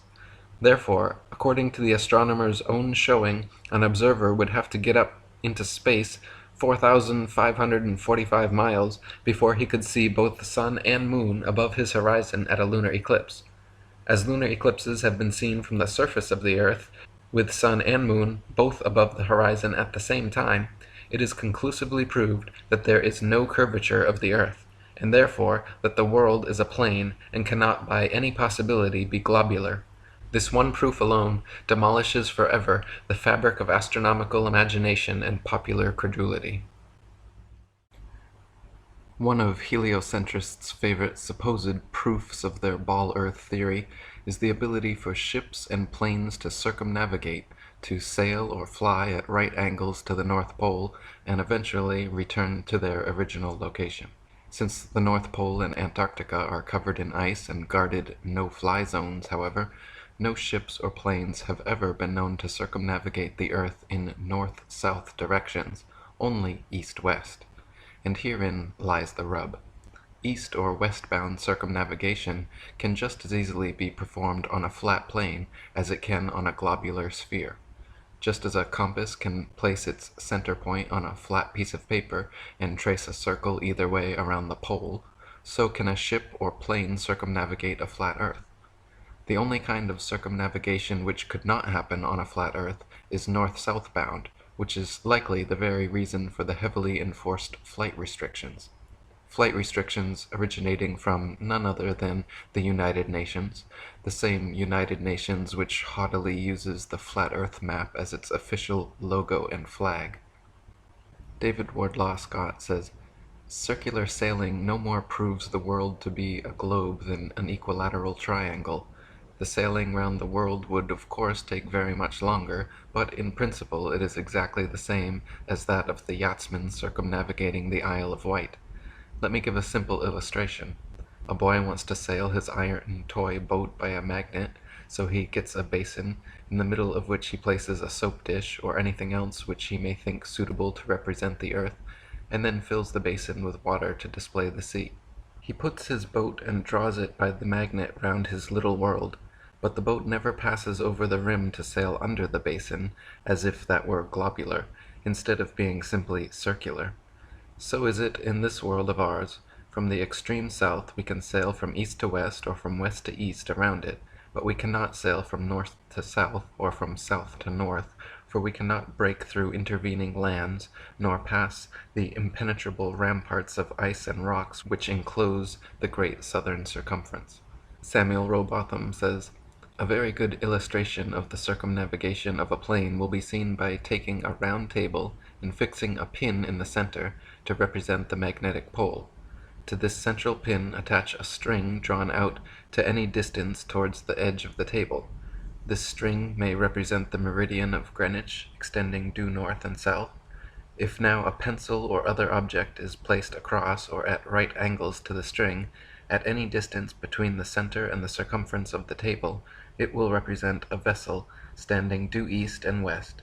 Now move the pencil and the string together in either direction, and it will be seen that by keeping the vessel, or pencil, square to the string, it must of necessity describe a circle round the magnetic center and return to the starting point in the opposite direction to that in which it first sailed.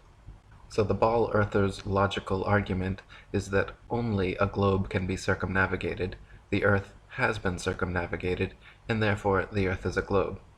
This is indeed a logical modus ponens statement, but the conclusion is rendered invalid because the first premise, that only a globe can be circumnavigated, is categorically false. Another similarly logical but unsound argument ball earthers make is that only on a globe would one gain or lose time when sailing or flying east or west. Time is gained or lost when sailing or flying east to west, and therefore the earth is a globe. Again, the logical conclusion is rendered invalid, and the argument unsound because the first premise is incorrect. The same effect would be experienced on a stationary flat earth as it would on a spinning ball earth. William Carpenter says, "The sun, as he travels round over the surface of the earth, brings noon to all places on the successive meridians which he crosses. His journey being made in a westerly direction, places east of the sun's positions have had their noon, whilst places to the west of the sun's position have still yet to get it. Therefore, if we travel easterly, we arrive at those parts of the earth where time is more advanced. The watch in our pocket has to be put on, or we may be said to gain time. If, on the other hand, we travel westerly, we arrive at places where it is still morning, the watch has to be put back, and it may be said that we lose time.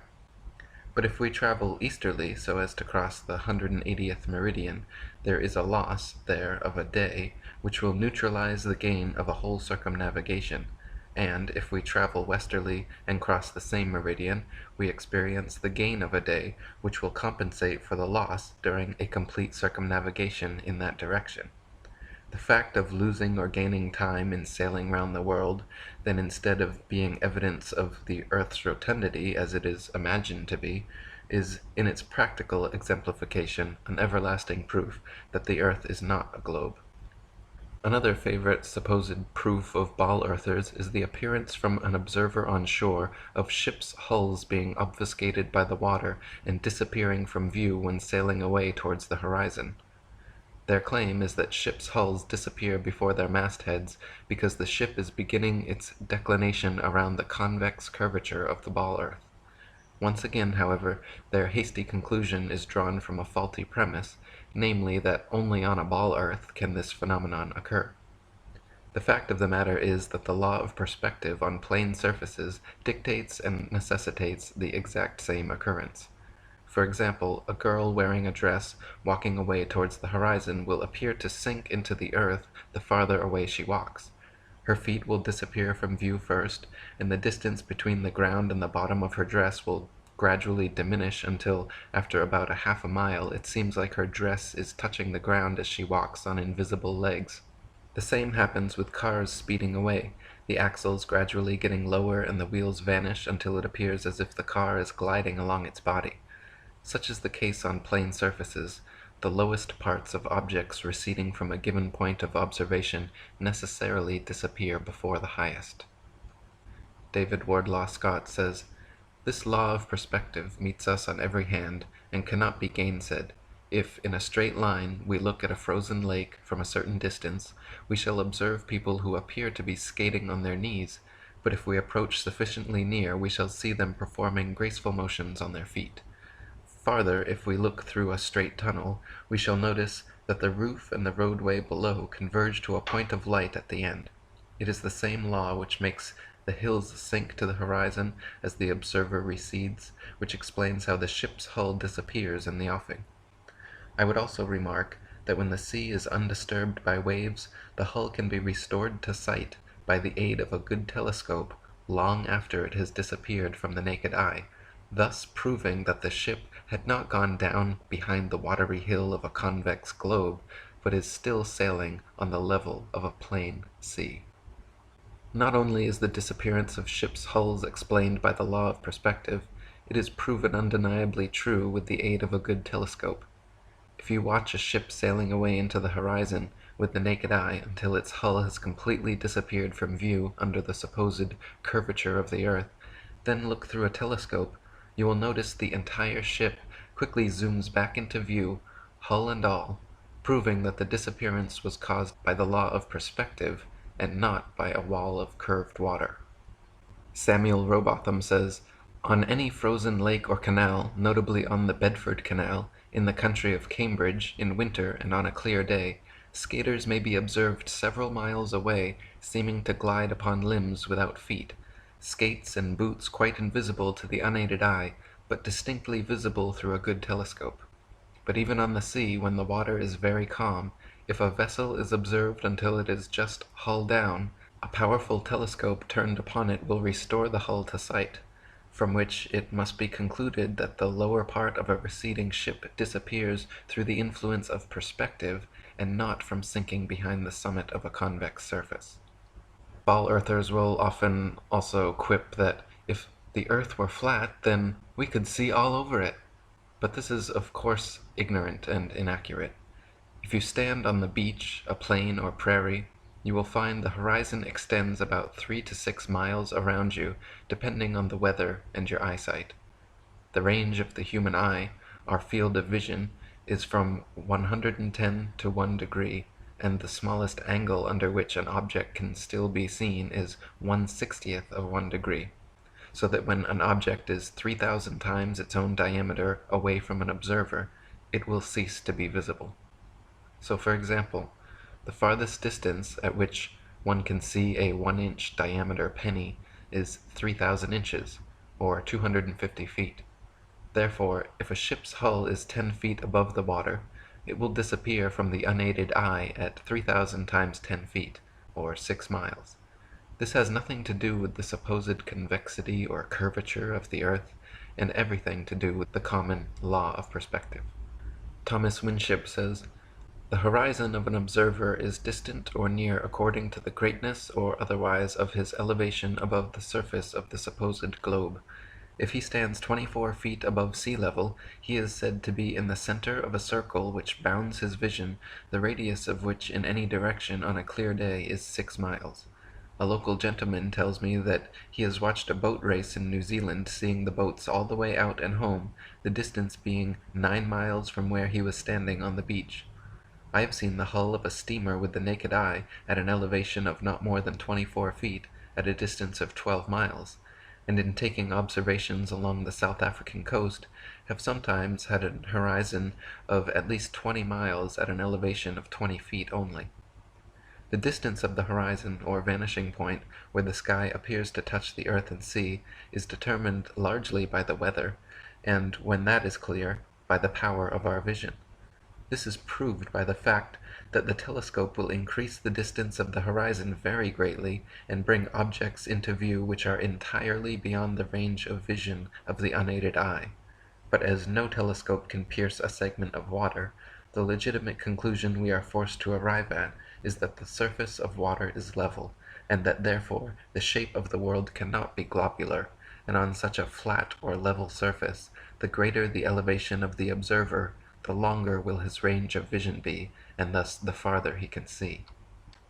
Samuel Rowbotham says, "On the shore near Waterloo, a few miles to the north of Liverpool, a good telescope was fixed. At an elevation of 6 feet above the water, it was directed to a large steamer just leaving the River Mersey and sailing out to Dublin.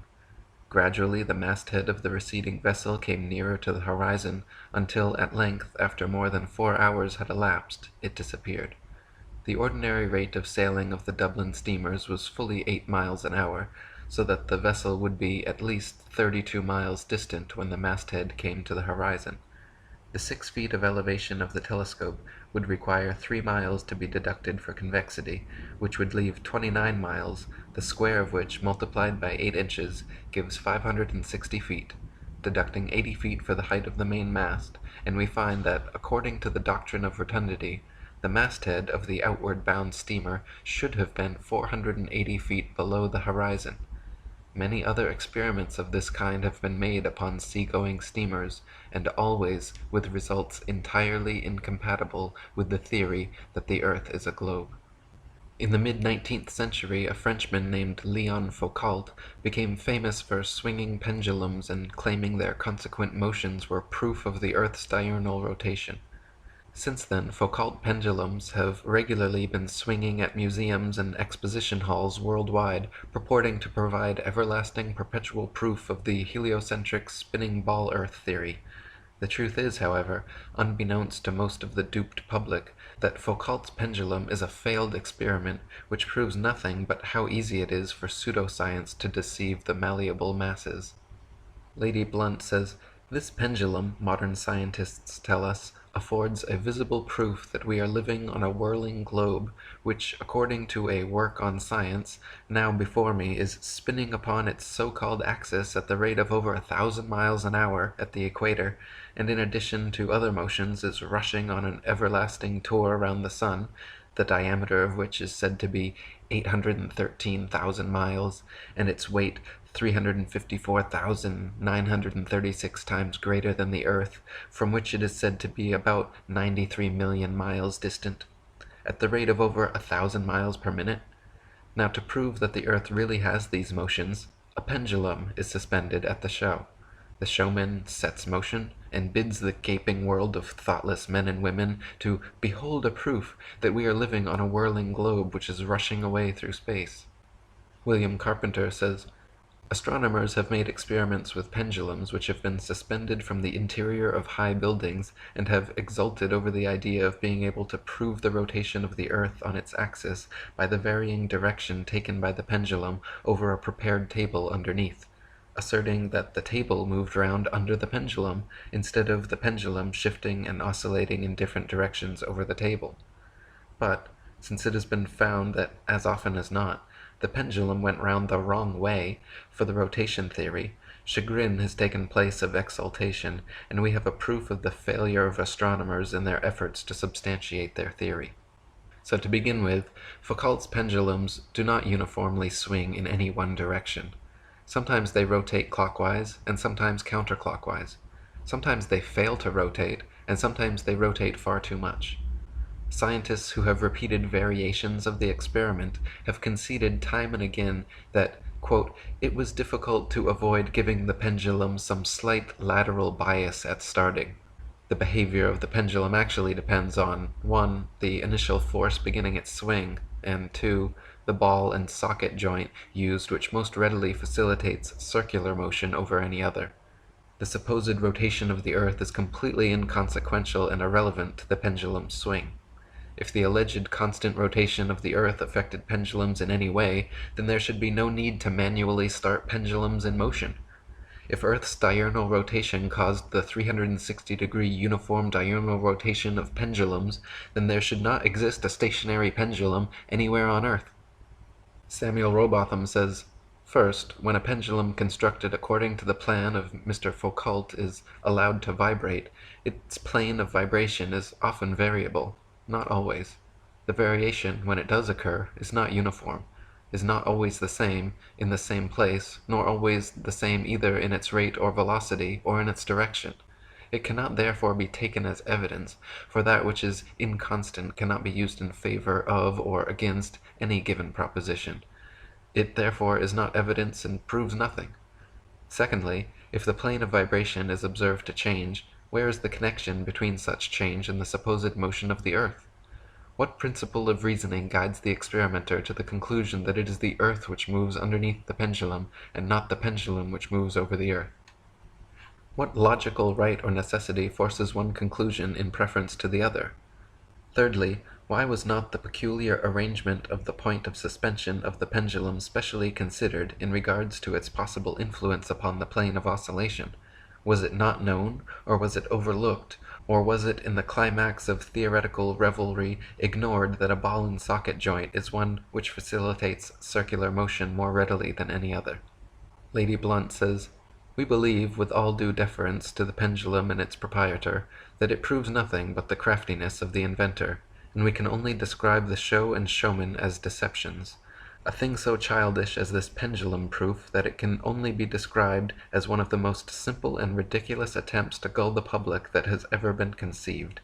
It has been said that the pendulum experiment proves the rotation of the Earth, but But this is quite impossible, for one pendulum turns one way, and sometimes another pendulum turns in the opposite direction.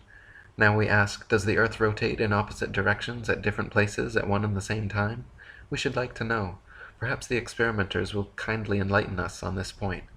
If the Earth had the terrible motions attributed to it, there would be some sensible effects of such motions. But we neither feel the motion, see it, nor hear it. And how people can stand watching the pendulum vibrate and think that they are seeing a proof of the motions of the Earth almost passes comprehension. They are, however, brought up to believe it, and it is thought to be scientific to believe what the astronomers teach. Also in the mid-19th century, another Frenchman named Gaspard Gustave Coriolis performed several experiments showing the effect of kinetic energy on rotating systems, which have ever since become mythologized as proof of the heliocentric theory. The Coriolis effect is often said to cause sinks and toilet bowls in the northern hemisphere to drain spinning in one direction, while in the southern hemisphere causing them to spin the opposite way, thus providing proof of the spinning ball Earth. Once again, however, just like Foucault's pendulums spinning either which way, sinks and toilets in the northern and southern hemisphere do not constantly spin in any one direction. Sinks and toilets in the very same household are often found to spin in opposite directions, depending entirely upon the shape of the basin and the angle of the water's entry, not the supposed rotation of the Earth. Jennifer Horton wrote, "While the premise makes sense that the Earth's eastward spin would cause the water in a toilet bowl to spin as well, in reality the force and speed at which the water enters and leaves the receptacle is much too great to be influenced by something as minuscule as a single 360-degree turn over the span of a day. When all is said and done, the Coriolis effect plays no larger a role in toilet flushes than it does in the revolution of CDs in your stereo. The things that really determine the direction in which water leaves your toilet or sink are the shape of the bowl and the angle at which the liquid initially enters the bowl." The Coriolis effect is also said to affect bullet trajectories and weather patterns as well, supposedly causing most storms in the northern hemisphere to rotate counterclockwise and most storms in the southern hemisphere to rotate clockwise, to cause bullets from long-range guns to tend towards the right of the target in the northern hemisphere and to the left in the southern hemisphere. Again, however, the same problems remain. Not every bullet and not every storm consistently displays the behavior, and therefore cannot reasonably be used as proof of anything. What about the precision of the sight aperture, human error, and wind? What about Michelson, Morley, and Gale's proven motion of the ether's potential effect? Why does the Coriolis effect affect most storms, but not all? If some storms rotate clockwise in the north and counterclockwise in the south, how do those storms escape the Coriolis force? And if the entire Earth's spin is uniform, why should the two hemispheres be affected any differently? Coriolis's effect and Foucault's pendulum are both said to prove the Earth moves beneath our feet, but in reality only prove how easy it can be for wolves in sheep's clothing to pull the wool over our eyes.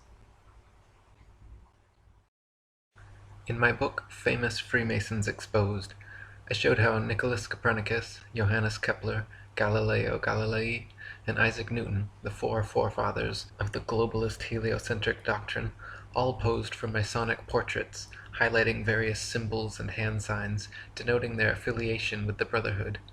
Galileo poses on a Masonic checkerboard floor, Kepler with the hidden hand sign, and all four of them pose with a Masonic compass and globe while flashing the Masonic M hand sign. Sir Isaac Newton was even knighted by Queen Anne at Trinity's College Masonic Master's Lodge. An inordinate number of NASA astronauts, the current propagators of the globalist heliocentric doctrine, are or were admitted Freemasons as well. John Glenn, two-time U.S. Senator and one of NASA's first astronauts, is a known Mason. Buzz Aldrin Jr., the second man to lie about walking on the moon, is an admitted ring-wearing, hand-sign-flashing 33rd degree Mason from Montclair Lodge, number 144 in New Jersey. Edgar Mitchell, another supposed moonwalker aboard Apollo 14, is an Order of Demolay Mason at Artesta Lodge, number 29 in New Mexico. James Irwin of Apollo 15, the last man to lie about walking on the moon, was a Tejon Lodge number 104 member in Colorado Springs. Don Eisel on Apollo 7 was a member of the Luther B. Turner Lodge number 732 in Ohio. Gordon Cooper aboard Mercury 9 and Gemini 5 was a master mason in Carbondale Lodge number 82 in Colorado. Virgil Grisham on Apollo 1 and 15, Mercury 5 and Gemini 3 was a master mason from Mitchell Lodge number 228 in Indiana. Walter Schirra Jr. on Apollo 7, Sigma 7, Gemini 6 and Mercury 8 was a 33rd degree mason at Canaveral Lodge number 339 in Florida. Thomas Stafford on Apollo 10 and 18, Gemini 7 and 9 was a mason at Western Star Lodge number 138 in Oklahoma. Paul Weitz on Skylab 2 and Challenger is from Lawrence Lodge number 708 in Pennsylvania. NASA astronauts Neil Armstrong, Alan Shepard, William Pogue, Vance Brand, and Anthony England all had fathers who were Freemasons too. The amount of astronauts known to be Freemasons or from Freemasonic families is astonishing. It is likely that more astronauts and people of key importance in NASA are affiliated with the Brotherhood as well, but not so open about their membership. For there to be this many Masons, members of the world's largest and oldest secret society, involved with the promotion and propagation of this globalist heliocentric doctrine from its outset to today, should raise some serious suspicion. C. Fred Kleinecht, head of NASA at the time of the Apollo space program, is now the sovereign Grand Commander of the Council of the 33rd Degree of the ancient and accepted Scottish Rite of Freemasonry of Southern jurisdiction. It was his reward for pulling it off. All of the first astronauts were Freemasons. There's a photograph in the House of the Temple in Washington, D.C. of Neil Armstrong supposedly on the moon's surface in his spacesuit holding his Masonic apron. NASA's logo is a red forked serpent's tongue overlaying the starry heavens. Serpents, and specifically their forked tongues, have long been associated with lying, deceit, cleverness, two-facedness, manipulation, and with Satan, the devil. Why would the National Aeronautics and Space Administration choose this as their official logo? The United Nations, the New World Order government headquarters, built on land donated by 33rd degree Freemason John D. Rockefeller, is represented by a logo and flag which clearly depicts a flat earth divided into 33 sections. There are 33 official degrees of Scottish Rite Freemasonry, and the UN flag features a flat earth divided into exactly 33 sections. Why would the United Nations founders choose a logo and flag of a flat earth map divided into 33 sections? How is it that C. Fred Kleinecht, the head of NASA, retired and immediately became the head of the 33rd degree of Freemasonry? How is it that all the forefathers of the ball earth theory and so many NASA astronauts are all Freemasons? The Masons' esoteric religion, the very basis of their symbols and rituals, is sun worship. From their first day in the lodge, Masonic initiates learn that Freemasonry is all about light, enlightenment, illumination, hence the Illuminati, and hence worship of the sun as the giver of light. Masonic halls are all purposely constructed to correspond with the motions of the sun. They are always situated intentionally facing east towards the sun, with the worshipful master sitting in the far east on a throne engraved with a picture of the sun. The high festival of the Masons is on Christians' St. John's Day, or the 24th of June, otherwise known as Midsummer's Day, when the sun arrives at its annual highest elevation, the summer solstice. Regarding the Masonic rite of circambulation, 33rd degree Freemasonic historian Albert Mackey says, "In Freemasonry, people always walked 3 times round the altar while singing a sacred hymn. In making this procession, great care was taken to move an imitation of the course of the sun. The rite of circumambulation undoubtedly refers to the doctrine of sun worship." Masonry is derived and is the remains of the religion of the ancient Druids, who, like the Magi of Persia and the priests of Heliopolis in Egypt, were priests of the sun. They paid great worship to this great luminary, as the great visible agent of a great invisible first cause.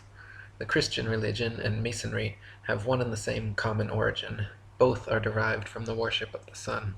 The difference between their origin is that the Christian religion is a parody on the worship of the sun, in which they put a man whom they call Christ in place of the sun, and pay him the same adoration which was originally paid to the sun.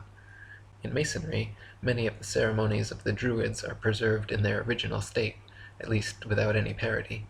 With them, the sun is still the sun, and his image, in the form of the sun, is the great emblematical ornament of Masonic lodges and Masonic dresses. It is the central figure on their aprons, and they wear it also as a pendant on the breast of their lodges and in their processions. The sun, as the great visible agent of the Creator, was the invisible object of the adoration of the Druids. All their religious rites and ceremonies had reference to the apparent progress of the sun through the 12 signs of the zodiac and his influence upon the earth. The Masons adopt the same practices. The roof of their temples or lodges is ornamented with a sun, and the floor is a representation of the variegated face of the earth, either by carpeting or mosaic work. The emblematical meaning of the sun is well known to the enlightened and inquisitive Freemason, and as the real sun is situated in the center of the universe, so the emblematical sun is in the center of real Masonry. Only the scientific Freemason knows the reason why the sun is placed in the center of this beautiful hall, says Thomas Paine in his Origin of Freemasonry. The real reason the sun is placed in the center of Masonic halls is because it represents the core of their 5-century-long heliocentric deception. First, the sun worshippers took us off our ancient natural 13-month lunar calendars and replaced them with unnatural, irregular 12-month Gregorian solar calendars. Second, they put the sun into the center of the universe and then convinced people the earth and everything else revolve around it.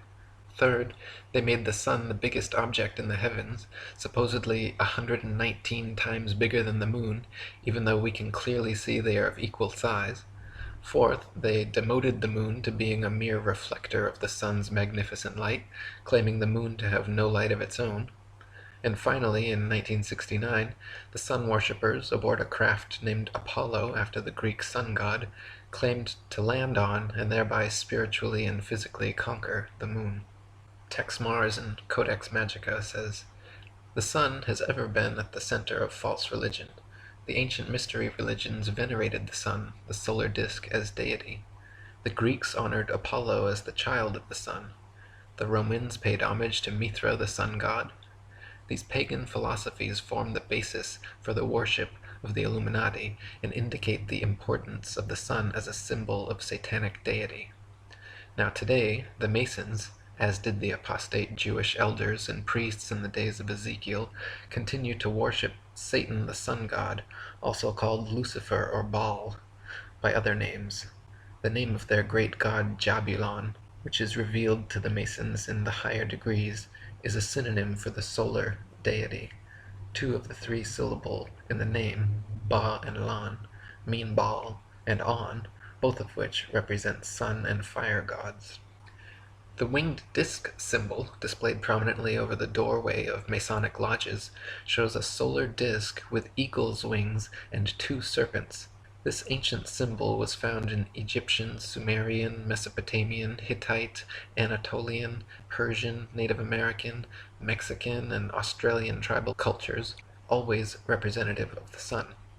Eagles have also long been associated with the sun, since they fly highest, closest to the sun, and they can stare straight into its light. Roman generals kept golden solar eagles atop their rods as a sign of supremacy over the army. In Egypt, Horus the hawk was always symbolized with the sun over his head. The Native Americans also associated eagles with the sun, such as the Abenaki eagle god Kisosin the Sunbringer. NASA's Apollo 11 mission patch symbol shows an eagle landing on the moon. The Apollo 16 and 17 patches also prominently feature eagles. The Apollo 13 symbol shows 3 horses pulling the sun behind them, which references the ancient Greek legend of Helios, the sun god, traveling across the sky in a chariot drawn by horses. In total, NASA supposedly landed 12 men, and 0 women, on the moon. Since the moon has always been associated with the feminine, and the number 13, the sun associated with the masculine, and number 12, putting 12 men on the moon, once again symbolic of the Masonic patriarchal brotherhood conquering the divine celestial feminine. This is also the occult reason why Apollo 13 coincidentally had an explosion at 113 on April 13th. William Cooper in Mystery Babylon said, "To make interstellar travel believable, NASA was created. The Apollo space program foisted the idea that man could travel to and walk upon the moon. Every Apollo mission was carefully rehearsed and then filmed in a large sound stage at the Atomic Energy Commission's top-secret test site in the Nevada desert, and in a secured and guarded soundstage at the Walt Disney Studios, within which was a huge-scale mock-up of the moon. All names, missions, landing sites, and events in the Apollo space program echoed the occult metaphors, rituals, and symbology of the Illuminati's secret religion. The most transparent was the faked explosion of the spacecraft Apollo 13 named Aquarius, New Age, at 13:13 military time on April 13th, 1970. So why do NASA logos feature serpent tongues and eagles? And why are there an excessive number of Mason astronauts? The eagle-winged solar disk symbol with twin serpents found in every Masonic lodge holds the answer. The double-headed eagle is the official symbol of the 33rd degree of Masonry. The 25th degree of Masonry initiates are known as Knights of the Brazen Serpent, and the 28th degree are known as Knights of the Sun. The religion of the Druids, precursor to modern Masonry, was the same as the ancient Egyptians, where priests ruled from Heliopolis, the city of the sun, a city full of obelisks built for their sun god Ra. David Bay, in Freemasonry Proven to Worship Lucifer, says, "The Egyptians believed that the spirit of their sun god Ra resides within the obelisk. Therefore, they would worship and pray to the obelisk, always facing east, 3 times daily if possible. The greatest obelisk in the world is the Washington Monument, created by the Freemasons in honor of President George Washington. To see how important the obelisk is to the Mason, you only have to go to a cemetery where Masons are buried and look at the many graves which display obelisk gravestones." And William Cooper again said, "The serpent is universally the symbol of the sun, as the sun was the great enlightener of the physical world, so the serpent was held to have been the great enlightener of the spiritual, by giving mankind the knowledge of good and evil. And according to the Bible, you know who gave man the knowledge of good and evil? Satan, Lucifer. Now if the adepts knew that the sun was a symbol of something that the people would not support, such as a belief that Lucifer, the devil, was the god that they worshipped, they would have to continue with their charade, so that the people would not decide to stop worshipping. Because if the sheeple figured it out, they would no longer support their activities. They would have to keep their beliefs from the people, and conceal their secret worship in hidden symbols. So sun worship as a religion prospered." The first person to ever present the idea of a sun-centered universe was Pythagoras of Samos in around 500 BC. Pythagoras is also widely recognized by Masonic historians as being the very first Freemason.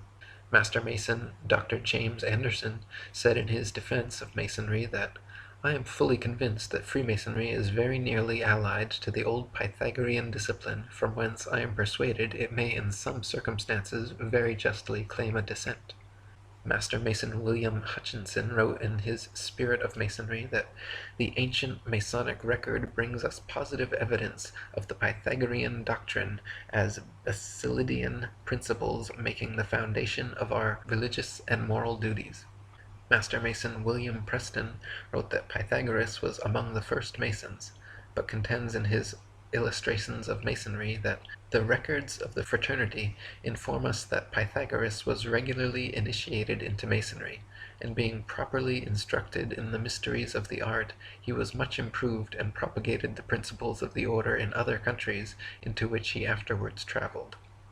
33rd degree Freemasonic historian Albert Mackey, in his Encyclopedia of Freemasonry, wrote that on his return to Europe, Pythagoras established his celebrated school at Crotona, a Dorian colony in the south of Italy, about 529 BC, much resembling that subsequently adopted by the Freemasons. His school soon acquired such a reputation that disciples flocked to him from all parts of Greece and Italy. Pythagoras taught as the principal dogma of his philosophy the system of metempsychosis, or the transmigration of souls. He taught the mystical power of numbers, and much of the symbolism on that subject which we now possess is derived from what has been left to us by his disciples. He was also a geometrician, and is regarded as having been the inventor of several problems. The schools established by Pythagoras at Crotona and other cities have been considered by many writers as the models after which Masonic lodges were subsequently constructed. The disciples of this school wore the simplest kind of clothing, and having on their entrance surrendered all their property to the common fund, they then submitted for 3 years to voluntary poverty, during which time they were also compelled to a rigorous silence.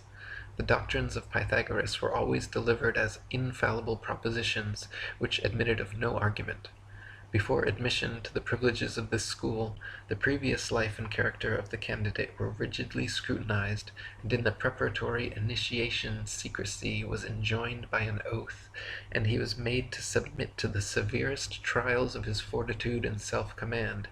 He who, after his admission, was alarmed at the obstacles he had to encounter, was permitted to return to the world, and the disciples, considering him as dead, performed his funeral obsequies, and erected a monument to his memory. The mode of living in the school of Crotona was like that of the modern communists. The brethren, about 600 in number, with their wives and children, resided in one large building. They arose before day to pay their devotions to the sun. The meals consisted principally of bread, honey, and water, for though the table was often covered with delicacies, no one was permitted to partake of them. It was in this secret school that Pythagoras gave his instructions on his interior doctrine and explained the hidden meaning of his symbols. There were 3 degrees.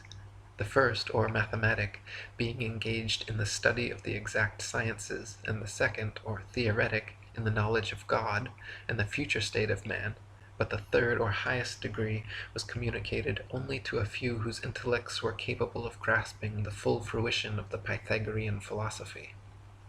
In addition to these admissions by Masonic historians, the life and work of Pythagoras closely resembles many aspects of the craft, from his obsession with triangles and geometry to his school cult full of initiatory rites and brainwashing. Candidates were rigidly scrutinized, just like candidates for Masonry are given the 3rd degree, i.e., forced to answer many probing personal questions, and are then either given a white ball or black ball by Masons in the lodge, just one black ball resulting in being blackballed or kicked out. If initiated, just like in Masonry, Pythagorean initiates had to swear oaths of secrecy and loyalty, then submitted to various tests, trials, and rituals. The brethren lived like communists and worshipped the sun. Over time they progressed through a series of 3 degrees, in which only the privileged few in the highest degree learned the truth of the symbols and rituals.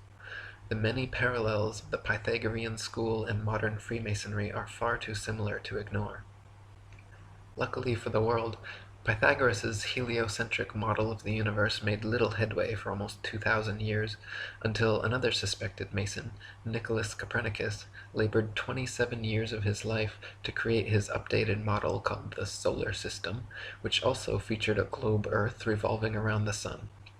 Born in Prussia in 1472, Copernicus studied philosophy and medicine at Swakova and became professor of mathematics at Rome.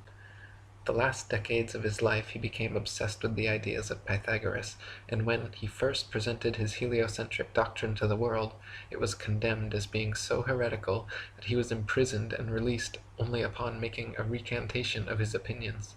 He published his famous treatise on the revolution of the celestial spheres in 1543, the year of his death, and even then insisted on their purely hypothetical nature. Copernicus wrote, "The Pythagorean teaching was founded upon hypothesis, and it is not necessary that the hypothesis should be true or even probable.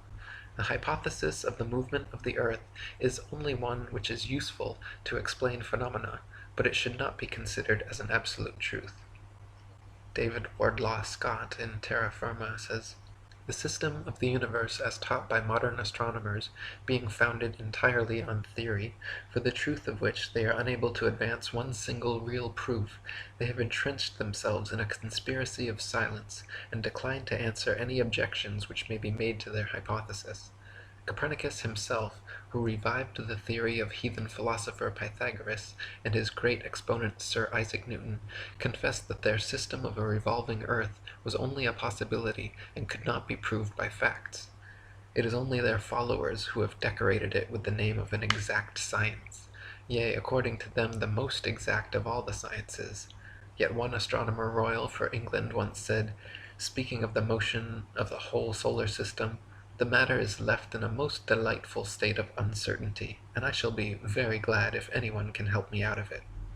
What a very sad position for an exact science to be in is this. Lady Blunt, in The Romance of Science, said, "The origin of the globular theory may be traced and shown to be pagan. It was introduced into Egypt by the Greek Pythagoras about 500 B.C. He was a native of Samos, and a great traveller in his early days. He travelled much in the East, and he imbibed the fallacious idea that the earth and sea together formed a whirling globe, and that the heavenly bodies were other worlds inhabited. Pythagoras returned to Europe and introduced these serious errors into his own country. Newton was no logician, and logic formed no part of his composition. Nor did he profess to possess this quality, which is absolutely essential to a discerner and founder of true science. He spent his whole life in investing, formulating an elaboration which he called the solar system, building upon the mythical fallacies which Pythagoras had brought from the East in the first place, and which had been handed down by Copernicus, Kepler, and Galileo. Without testing the nature of his foundations, he accepted the whole fabrication and took Copernicus's hypotheses all for granted. Gabrielle Henriette in Heaven and Earth said, Copernicus had evolved another theory, which he also explains in his treatise on the revolution of the celestial spheres, that if a body is to revolve around another, the first one must have a spherical shape and rotate about its axis in the manner of a spinning top. Consequently, in order to make this notion fit in with the movement of the earth round the sun, which he had devised in order to explain the seasons, he suddenly decreed that the earth was round, contrary to the general opinion at the time, and then proclaimed that it had a movement of rotation about its axis. The great inconvenience in this proposition is that the rotation of the earth cannot be seen to exist, either with regard to the position of the sun or clouds during the day, or of the moon and other planets by night. On the other hand, the fact of the immobility of the earth has an immense advantage over the theory of the rotation, in that it can positively be recognized as such, and it can safely be said that if the earth cannot be seen to move, there are 100 chances in 100 that it does not do so. The 1969 Apollo moon landings, the 1976 Viking and other subsequent Mars landings, all images showing a spherical rotating Earth, all supposed space stations and satellites orbiting the ball Earth, every Hubble photoshopped image, and the entire NASA organization are one big hoax created to convince you that the Earth is not flat. Over the past 5 decades, through lies and photo and video trickery, the Freemasons at NASA have effectively convinced the entire world to believe several myths totally contrary to our senses and personal experience. They claim, contrary to our senses, that many of us are standing upside down, thinking we are right side up, on the underside of a spinning ball Earth. They claim, contrary to our senses, that we are reeling through space at millions of miles per hour, that stars are actually suns, that the sun is actually bigger than the moon, and that most stars are actually bigger than the sun. We can clearly see and feel, however, that we are standing right side up on a motionless, flat Earth. The sun and moon are the same size. The stars are clearly smaller than both, and cannot be proven to be distant suns in other solar systems. With a little Photoshop, rocket technology, and a bunch of lying Freemasons, NASA has convinced nearly everyone on Earth to disbelieve their own eyes, common sense, and experience. As mentioned in a previous chapter, stars and planets have often been seen through the moon. which means it is semi-transparent, and if the moon is semi-transparent, it cannot be the solid, spherical planetoid claimed by modern astronomy. Samuel Shenton, president of the Flat Earth Society, was quoted before the Apollo supposed moon landings, stating that stars have been seen through the moon. The astronauts had better be ready to come right back because there isn't anything much to land on. Samuel Shenton also said, "We so-called flat earthers, observing certain false presentation used by the Americans in TV and films showing the orbits and descents of their space vehicles, wish to place our views before young and interested people. In so doing, we trust that no more jibes about flat earthers will be occasioned from Prime Minister Wilson of the Socialist Party and Enoch Powell of the Conservative Party." Many of the first people to unequivocally call out the NASA moon landings as being a staged hoax, besides knowledgeable flat earthers, were professional photographers. When the official NASA photographs of the moon are closely examined, it is clear that many were taken inside a studio using repetitive backgrounds, artificial lighting, wires, and cranes. Others were composite desert photographs with the backgrounds blacked out and astronauts superimposed in. Award-winning British photographer David Percy, photo analyst and historian Jack White, photographer for Nexus magazine publisher Marcus Allen, and many others have put their professional reputations on the line to expose NASA's photographic evidence. David Percy from Dark Moon, Apollo, and the Whistleblowers says, "The numerous inconsistencies clearly visible in the Apollo photographic record is quite irrefutable. Some of the many errors we evidence were due to haste and poor thinking. Others were deliberately planted by individuals we have dubbed whistleblowers, who were determined to leave evidence of the faking in which they were unwillingly involved. Probably the most emphatic of these whistles was a bottle that rolled across the moon landscape on the TV screens in Western Australia during a live transmission from the moon. None of the Apollo missions brought any extra studio lighting with them on the lunar lander, so the sun should be the only light source on the moon, and in all pictures taken there. In that case, the light should only come from one direction, and all shadows should be cast in the opposite direction. However, in dozens of official NASA photos, there are shadows being cast in up to 3 directions simultaneously, often at up to 90-degree angles, which can only be the result of multiple light sources not present on the moon. Several pictures even show overhead spotlights reflecting in astronauts' helmets, and multiple lens flares originating from 2 or more light sources. Analyzing several images from the 6 missions shows repeated background features, the exact same hills, dunes, craters being used over and over again in supposedly different places on the moon, as well as visible foreground and backdrop lines indicative of a studio set. In images from Apollo 11, Buzz Aldrin can be seen wearing different color gloves and different length boots in pictures that were supposedly taken within minutes of each other. If Buzz was really in the vacuum of space in a pressurized spacesuit, he certainly would not have had time or reason to depressurize and repressurize his suit just to make such fashion adjustments. Some pictures show the lunar rover with no tracks anywhere around it. Others show rover tracks all over the foreground while it is yet to be unpacked and unloaded. A couple pictures even show what appear to be sneakers and ladies' heels tracks on the moon, in addition to astronauts' boot prints. Sam Colby, in Apollo Fake, says, "Michael J. Tuttle faked the so-called Apollo training simulation photographs using Photoshop 3 and then posted them on NASA websites as being genuine photographs taken on the moon. I regularly get email from people claiming that digital manipulation of photographs was not available back in 1969. People have been creating fake photographs ever since the camera was invented, and who is saying the pictures were faked back in 1969 anyway? People don't understand that the majority of NASA's fake moon pictures were created in the mid-90s. The proof lies in the fact that most do not appear in any books or magazines prior to 1990. 95% of NASA's fake moon pictures on their websites were never seen prior to the launch of the internet. They had to produce a considerable number of fake moon pictures for all 6 missions, otherwise the public would want to know why there were so few. Not all of NASA's fake Apollo pictures have been altered with Photoshop.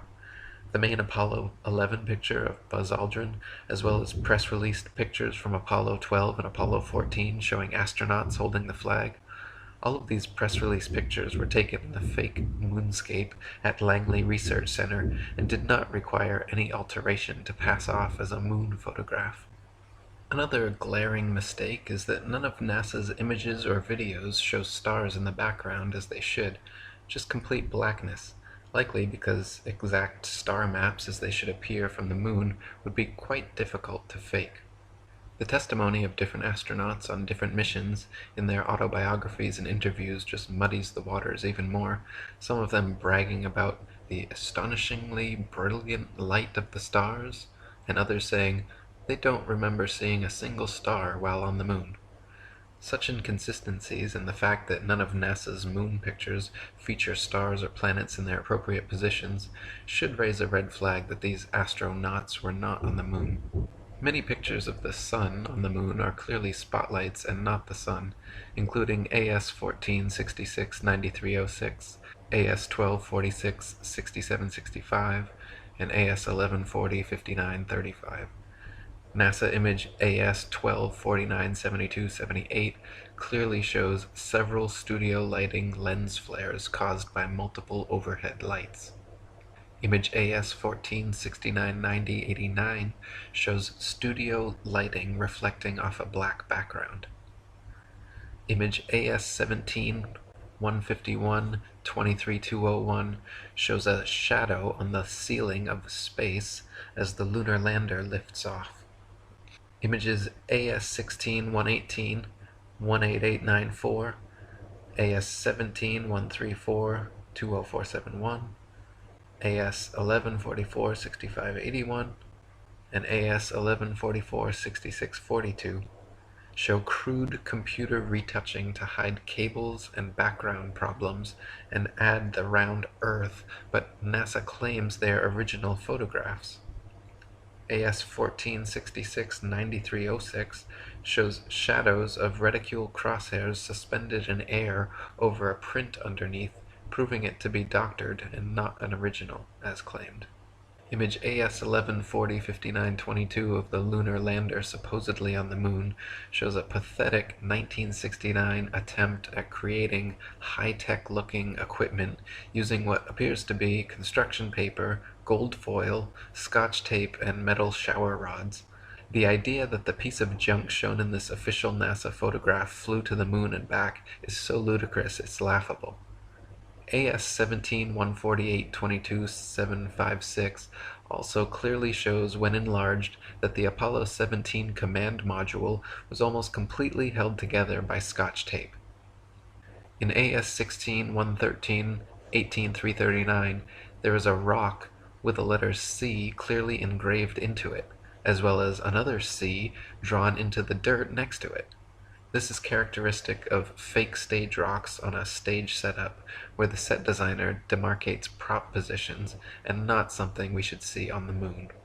NASA image AS 1140-5926 shows a close-up of the footpads of the lunar lander without a speck of dust on them, and without a burn print under its 10,000-pound thrusters, like it was just gently set down in place.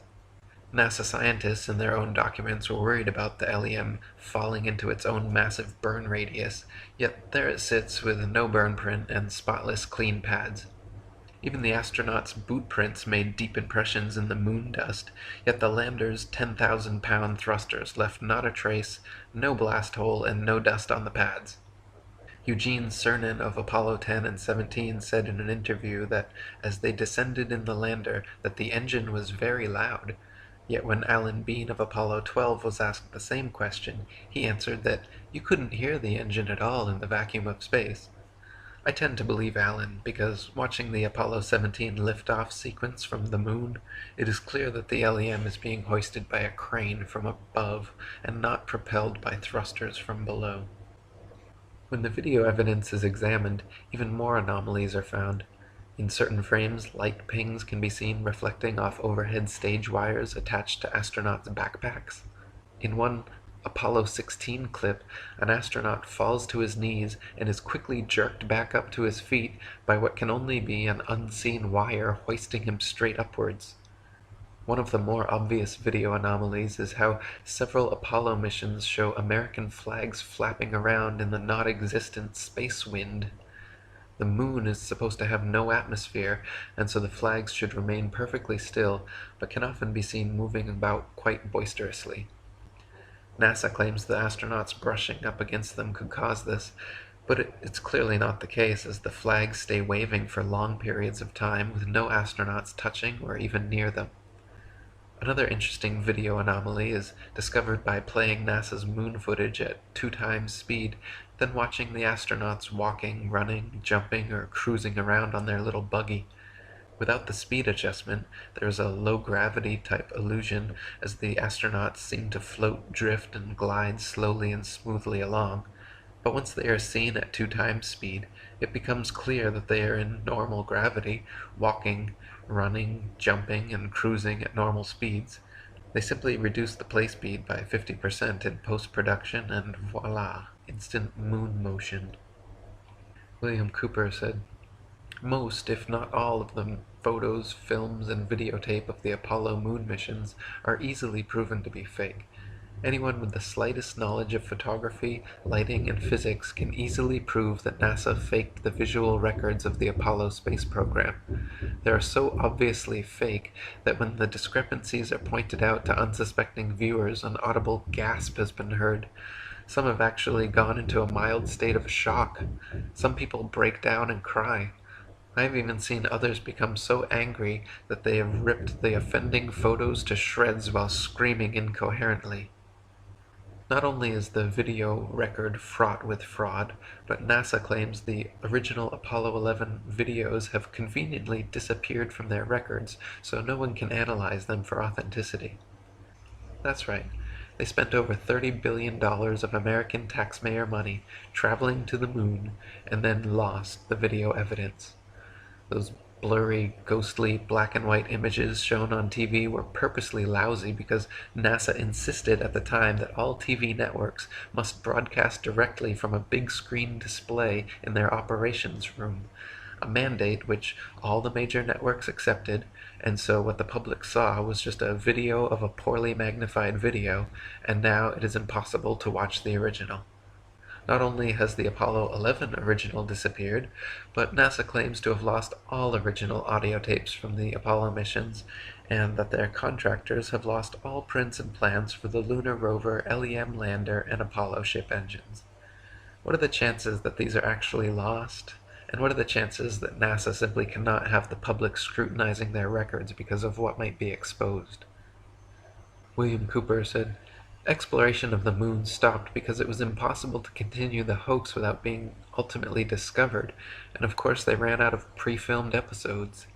No man has ever ascended higher than 300 miles, if that high, above the Earth's surface. No man has ever orbited, landed on, or walked upon the moon in any publicly known space program. If you doubt this, please explain how the astronauts walked upon the moon's surface enclosed in a spacesuit in full sunlight, absorbing a minimum of 265 degrees of heat surrounded by a vacuum." Temperatures on the moon supposedly range from 279 degrees below zero during the depths of the lunar night, which is far colder than even Antarctica's coldest winter, and up to 243 degrees above zero at lunar midday, which is hotter than boiling water.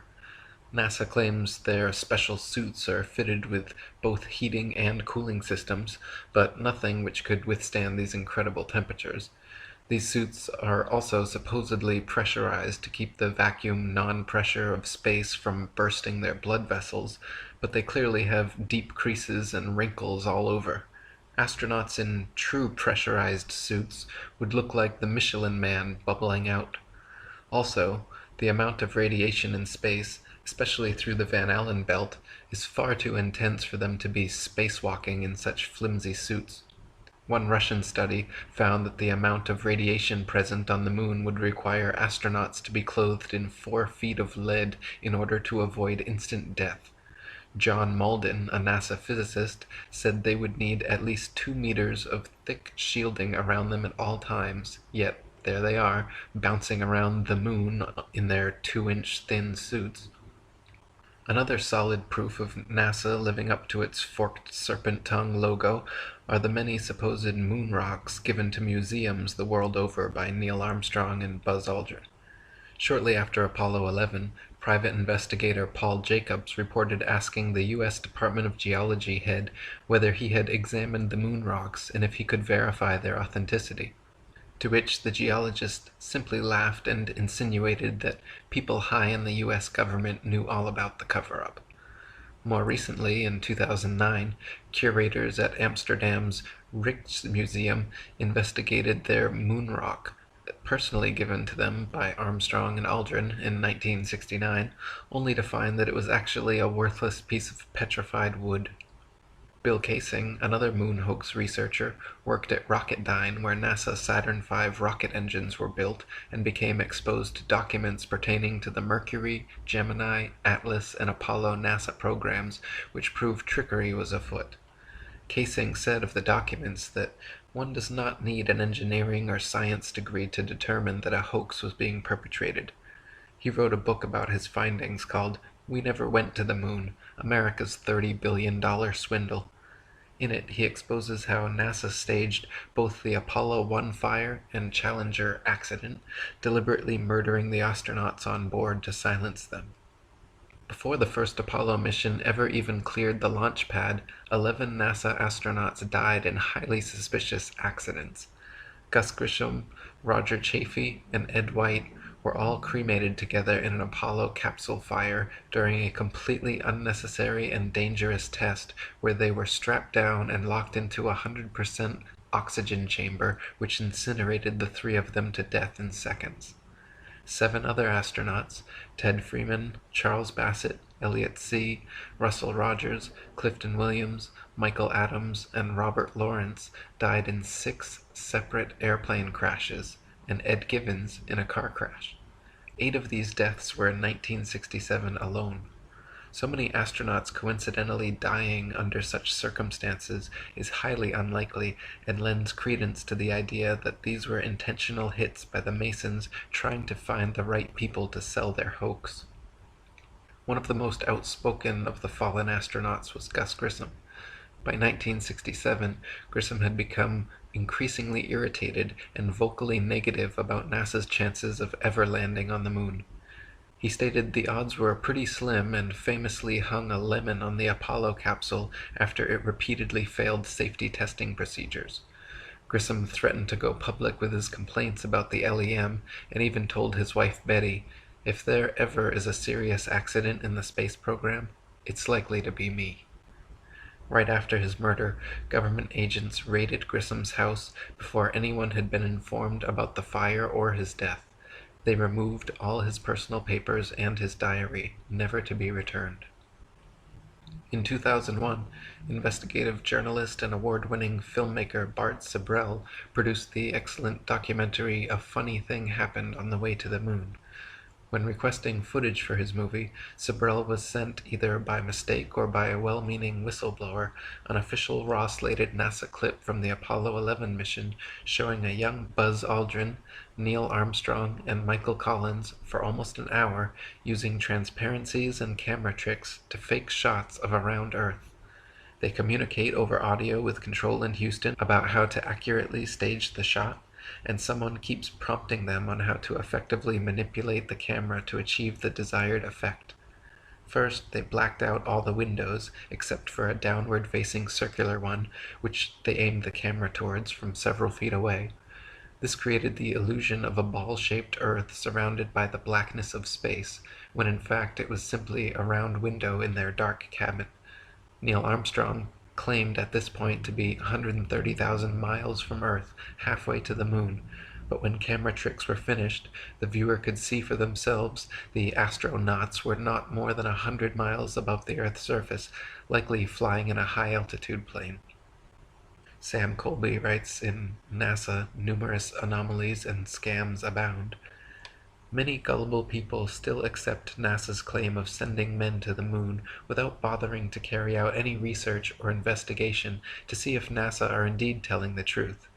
There are some who will never accept the moon missions were faked, regardless of how much factual evidence of a fake is put before them.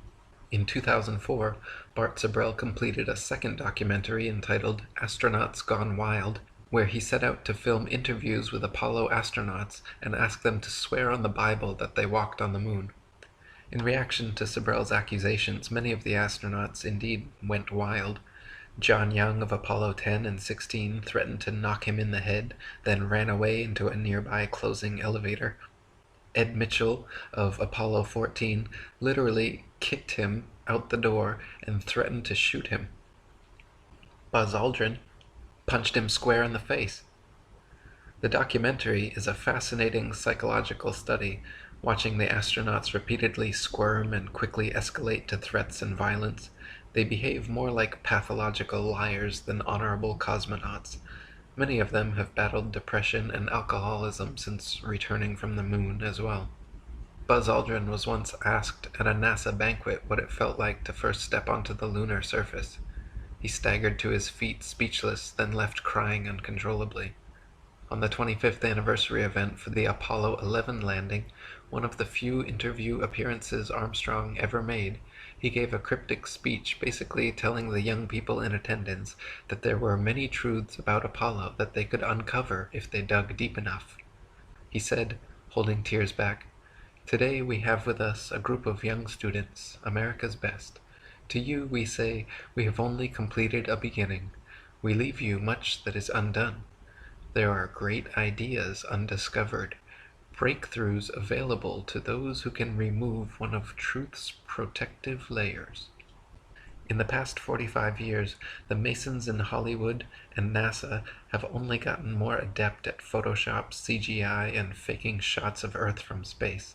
Hit movies like Apollo 13 and Gravity show how realistic and convincing these soundstage, green screen, computer-built environments can be. People believe it more too. A night's newspaper survey taken just after the Apollo landings found 30% of Americans were suspicious of NASA's trip to the moon. A Gallup poll taken in 1999 found only 6% of Americans had any doubt about the Apollo astronauts walking on the moon. The popular modern scientific materialist atheist worldview propagated by NASA, the mainstream media, and the public education system is that you are here because nothingness, for no reason, exploded and created everything. Before time, space, matter, consciousness, intelligence, and life, there was nothing. Then the nothingness exploded, and instead of destroying things like every other explosion ever, this explosion created things. Created everything. The nothingness explosion somehow created space, time, and all matter in the universe in an instant and for no reason at all. Then all of the creationary explosive debris flying outward at over 670 million miles per hour for 14 billion years culminated to create you. Yes, first some of the more gaseous nothing came together, forming suns and stars. Then solid pieces of the nothing came together, forming planets and moons. Then the nothing turned hydrogen and oxygen came together, forming water on the nothing planet Earth, out of which single-celled living organisms magically appeared, got to work dividing and multiplying into multi-celled conscious organisms, which multiplied and divided and mutated into various forms of sea life, which adapted and evolved and crawled onto land, replacing gills with lungs, lost tails, grew opposable thumbs, and started grasping at straws like this ridiculous nihilistic notion of Big Bang evolution. This anti-God materialist theory of evolution has been staunchly protected by the infallibility of science for over 150 years, but in actual fact, just as science has failed to find one true, valid proof that Earth is a ball spinning around the sun, scientists have failed to discover a single piece of evidence that the material world is a product of blind chance evolution. Furthermore, Big Bang evolution actually requires and presupposes many other claims which have already been proven false in previous chapters, such as the plurality of worlds, Newton's theory of gravity, Einstein's theory of relativity, stars being distant suns, and Earth being a planet, not a plane. Harun Yahya wrote, "Evolutionary theory claims that life started with a cell that formed by chance. According to this scenario, 4 billion years ago, various lifeless chemical compounds underwent a reaction in the primordial atmosphere on the Earth in which the effects of thunderbolts and atmospheric pressure led to the formation of the first living cell. The first thing that must be said is that the claim that inanimate materials can come together to form life is an unscientific one that has not been verified by any experiment or observation. Life is only generated from life. Each living cell is formed by the replication of another cell. No one in the world has ever succeeded in forming a living cell by bringing inanimate materials together, not even in the most advanced laboratories. The theory of evolution faces no greater crisis than on the point of explaining the emergence of life. The reason is that organic molecules are so complex that their formation cannot possibly be explained as being coincidental, and it is manifestly impossible for an organic cell to have been formed by chance. How could all the interconnected and compartmentalized components, the cell wall, the cell membrane, the mitochondria, proteins, DNA, RNA, ribosomes, lysosomes, cytoplasm, vacuoles, nucleus, and other cell parts magically come together and create conscious intelligent life from unconscious dead matter? Just making one average-sized protein molecule is already composed of 288 amino acids of 12 varying types, which can be combined to 10 to the 300th power different ways.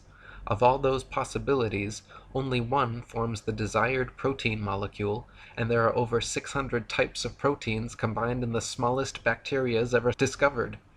Astronomer Fred Hoyle compared the odds that all the multifaceted and multifunctional parts of a cell could coincidentally come together and create life analogous to a tornado sweeping through a junkyard and assembling a Boeing 747 from the materials therein.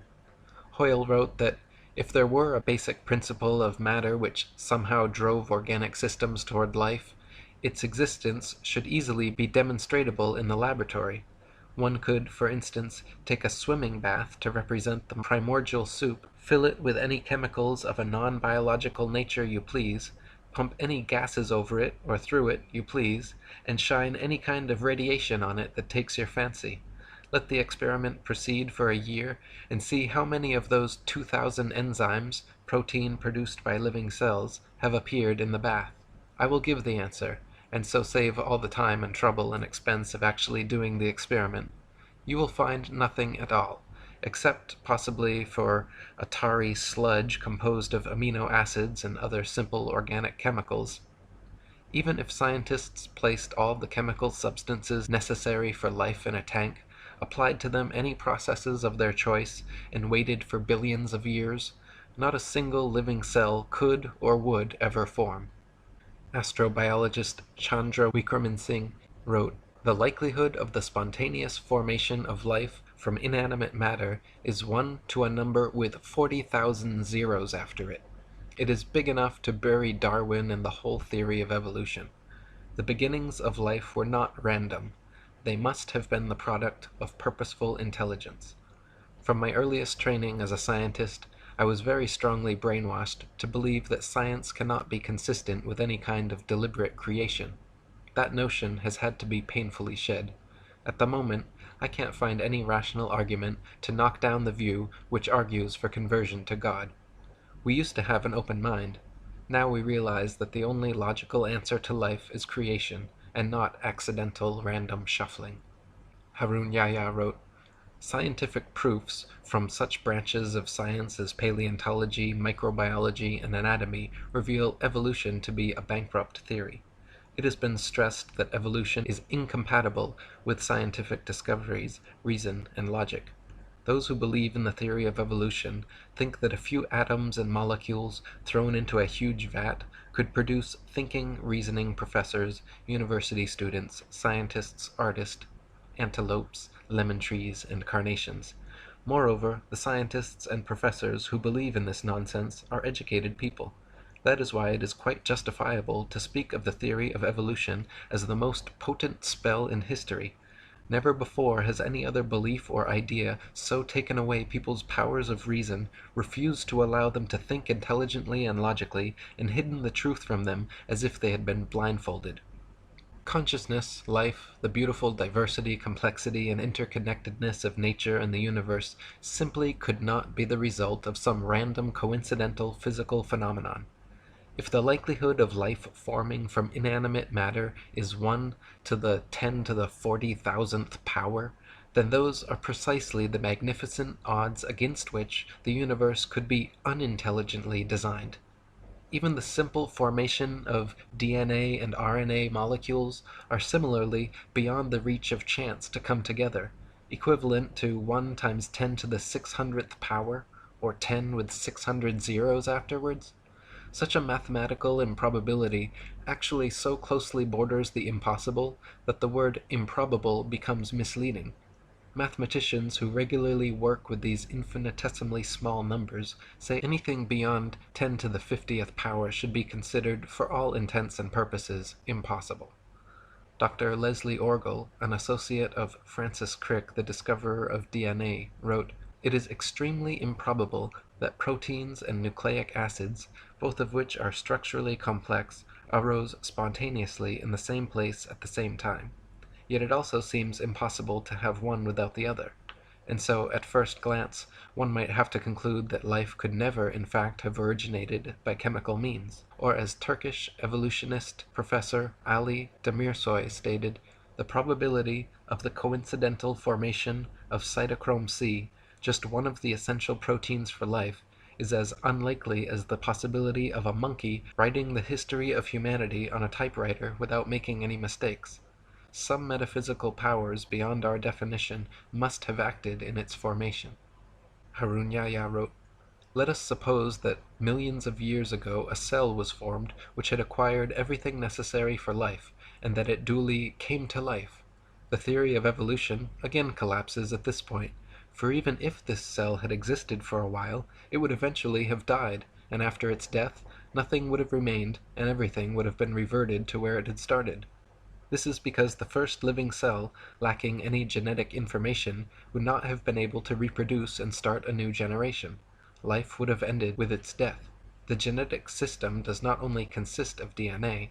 The following things must also exist in the same environment: enzymes to read the code on the DNA, messenger RNA to be produced after reading these codes, a ribosome to which messenger RNA will attach according to this code, transfer RNA to transfer the amino acids to the ribosome for use in production, and extremely complex enzymes to carry out numerous intermediary processes.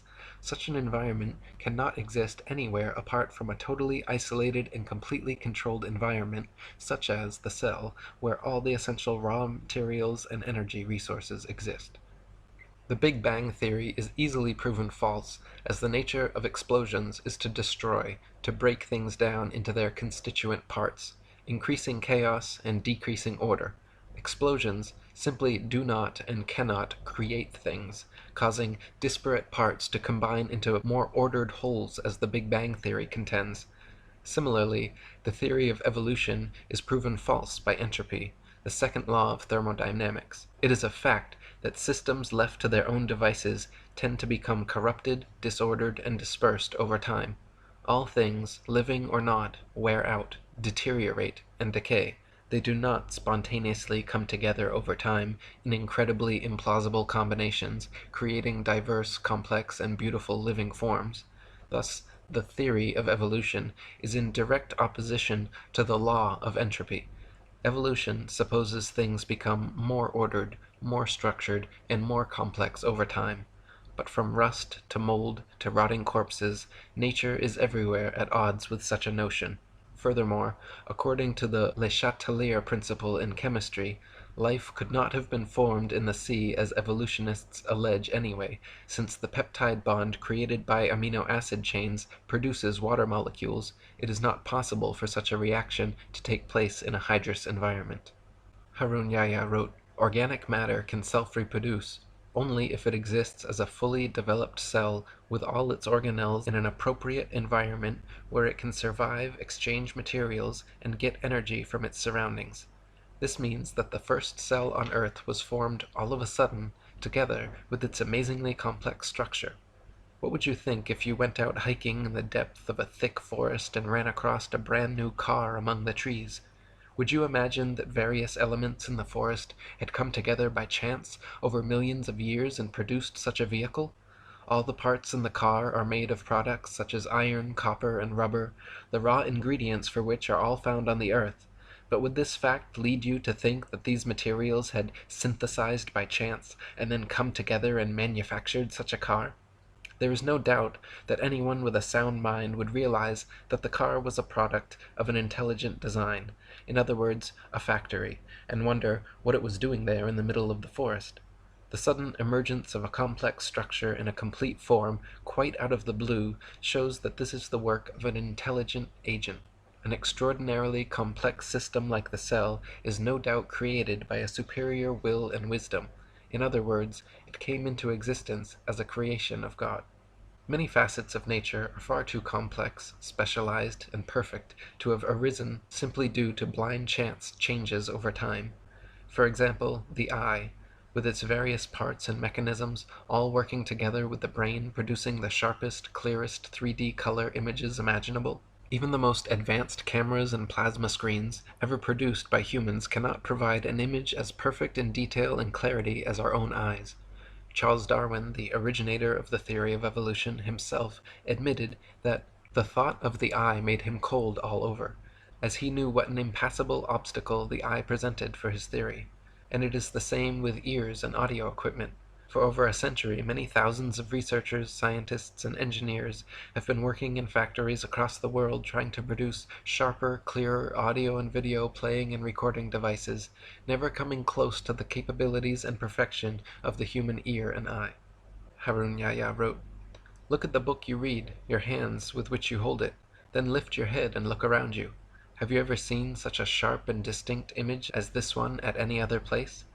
Even the most developed television screen produced by the greatest television producer in the world cannot provide such a sharp image for you. This is a three-dimensional, colored, and extremely sharp image. No one would say that a hi-fi or a camera came into being as a result of chance. So how can it be claimed that the technologies that exist in the human body, which are superior even to these, could have come into being as a result of a chain of coincidences called evolution? It is evident that the eye, the ear, and indeed all the parts of the human body are products of a very superior creation."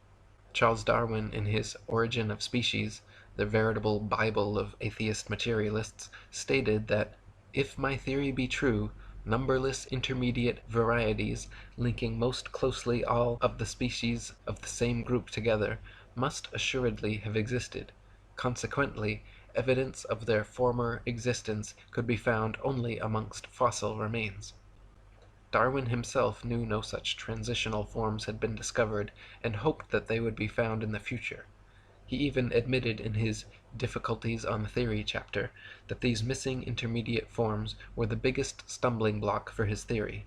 He called it "the most obvious and gravest objection which can be urged against my theory." Harun Yahya wrote, "According to the theory of evolution, every living species has emerged from a predecessor. One species which existed previously turned into something else over time, and all species have come into being in this way. According to the theory, this transformation proceeds gradually over millions of years. If this were the case, then innumerable intermediary species should have lived during the immense period of time when these transformations were supposedly occurring. For instance, there should have lived in the past some half-fish, half-reptile creatures which had acquired some reptilian traits in addition to the fish traits which they already had. Or there should have existed some reptile bird creatures which had acquired some avian traits in addition to the reptilian traits they already possessed. Evolutionists refer to these imaginary creatures, which they believe to have lived in the past, as transitional forms. If such animals had really existed, there would have been millions, even billions of them. More importantly, the remains of these creatures should be present in the fossil record. The number of these transitional forms should have been even greater than that of present animal species, and their remains should be found all over the world. Darwin hoped that transitional forms of animal species gradually evolving into different species would eventually be discovered at some future time in the fossil record. To this day, however, no such transitional forms have ever been found anywhere in the world. Darwin's observations regarding natural selection and adaptation were certainly correct. So-called microevolution of various traits and characteristics within a species has been confirmed and widely exists. But macroevolution, the supposed transformation from one species into a completely different species, has never been observed, and no evidence of such evolution exists anywhere in the fossil record. Colin Patterson, senior paleontologist for the British Museum of Natural History and an ardent evolutionist, even he admits that Darwinists must concede natural selection has never been observed to actually cause anything to evolve. He said, "No one has ever produced a species by mechanism of natural selection. No one has ever got near it, and most of the current argument in neo-Darwinism is about this question." Harun Yahya wrote, "Even in the most scientific books about evolution, the stage of transition from water to land, one of the unexplainable points of evolution, is given in such simplicity that they do not prove to be believable even for children. According to evolution, life began in water, and the first developed animals on Earth were fish. According to the story, one day fish species developed the ability to climb out of the water and moved on land. The theory continues that fish which chose to live on land had feet instead of fins, and lungs instead of gills. In most of the books about evolution, nobody explains why the transition occurred. Even in the most scientific sources, writers suddenly jump to conclusions like, 'and transition from water to land occurred,' without providing a satisfactory answer regarding how the process worked. Yet, how did this transformation occur? It is obvious that a fish cannot survive out of water for more than 1 or 2 minutes.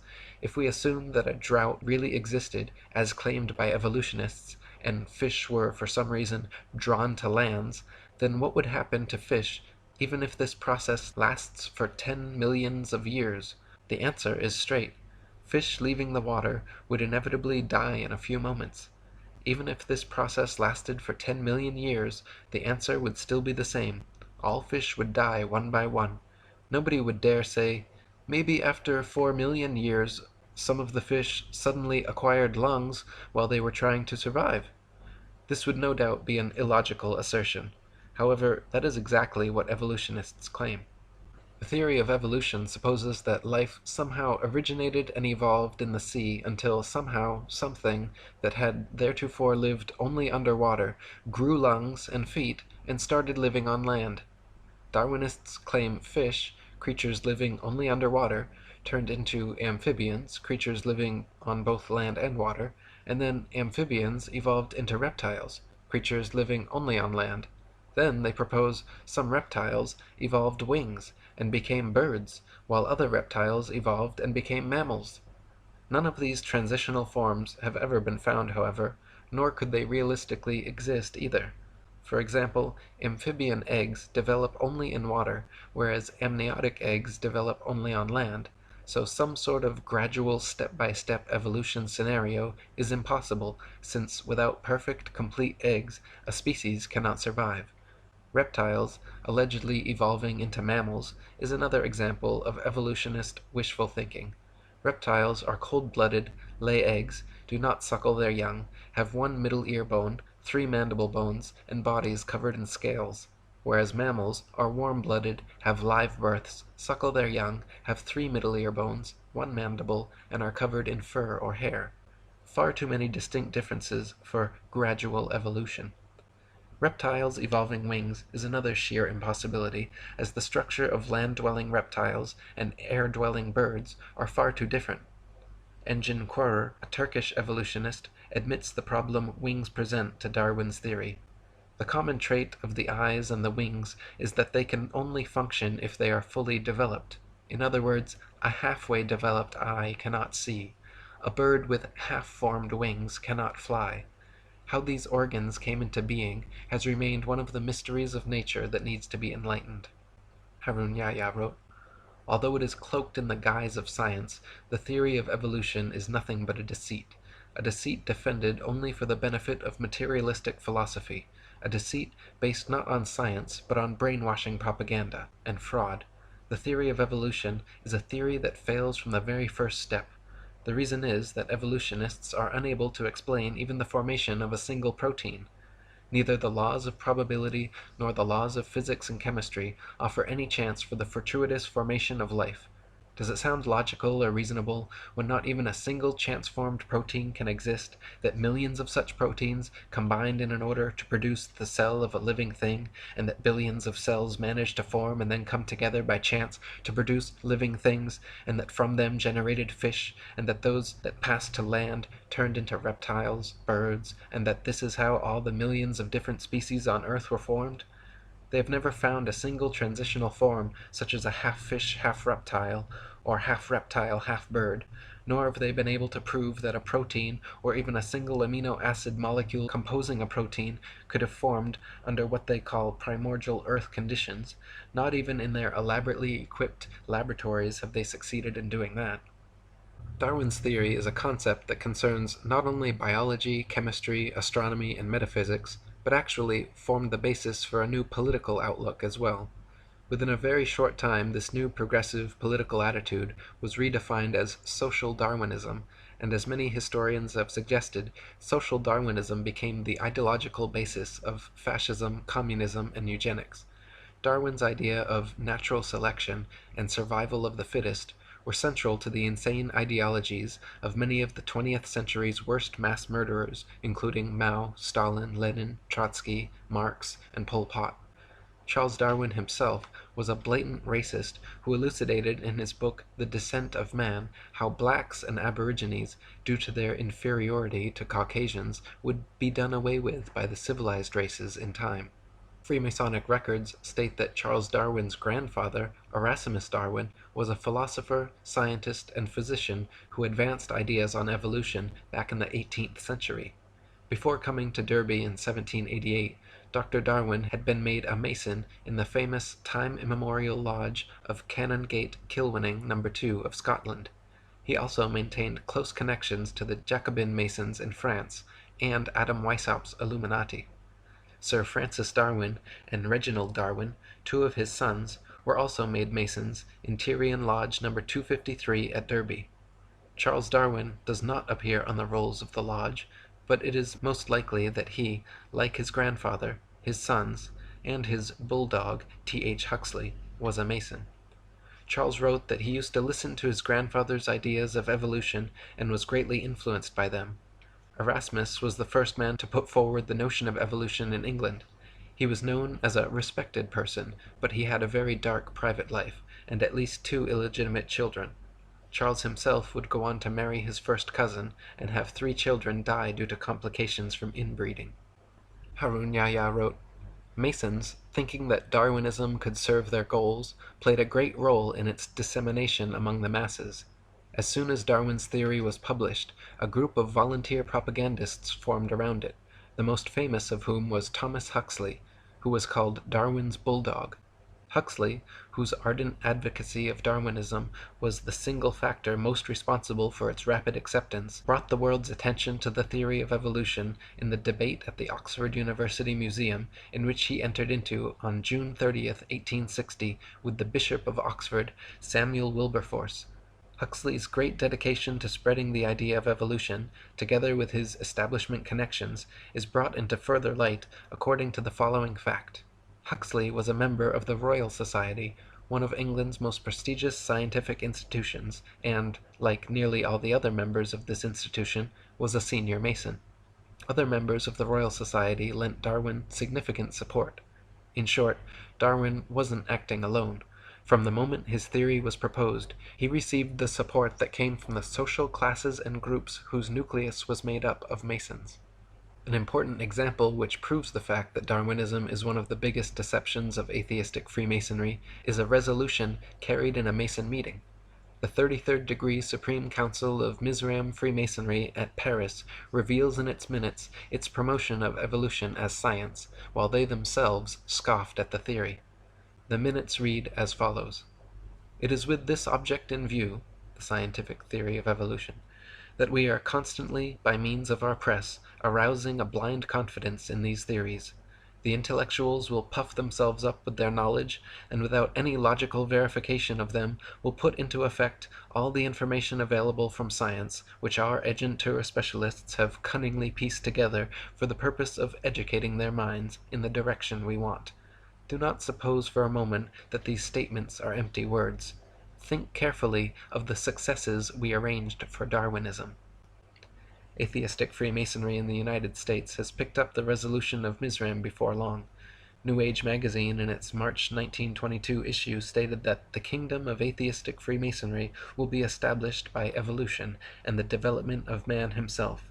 As seen above, the false scientific image of evolution is a deception set in the 33rd degree atheist Masonic lodges. Atheist Masons openly admit that they will use the scientists and media which are under their control to present this deception as scientific, which even they find funny.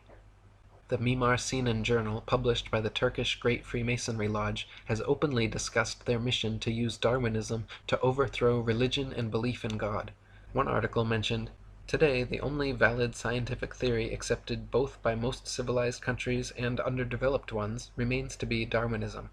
However, neither the Church nor other religions have collapsed yet.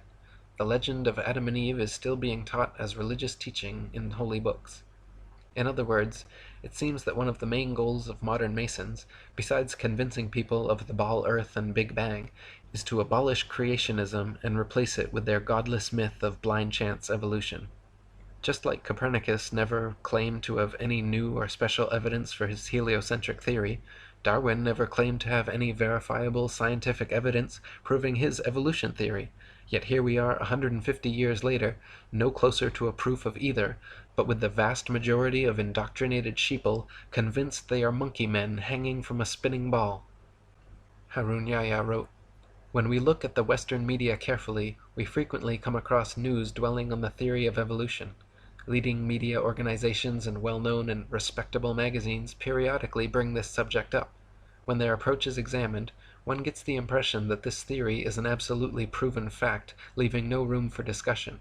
Ordinary people reading this kind of news naturally start to think that the theory of evolution is a fact, as certain as any law of mathematics. They print headlines in big fonts.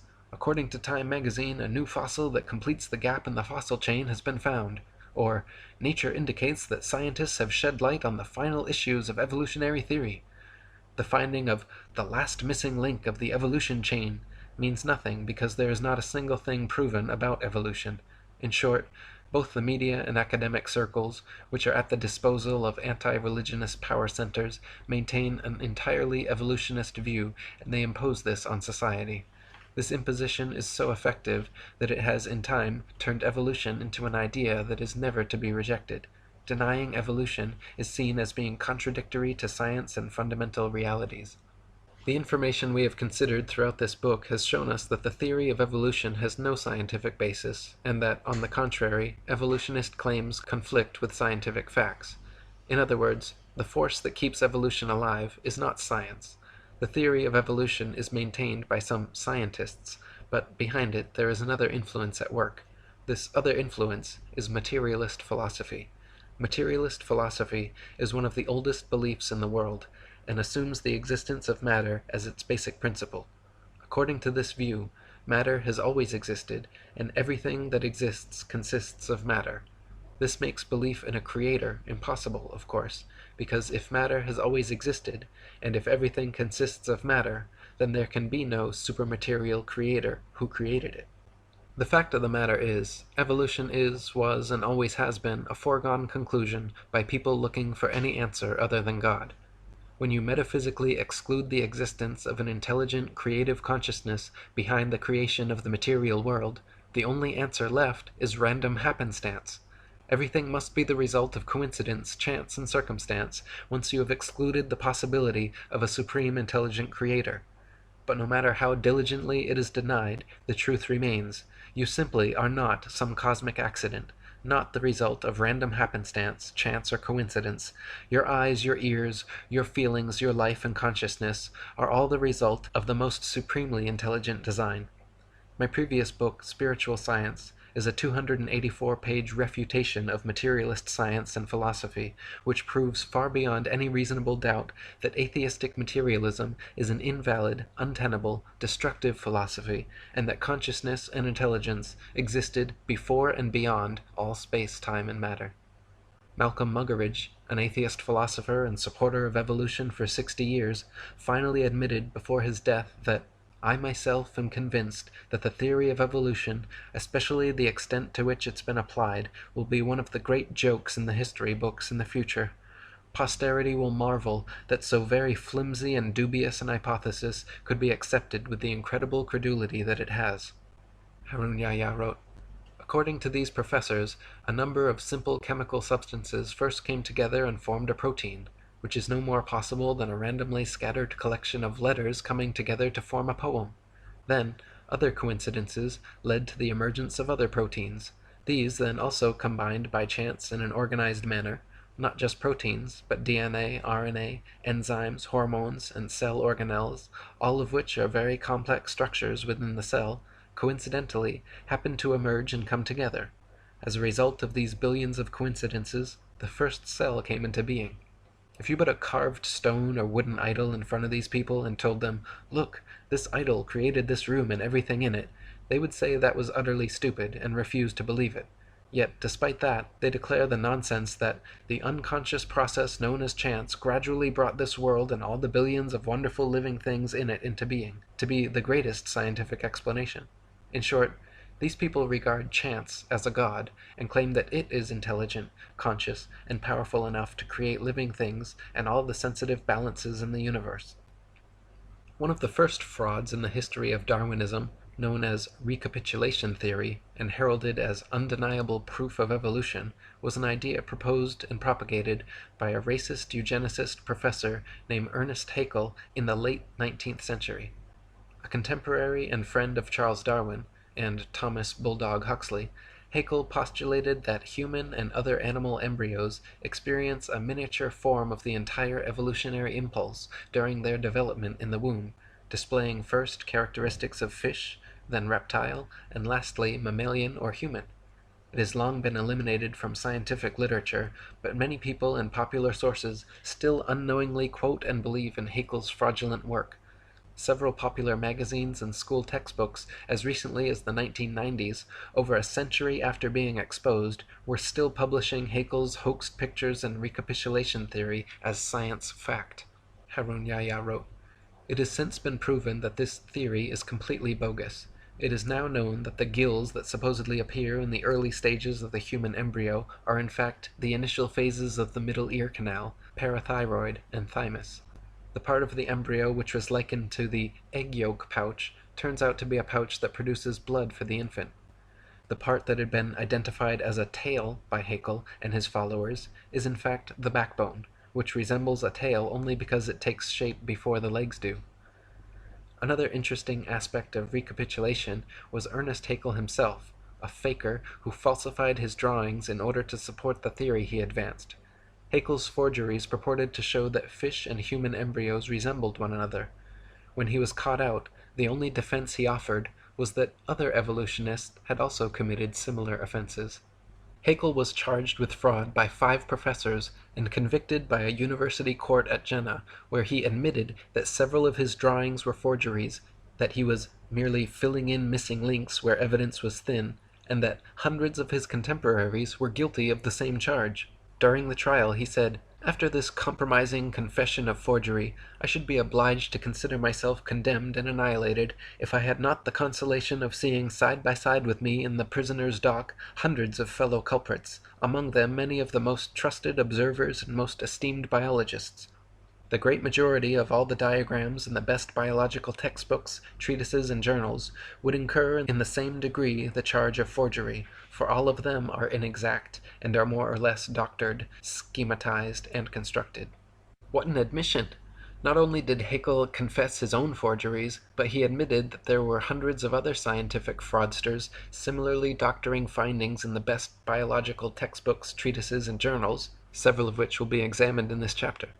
As it turns out, Haeckel had simply copied and printed the same human embryo pictures several times over, claiming each were various other animal embryos with exact parallels, when in fact the parallels do not exist, and the pictures were copies he knowingly and intentionally made to suit his recapitulation idea.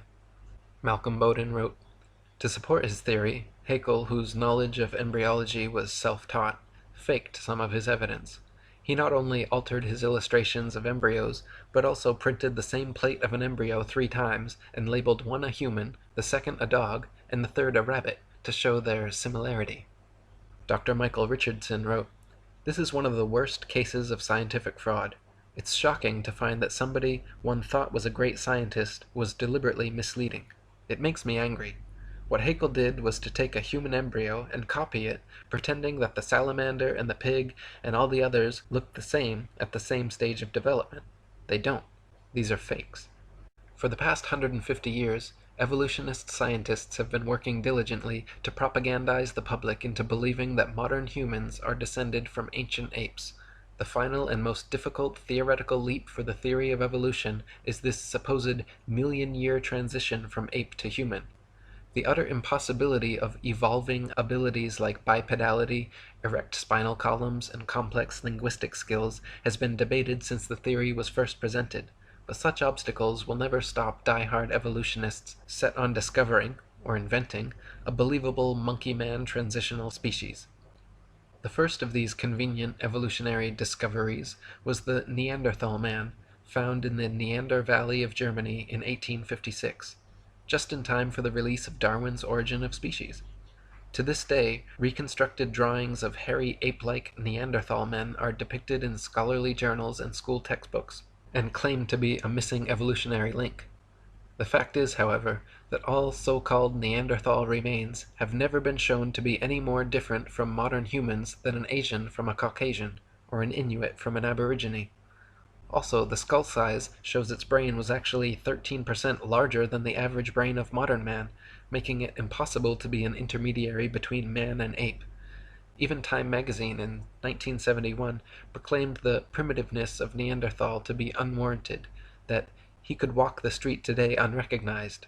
One writer even commenting that historians of the future may declare all of us insane for not detecting and refuting this incredible blunder with adequate determination.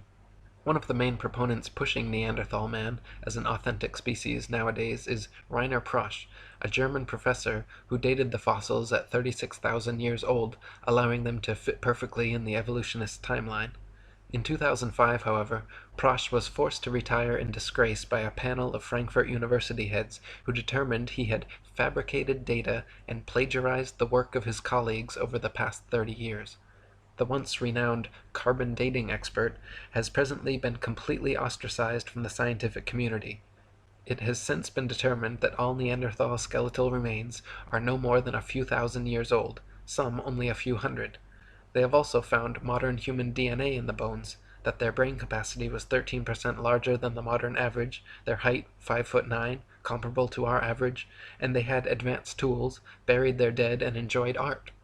University of Berlin professor Rudolf Virchow, Ernest Haeckel's former professor and the father of modern pathology, back in 1872 concluded the original Neanderthal remains were simply that of an unfortunate Homo sapiens who had suffered childhood rickets, adult arthritis, and was victim to several damaging blows to the head.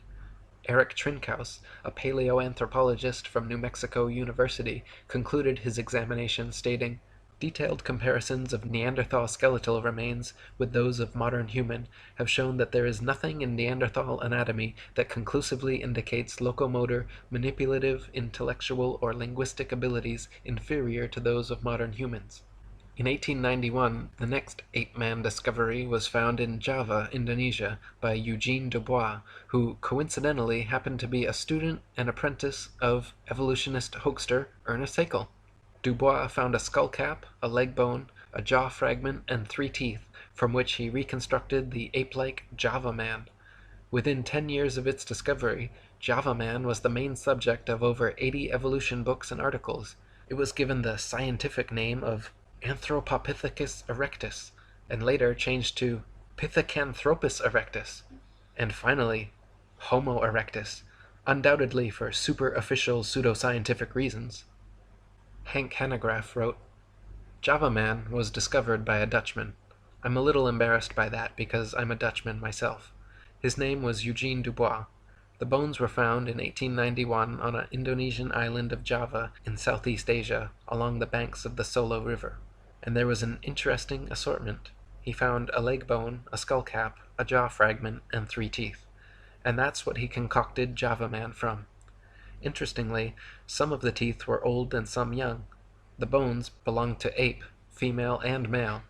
It was an interesting conglomeration, and the reason that people didn't catch on to it is because the find of Dubois was kept from scholars for about 30 years. He also withheld the discovery of modern human remains, which were found in the same stratum as Java Man. Of course, that would have ruined his claims that Java Man was the ancestor of modern-day humans. Finally, enough pressure was placed on him that the actual bones were allowed to be examined and the discrepancies were found, and eventually enlightened America, as well as the world, found out that this was a hoax.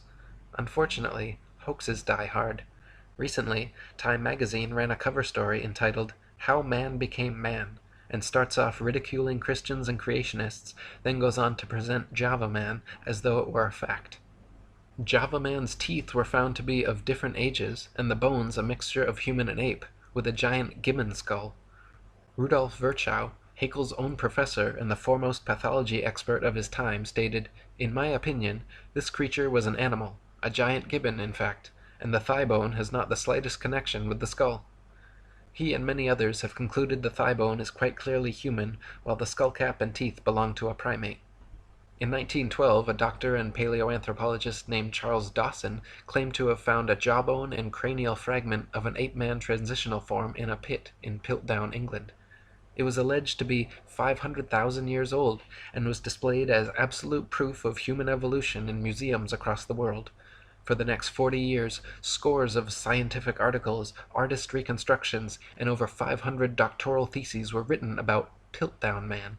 Objections and criticisms were raised immediately by contemporaries like Arthur Keith, but managed to be mitigated by Dawson until 1953, when tests proved conclusively that the Piltdown skull was actually human and only a few hundred years old, while the lower protruding jaw was from a recently deceased orangutan. Investigators found that Dawson had artificially worn down the orangutan jaw, and that the primitive tools discovered alongside the fossils were imitations Dawson had sharpened with steel implements. Dawson also filled the molar surfaces of the teeth to more resemble those of man, and stained all the fossils with potassium dichromate to give them an antiquated appearance. The stains quickly disappeared when dipped in acid, however. Wilfrid Lagraw-Clark, a member of Joseph Weiner's team who uncovered the forgery, stated that the evidences of artificial abrasion immediately sprang to the eye. Indeed, so obvious did they seem, that it may well be asked, how was it that they had escaped notice before? Within days, Piltdown Man was removed from the British Museum, where it had been on display for 4 decades. Since conclusively being proven a hoax in 1953, many of Dawson's other paleontological finds have also proven to be fakes or planted. In 2003, Dr. Miles Russell of Bournemouth University published the results of an investigation into Dawson's antiquarian collection, concluding that at least 38 specimens were clear fakes, noting that Dawson's entire academic career appears to have been built upon deceit, sleight of hand, fraud, and deception, the ultimate gain being international recognition. The next fraudulent attempt at creating and propagating a supposed ape-man transitional form was carried out in 1922 by Henry Fairfield Osborn, co-founder of the American Eugenics Society, president of the White Supremacist Pioneer Fund, and director of the American Museum of Natural History. Osborn declared that he had been sent an anomalous tooth found in Snakebrook, Nebraska, which had characteristics of both ape and man. He determined that it came from the Pliocene period of ancient history, and affectionately labeled the tooth's owner Nebraska Man. Harun Yahya wrote, Nebraska Man was immediately given a scientific name, Hesperopithecus haroldkukei. Many authorities gave Osborn their support. Based on this single tooth, reconstructions of the Nebraska Man's head and body were drawn. Moreover, Nebraska Man was even pictured along with his wife and children as a whole family in a natural setting. Once Nebraska Man made the media rounds of popular publications, and the pliable public was sufficiently propagandized, the story disappeared until 1928, when William Bryan and William Gregory had the opportunity to independently examine the tooth. Their investigations both conclusively found that the tooth did not belong to a man or ape, but was actually from an extinct species of wild American pig called Presthenops. After William Gregory published his article, Hesperopithecus, apparently not ape nor a man, in Science magazine, all drawings and models of Nebraska Man and his family were quickly removed from evolutionist publications. Henry Osborn himself was forced to concede that Nebraska Man, Hesperopithecus haroldkukei, the supposed example of the Pliocene Pithecanthropus erectus, and his whole imaginary family were completely fictional fabrications. He never admitted to intentional fraud, and why would he? But as an ardent evolutionist, eugenicist, and white supremacist, a level of confirmation bias was likely. Osborn was even such a sadistic racist that he was quoted during a national debate unabashedly saying of World War I Army intelligence tests that, "I believe those tests were worth what the war cost, even in human life. We have learned once and for all that the Negro is not like us." Harun Yahya wrote, after Darwinism advanced the claim with his book The Descent of Man that man evolved from ape-like living beings, he started to seek fossils to support this contention.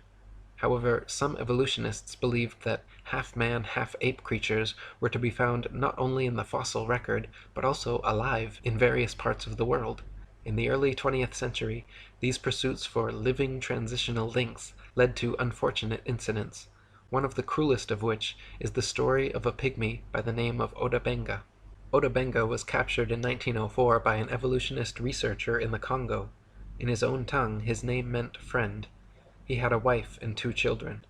Chained and caged like an animal, he was taken to the USA, where evolutionist scientists displayed him to the public in the St. Louis World Fair along with other ape species and introduced him as the closest transitional link to man. 2 years later, they took him to the Bronx Zoo in New York, and there they exhibited him under the denomination of Ancient Ancestors of Man, along with a few chimpanzee, a gorilla named Dina, and an orangutan called Duhong. Dr. William Hornaday, the zoo's evolutionist director, gave long speeches on how proud he was to have this exceptional transitional form in his zoo, and treated caged Oda Benga as if he were an ordinary animal. Unable to bear the treatment he was subjected to, Oda Benga eventually committed suicide. Piltdown Man, Nebraska Man, Oda Benga. These scandals demonstrate that evolutionist scientists do not hesitate to employ any kind of unscientific method to prove their theories.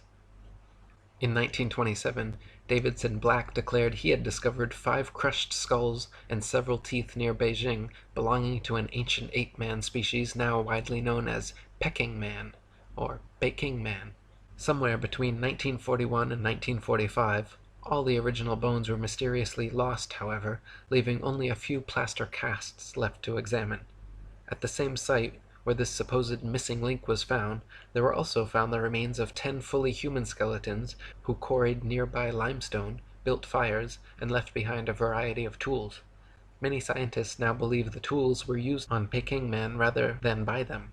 The back of the skulls were all bashed in, and in that part of the world, monkey brains are a delicacy, so it is likely that Peking Man were actually Peking apes, and they were man's meal, not man's ancient ancestor. In 1974, Donald Johanson discovered Lucy, a 3-foot-tall, supposedly 3 million-year-old Australopithecine in Ethiopia. Widely publicized as our oldest direct human ancestor, Lucy made the usual rounds of scientific magazine journals and school textbooks. Don Johanson modestly claimed that Lucy was the most important find made by anyone in the history of the entire human race, and the media heralded him a hero. He was promoted from assistant professor to receiving his own Institute for Human Biology at Berkeley. During all this time, he never allowed scientists to examine Lucy's bones until 1982, 8 years later. Since then, and as more Australopithecine skeletons have been found and examined, however, many leading evolutionists agree that Lucy is simply an extinct type of ape, similar to modern pygmy chimpanzees, and nothing more. They may have walked slightly more upright than most apes, but were not bipedal or erect, could not talk, spent most of their time on trees, and walked on all fours. Lord Solly Zuckerman and Professor Charles Oxnard did 15 years of research on Australopithecines along with a team of 5 specialists, coming to the conclusion that all the various specimens of Australopithecus they examined were only an ordinary ape genus and definitely not bipedal. The French Science and Life magazine ran the cover story in May 1999, Goodbye Lucy, writing about how Lucy, the most famous fossil of Australopithecus, was not the root of the human race and needs to be removed from our supposed family tree. However, even now in 2014, a movie named Lucy has just been released by Masonic Universal Pictures, where the Lucy ape woman fraud is still treated as scientific fact throughout the entire movie. In 1982, a skull fragment found in the Spanish town of Ors was hailed to be the oldest fossilized human remain ever found in Eurasia. Ors Man was supposedly a 17-year-old ape man who lived between 900,000 and 1,600,000 years ago, and was presented to the world with the usual reconstructed drawings showing a young, hairy man-ape teenager. In 1983, however, a team of scientists from France concluded that the skull fragment was actually from a 4-month-old donkey. A 3-day scientific symposium had been scheduled so experts could examine and discuss the bone, but was immediately cancelled after the French investigation. Embarrassed Spanish officials sent out 500 letters to the would-be attendees apologizing. After more conclusive tests, the Daily Telegraph on May 14, 1984 carried the headline, "Ass taken for man." Later in 1984, Kamoya Kimu, in a team led by paleoanthropologist Richard Leakey, discovered Turkana Boy at Neriakatum near Lake Turkana, Kenya. Turkana Boy was proclaimed to be a preteen boy from 1.5 to 1.6 million years ago and is now regarded as the most complete early human skeleton ever found. Much like Neanderthal man, however, Turkana Boy, or Neriakatomi Homo erectus, is no different from modern man. American paleoanthropologist Alan Walker said, "I doubt the average pathologist could tell the difference between the fossil skeleton and that of a modern human." He wrote that he laughed upon first seeing it because it looked so much like a Neanderthal. Turkana Boy was bipedal, with arms and legs of human proportions, an upright skeletal structure, comparable in height, cranial size, and development rate of modern humans. Even the discovering team leader, Richard Leakey, stated that the difference between this specimen of Homo erectus and modern man are no more pronounced than simple racial variances. The shape of the skull, the degree of protrusion of the face, the robustness of the brows, and so on, these differences are probably no more pronounced than we see today between the separate geographical races of modern humans.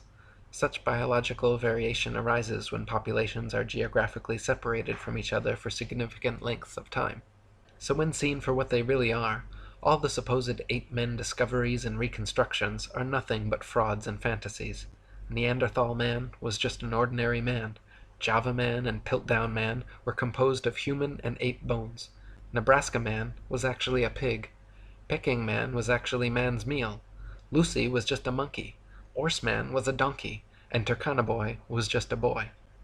Harun Yahya wrote, "Reconstruction can be explained as drawing a picture or constructing a model of a living thing based on a single bone, sometimes only a fragment, that has been unearthed. The ape men we see in newspapers, magazines, or films are all reconstructions. The fossils that are claimed to be evidence for the human evolution scenario are in fact products of fraud. For more than 150 years, not even a single fossil to prove evolution has been found. As a matter of fact, the reconstructions, drawings or models, of the fossil remains made by the evolutionists are prepped speculatively precisely to validate the evolutionary thesis." David R. Pilbeam, an anthropologist from Harvard, stresses this fact when he says, "At least in paleoanthropology, data are still so sparse that theory heavily influences interpretations. Theories have, in the past, clearly reflected our current ideologies instead of the actual data. Since people are highly affected by visual information, these reconstructions best serve the purpose of evolutionists, which is to convince people that these reconstructed creatures really existed in the past." All the many models, drawings, cartoons, mannequins, and movies made involving various ape men are complete fiction and fabrication, because no one can actually accurately determine the outward appearance of an animal based solely on bone structure. Soft tissue, which vanishes quickly after death and is responsible for the look of one's eyes, ears, nose, lips, hair, eyebrows, skin, etc., totally depends on the imagination of the person reconstructing them. Ernest A. Houghton of Harvard University stated, "To attempt to restore the soft parts is an even more hazardous undertaking. The lips, the eyes, the ears, and the nasal tip leave no clues on the underlying bony parts. You can with equal facility model on a Neanderthaloid skull the features of a chimpanzee or the lineaments of a philosopher. These alleged restorations of ancient types of man have very little if any scientific value, and are likely only to mislead the public. So put not your trust in reconstructions." There is no concrete fossil evidence to support the ape-man image which is unceasingly promulgated by the media and evolutionist academic circles. With brushes in their hands, evolutionists produce imaginary creatures. Nevertheless, the fact that these drawings correspond to no matching fossils constitutes a serious problem for them. One of the interesting methods they employ to overcome this problem is to produce the fossils they cannot find. Piltdown Man, which may be the biggest scandal in the history of science, is a typical example of this method. The current evolutionist ape-to-human transitional theory goes Australopithecus, Homo habilis, Homo erectus, Homo sapiens. Australopithecus, which means southern ape, has been proven to be nothing but an extinct ape which closely resembles many modern chimpanzees in height, arm and leg length, skull shape, teeth, mandibular structure, and many other details.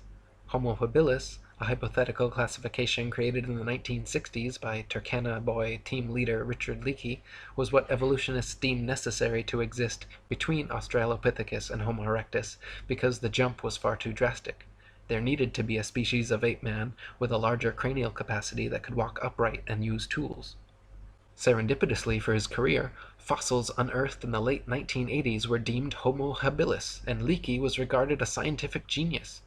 That is, until his contemporaries Bernard Wood and C. Loring Brace determined the Homo habilis arms were too long, legs were too short, and skeletal structure too ape-like to be anything but an ape. Their fingers and toes were that of tree climbers, and their jaws and cranial capacities were comparable to modern apes. American anthropologist Holly Smith in 1994 concluded Homo habilis was not homo, or human, at all, but simply an ape, just like Australopithecus.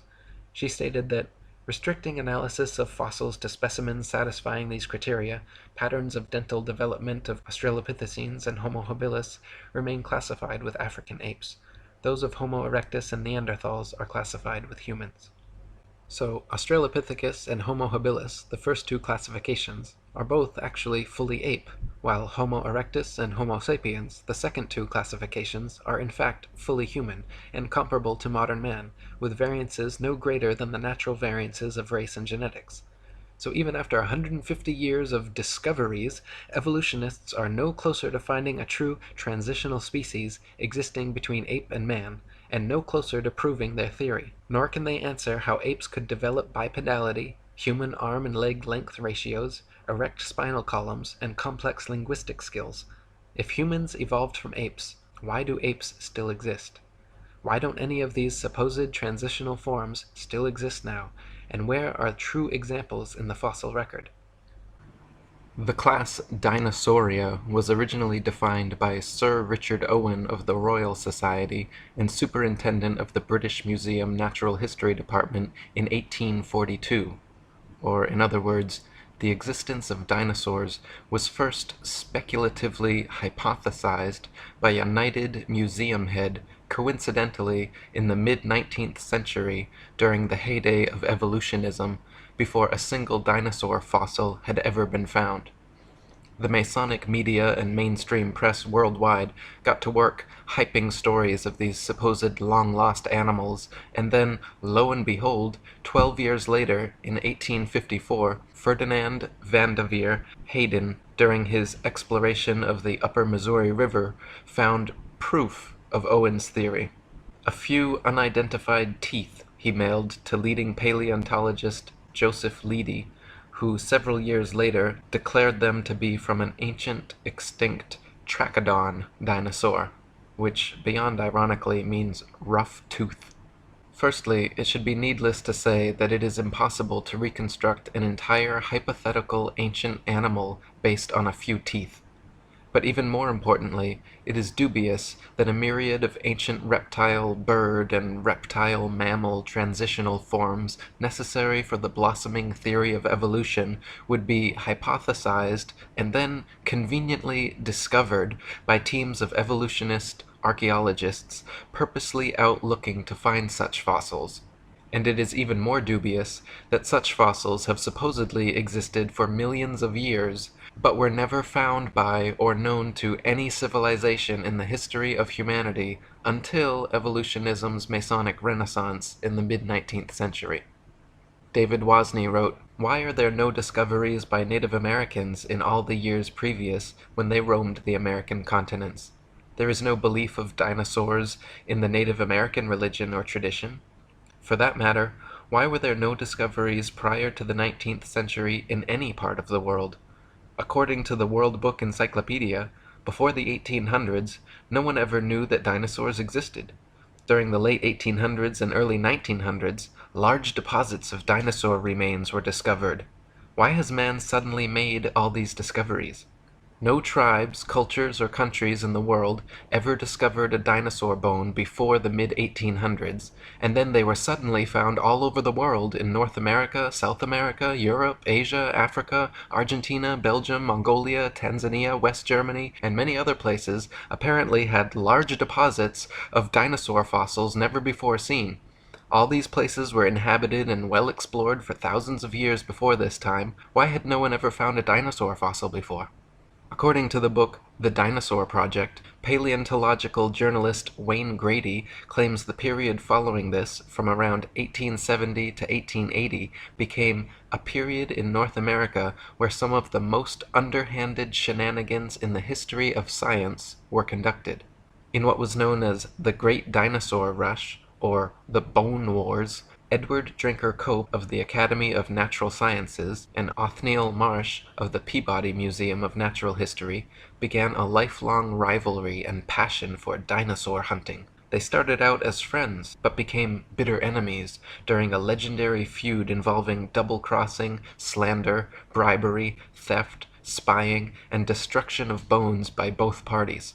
Marsh is said to have discovered over 500 different ancient species, including 80 dinosaurs, while Cope discovered 56. Out of the 136 dinosaur species supposedly discovered by the two men, however, only 32 are presently considered valid, as the rest have all proven to be falsifications and fabrications. None of them once claimed to find a complete skeleton either, so all their work involved reconstructions. In fact, to this day, no complete skeleton has ever been found, and so all dinosaurs are reconstructions. David Wozni wrote, "Discoveries and excavations seem not to be made by disinterested people such as farmers, ranchers, hikers, outdoor recreationists, building construction industry basement excavators, pipeline trench diggers, and mining industry personnel, but rather by people with a vested interest such as paleontologists, scientists, university professors, and museum organization personnel who were intentionally looking for dinosaur bones or who have studied dinosaurs previously.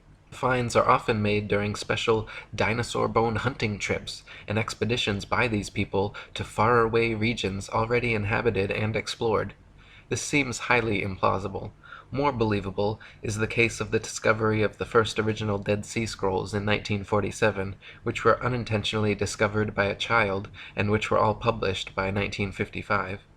In some cases of a discovery of dinosaur bones by a disinterested person, it was suggested to them by some professional in the field to look or dig in a certain area. Also very interesting to note are special areas set aside and designated as dinosaur parks, for which amateur dinosaur hunters are required to first obtain a dinosaur hunting license. Whatever destination these establishment-funded archaeologists and paleontologists set, it seemed they found incredible numbers of fossils in tiny areas. In one of the largest dinosaur excavation sites, called the Ruth Mason Quarry, over 2,000 fossils were allegedly discovered. Casts and original skeletons assembled from these bones are currently on display in over 60 museums worldwide. Florentino Ameghino, head of paleontology at La Plata Museum, is amazingly responsible for 6,000 fossil species supposedly discovered throughout his career, all in Argentina. Dinosaur hunter Earl Douglas sent 350 tons of excavated dinosaur bones to the Carnegie Museum of Natural History throughout his career, all coming from the Dinosaur National Monument in Utah. During an expedition to Patagonia, Dr. Louis Chiappe and Dr. Lowell Dingus supposedly discovered thousands of dinosaur eggs at a site of only a few hundred square yards. Many experts have mentioned how such finds of huge quantities of fossils in one area by just a few highly invested individuals goes against the laws of natural probability and lends credence to the likelihood of forgeries or concentrated planting efforts. David Wozni wrote, "Dinosaur bones sell for a lot of money at auctions. It is a profitable business. There is pressure for academics to publish papers. Museums are in the business of producing displays that are popular and appealing. Movie producers and the media need to produce material to sell to stay in business. The mainstream media loves to hype alleged dinosaur finds. Much is to be gained by converting a bland, non-dinosaur discovery of a bone of modern origin into an impressive dinosaur find and letting artists' interpretations and imaginations take the spotlight rather than the basic, boring, real find. There are people who desire and crave prestige, fame, and attention. There is the bandwagon effect and crowd behavior, and then there are people and entities pursuing political and religious agendas. Highly rewarding financial and economic benefits to museums, educational and research organizations, university departments of paleontology, discoverers and owners of dinosaur bones, and the book, television, movie, and media industries may cause sufficient motivations for ridiculing of open questioning and for suppression of honest investigation. The fact that T-Rex bones have sold at auctions for upward of $12 million shows how lucrative the field of dinosaur hunting can be, and it just happens to be museum officials who serendipitously seem to make the most prolific finds. The first dinosaur to ever be publicly displayed was the Hadrosaurus folci at Edward Drinker Cope's Academy of Natural Sciences in Philadelphia. The bones were co-discovered by Joseph Leidy, Cope's esteemed professor, and the man responsible for the Trachodon Toothosaurus. The original Hadrosaurus reconstruction, which is still on display today, shows a huge plaster-cast bipedal reptile standing upright, using its tail as a third leg. What few people know, however, is that no skull was ever discovered, and no original bones were put in the public exhibit. David Wozni wrote, "A visual and a sculptural artist were promptly hired to invent a skull, and from the illustrations of another artist, who had depicted the iguanodon, the two artists drew the same face for the Hadrosaurus folci. The people involved could now technically defend the existence of this dinosaur if someone were to ask. The stunt worked out so well and fooled the public so thoroughly that they could later change the head of the creature without anyone noticing. To this day, Hadrosaurus folci is on display at the Academy of Natural Sciences in Philadelphia. The bones are said to be kept behind heavy closed doors, but a plaster copy is exhibited in their place.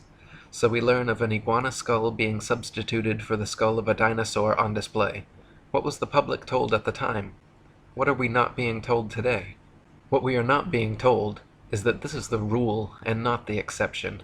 To this day, not a single complete skeleton of any dinosaur has ever been found. All the museum displays, models, mannequins, cartoons, and movies of prehistoric monsters you have ever seen are all imaginative reconstructions based on incomplete skeletons arranged in a manner paleontologists believe to be most realistic. Furthermore, The skeletons exhibited in museums are all admittedly intricate fabrications made of plaster, fiberglass, various epoxies, and other animal bones, not original fossils.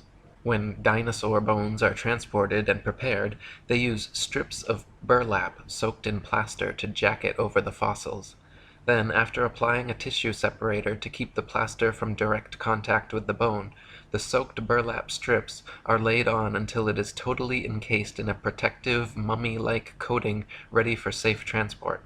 In an article titled "A Fossil's Trail from Excavation to Exhibit," one insider remarked that through mold making and casting, we can totally fabricate limbs, ribs, vertebrae, etc. for the missing pieces of an articulated skeletal mount. Plaster, fiberglass, and epoxies are often and commonly used. In reconstruction work on single bones, small to large cracks can be filled in with mache or plaster mixed with dextrin, a starch that imparts an adhesive quality and extra hardness to regular molding plaster.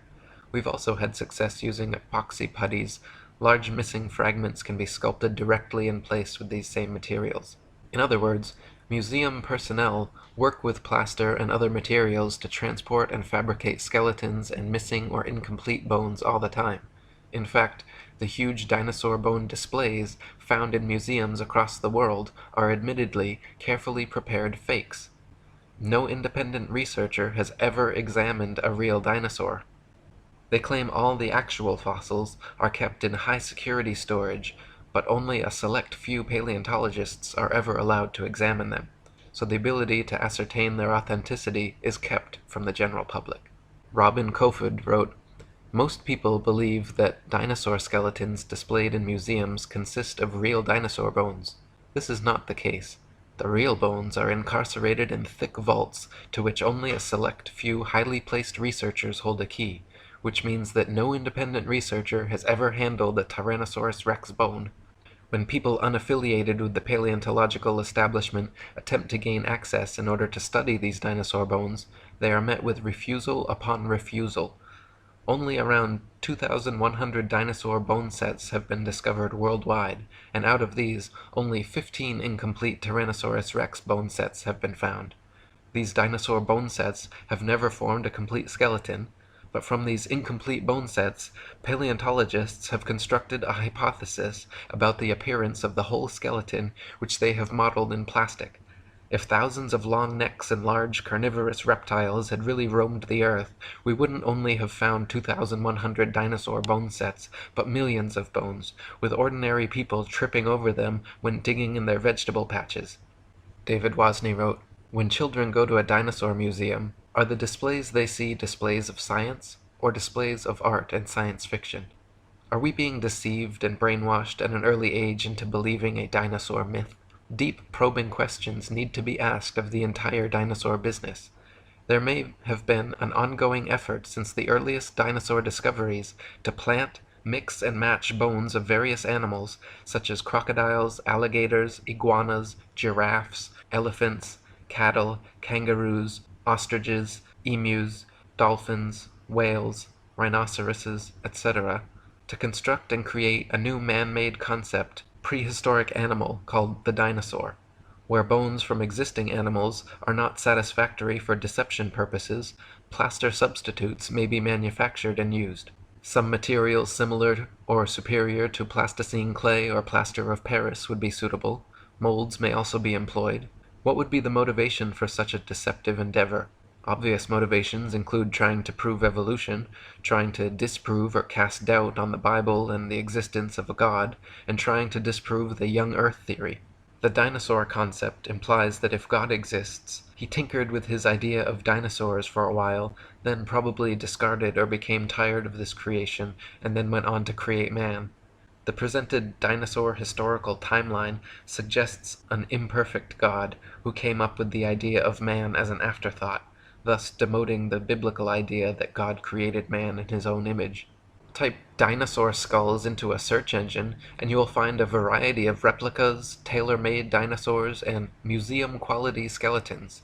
One of the largest and most renowned suppliers of fake dinosaurs is the Zigong Dino Ocean Art Company in Sichuan, China, which provides natural history museums worldwide with ultra-realistic dinosaur skeletons made from real bones. Chicken, frog, dog, cat, horse, and pig's bones are melted down, mixed with glue, resin, and plaster, then used as base material for recasting as dinosaur bones. They are even given intentional fractures and an antiquated, fossilized look to achieve the right effect. Their website boasts over 62% of our output goes to American and European markets, which means we will understand and are familiar with the intricacies and regulation of exporting to these regions. Since we are a partner of dinosaur museums, all products are made under the guidance of experts of the Chinese Academy of Sciences. We have gained a global sales network reaching the USA, Brazil, France, Poland, Russia, Germany, Saudi Arabia, South Korea, Thailand, Indonesia, exhibited in Peru, Argentina, Vancouver, Cincinnati, Chicago, and other places. As Alan Fiducia, University of North Carolina paleontology professor, wrote, I have heard there is a fake fossil factory in northeast China, in Liaoning province near the deposits where many of these recent alleged feather dinosaurs were found. Or as David Wozni wrote, the possibility exists that key dinosaur bones on display have been artificially modified through sculpture and carving. Bone sculpture is not an unknown human activity. Many cultures participate in creating man-made objects out of existing bones, totally unrecognizable from the original shape. Is the dinosaur industry a customer of this sort of business? Is it possible that dinosaur skeleton replica are secretly assembled or manufactured in private buildings out of public view, with bones artificially constructed or used from a number of different modern-day animals? Why bother having any authentic original fossils at all if alleged replicas please the public? Another problem with dinosaurs is their unnatural structural dynamics. Many dinosaur skeletons and reconstructions feature bipedal monsters like the T-Rex with a forward-leaning torso and head far larger and heavier than its counterbalancing tail. Many museum displays cannot even stand up under their own weight. It is highly unlikely that beasts this large and disproportionate could exist at all. The loads acting on their skeletons are so great that calculations indicate the bones of the largest dinosaurs would buckle and crack under their own immense weight. Experts have also pointed out that dinosaurs would have to have moved much slower than portrayed in movies to prevent sudden shocks to their skeletons. David Wozni wrote, this idea of slow-moving animals does not agree with the biomechanical analysis of dinosaurs, which indicate that the dinosaurs were agile, active creatures. This is the paradox between the dinosaur's size and lifestyle. Many displays and drawings of dinosaurs appear to be an absurdity, showing a two-legged animal that would be totally off balance, with the weight of head and abdomen much greater than weight of tail, which is supposed to act as a counterbalance. Is the dinosaur industry a case of science trying to meet public desires or expectations? The movie Jurassic Park is an example of showing dinosaurs much larger than any current displays in museums. After the movie came out, it is interesting to note that many articles were written asking, is this possible? I can recall a report of dinosaur DNA being discovered preserved in amber, which later turned out to be false. Robin Kofod wrote, overall, several millions of dollars have been spent promoting the existence of dinosaurs through movies, TV, magazines, and comics. The world of movies and paleontology are like Siamese twins. People's view on the existence of dinosaurs is based not on firm evidence, but on Hollywood-fixated artistic impressions. Documentaries colorfully illustrate each dinosaur's characteristics, like colors, weight, and muscle mass, but Don Lessam, advisor for Jurassic Park, admits that this is pure guesswork. Consider, for instance, the question of how much these dinosaurs weigh. Don Lessam says, scientists don't know how much dinosaurs weighed.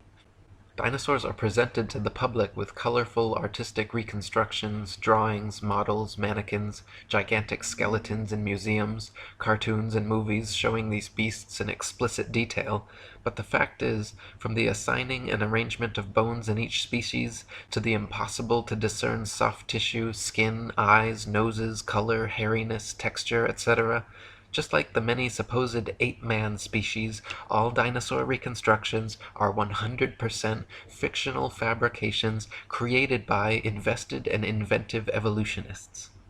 They purposely present dinosaurs to children in the media to spark and bias their young imaginations toward their machinations. Cartoons like Ice Age and The Land Before Time, movies like Jurassic Park and Dinosaur Island, coloring books, dolls, plastic toys, elementary school textbooks, and huge displays in children's museums certainly have an effect on budding young minds. National Geographic and the Ice Age movies were produced by Mason Rupert Murdoch's News Corp and 20th Century Fox. The Masonic production company Universal Studios created Jurassic Park and The Land Before Time. They are owned by Comcast, whose main shareholders are Masons J.P. Morgan and the Rothschilds. Discovery Channel, which features many dinosaur documentaries, is also financially advised by N.M. Rothschilds and Son Limited. Former paleontology student Michael Forsell claimed on a radio interview with leading paleontologist Jack Horner that he was a total fraud, fabricating evidence and perpetuating the myth of dinosaurs. He continued on saying, "I started my career in the field of paleontology only to leave my studies once I realized the whole thing was a sham. It's nonsense. Most of the so-called skeletons in museums are actually plaster casts. They even do it openly on documentaries now, preserving the bones my ass. I struggled as a student mainly because I could not tell the difference between a fossilized egg and an ordinary rock, and of course there is no difference. I was treated like a leper when I refused to buy into their propaganda and promptly left the course. Dinosaurs never existed. The whole shebang is a freak show. They just grab a couple of old bones and form them into their latest Frankenstein's monster-like exhibit. We are all being fooled, and it's wrong, but together we can stop it." Many claim that since dinosaur fossils have been radiometrically dated to be tens of millions of years old, that their authenticity is thus proven. The fact is, however, that the methods used to date dinosaur fossils involve not measuring the actual fossils, but the rocks near where they are found. Most fossils are found near the surface of the Earth, and if a modern-day animal were to die in the area, paleontologists would be likely to date them the same age. Dr. Margaret Helder, in her book Completing the Picture, a handbook on museums and interpretive centers dealing with fossils, she writes, "Scientists used to be very impressed with the potential of radiometric for coming up with absolutely reliable ages of some kinds of rocks. They do not feel that way anymore. Having had to deal with numerous calculated dates which are too young or too old compared with what they expected, scientists now admit that the process has many more uncertainties than they ever would have supposed in the early years. The public knows almost nothing about uncertainties in the dating of rocks. The impression that most people have received is that many rocks on Earth are extremely old and that the technology exists to make accurate measurements of the ages. Scientists have become more and more aware, however, that the measurements which the machines make may tell us nothing about the actual age of the rock." One of the main reasons that evolutionists needed the existence of dinosaurs was to answer the complicated problems present in the theory of evolution, including sea-dwelling animals evolving into land-dwellers, reptiles evolving wings, feathers, flying and becoming birds, as well as other reptiles evolving warm blood, live births, breasts, and becoming mammals, through their imaginary multi-million-year timeline and a variety of supposed transitional dinosaur forms. The paleontological establishment has been promoting various sea dinosaur, reptile/birds, and reptile/mammals to bridge these gaps. Many professionals and experts in the field have disputed such findings as often as they have been presented, however. Dr. Storrs Olson, a Smithsonian Institute scientist, wrote, "The idea of feathered dinosaurs and the theropod origin of birds is being actively promulgated by a cadre of zealous scientists acting in concert with certain editors at Nature and National Geographic, who themselves have become outspoken and highly biased proselytizers of the faith. Truth and careful scientific weighing of evidence have been among the first casualties in their program, which is now fast becoming one of the grander scientific hoaxes of our age. No authentic feathers have ever been found with dinosaur fossils, though a few exposed hoaxes certainly attempted to fake it. Dr. Olson called the adding of feathers to their findings hype, wishful thinking, propaganda, nonsense fantasia, and a hoax. In the 1990s, many fossils with feathers were supposedly discovered in China, suspiciously close to the Zhejiang Dino Ocean Art Company, but when examined, Dr. Timothy Rowe found the so-called Confuciusornis was an elaborate hoax. He also found the Archaeoraptor, supposedly discovered in the 90s, was composed of bones from 5 different animals. When Dr. Rowe presented his findings to National Geographic, the head scientist reportedly remarked, "Well, all of these have been fiddled with." National Geographic then proceeded with their news conferences and media stories about the Archaeoraptor fossils being genuine and having found the missing link in evolution. Robin Kofod wrote, "In 1999, National Geographic magazine was busted when they presented in a colorful and fancily presented article The Missing Link, an Archaeoraptor dinosaur which was supposed to support the basic tenet of evolutionary theory that dinosaurs had slowly developed over millions of years. Their proof consisted of a fossil where carefully arranged bone imprints gave the impression of a creature half dinosaur and half bird. The scam was discovered during a CT scan which uncovered unnatural bone links. National Geographic magazine was later forced to admit, when pressured, that the fossil was man-made." Paleontologists claim that Archaeopteryx is another transitional form of bird evolved from dinosaurs, but this theory falls on its face against overwhelming evidence to the contrary. Other species like Confuciusornis, Launingornis, and Eolalavis have all been found to be contemporary with the Archaeopteryx and are indistinguishable from present-day birds. Alan Fiducia from University of North Carolina, one of the most famous ornithologists in the world, stated, "I've studied bird skulls for 25 years, and I don't see any similarities whatsoever. I just don't see it. Theropod origin of birds, in my opinion, will be the greatest embarrassment of paleontology of the 20th century." Larry Martin from the University of Kansas, a paleoornithologist, says, "To tell you the truth, if I had to support the dinosaur origin of birds with those characters, I'd be embarrassed every time I had to get up and talk about it." Even if dinosaurs did evolve into birds to fill their evolution gap, it does not explain how something like the common housefly could have evolved. Flies flap their wings simultaneously 500 times per second. Even the slightest dissonance in vibration would cause them to lose balance and fall. But this never happens. How could they evolve such an amazing and specialized ability? Why were dinosaurs never discovered before the evolutionist renaissance in the mid-19th century? Why do paleontologists think they can reconstruct an entire species of ancient animal from a few teeth? Why have so many dinosaur discoveries turned out to be hoaxes? Why are all authentic dinosaur fossils kept under tight lock and key away from any independent analysis? Why has erosion and weathering not destroyed all these supposed prints and fossils that are allegedly millions of years old? If dinosaurs were supposedly wiped out by a meteor impact or other such catastrophe, why is it that all the other various animal species that exist today were not similarly wiped out?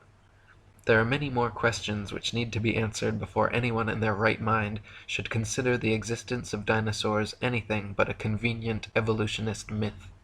Robin Kofod wrote, "The paleontological establishment can control which hypotheses will be constructed through textbooks and the curriculum. In this way, students are brainwashed into a pseudo-reality controlled by text material and the teacher's authority.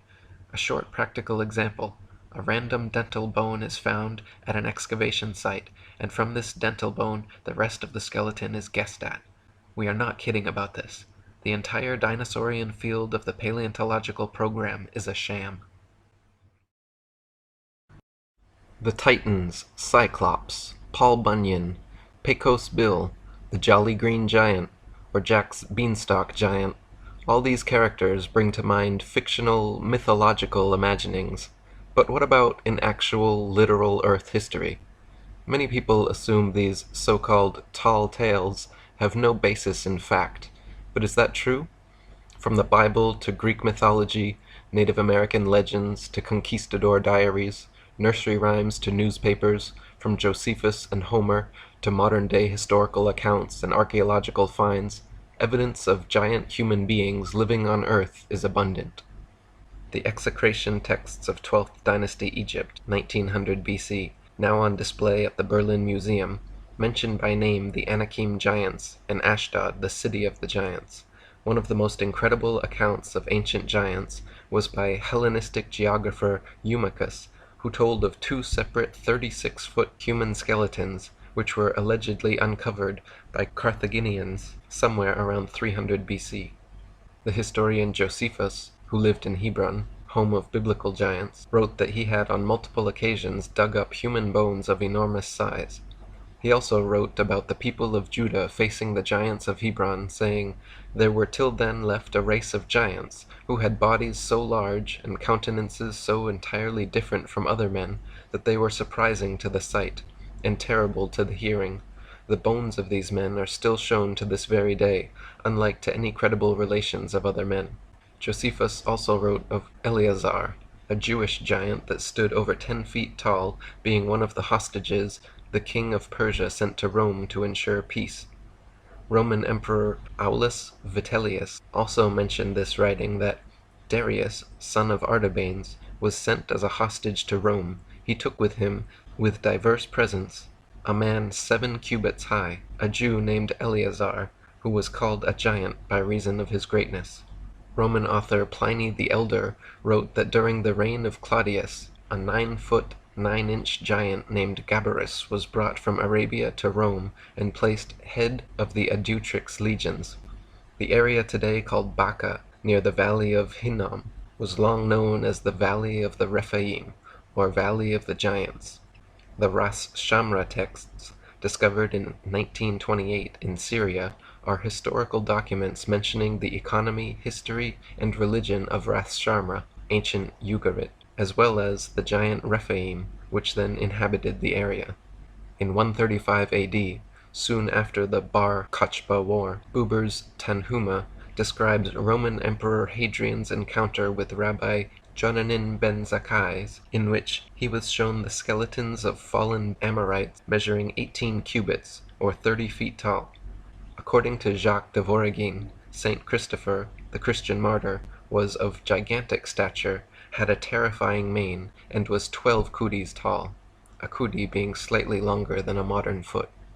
In an old book called History and Antiquities of Allerdale, there is a report of a giant found by one Hugh Hodson of Thornway, in Cumberland, England, during the Middle Ages. The report states that the said giant was buried 4 yards deep in the ground, which is now a cornfield. He was 4 yards and a half long, and was in complete armor, his sword and battle-axe lying by him. His teeth were 6 inches long and 2 inches broad. The Cocopa Indian tribe have an oral history describing giants of the past able to carry logs so heavy that 6 humans failed to budge. Considering that humans can carry on average twice their body weight, and the average human is 150 pounds, this means the logs would have weighed over 1,800 pounds. In H.T. Wilkins' book, Mysteries of Ancient South America, he retold old Peruvian tales of a time during their past when a race of giants came from the Pacific Ocean on ships and invaded the lowlands of Peru, forcing the Inca to retreat high into their mountain strongholds in the Andes. The Incas said that some of the giants were so huge that from the knee down they were as tall as a tall man. The Inca legends also closely parallel the biblical account of Sodom and Gomorrah, saying that these giants brought no women with them, and because they were too big for the Inca women, they became homosexual, and one day, while they were publicly polluting the marketplace with these practices, a fire from heaven rained down on them and consumed them. Gary Nelson wrote, "Growing up in Nevada, I had heard stories of the Sitka from the Paiute Indians that lived in the area. They told of red-haired men and women of light-colored skin as tall as 12 feet who originally lived in the area when the Paiutes had first arrived. Evidently, these human giants liked to eat the Indians, so they had problems making friends. The Indian tribes of the area finally joined and ambushed the giants, killing most of them on the spot.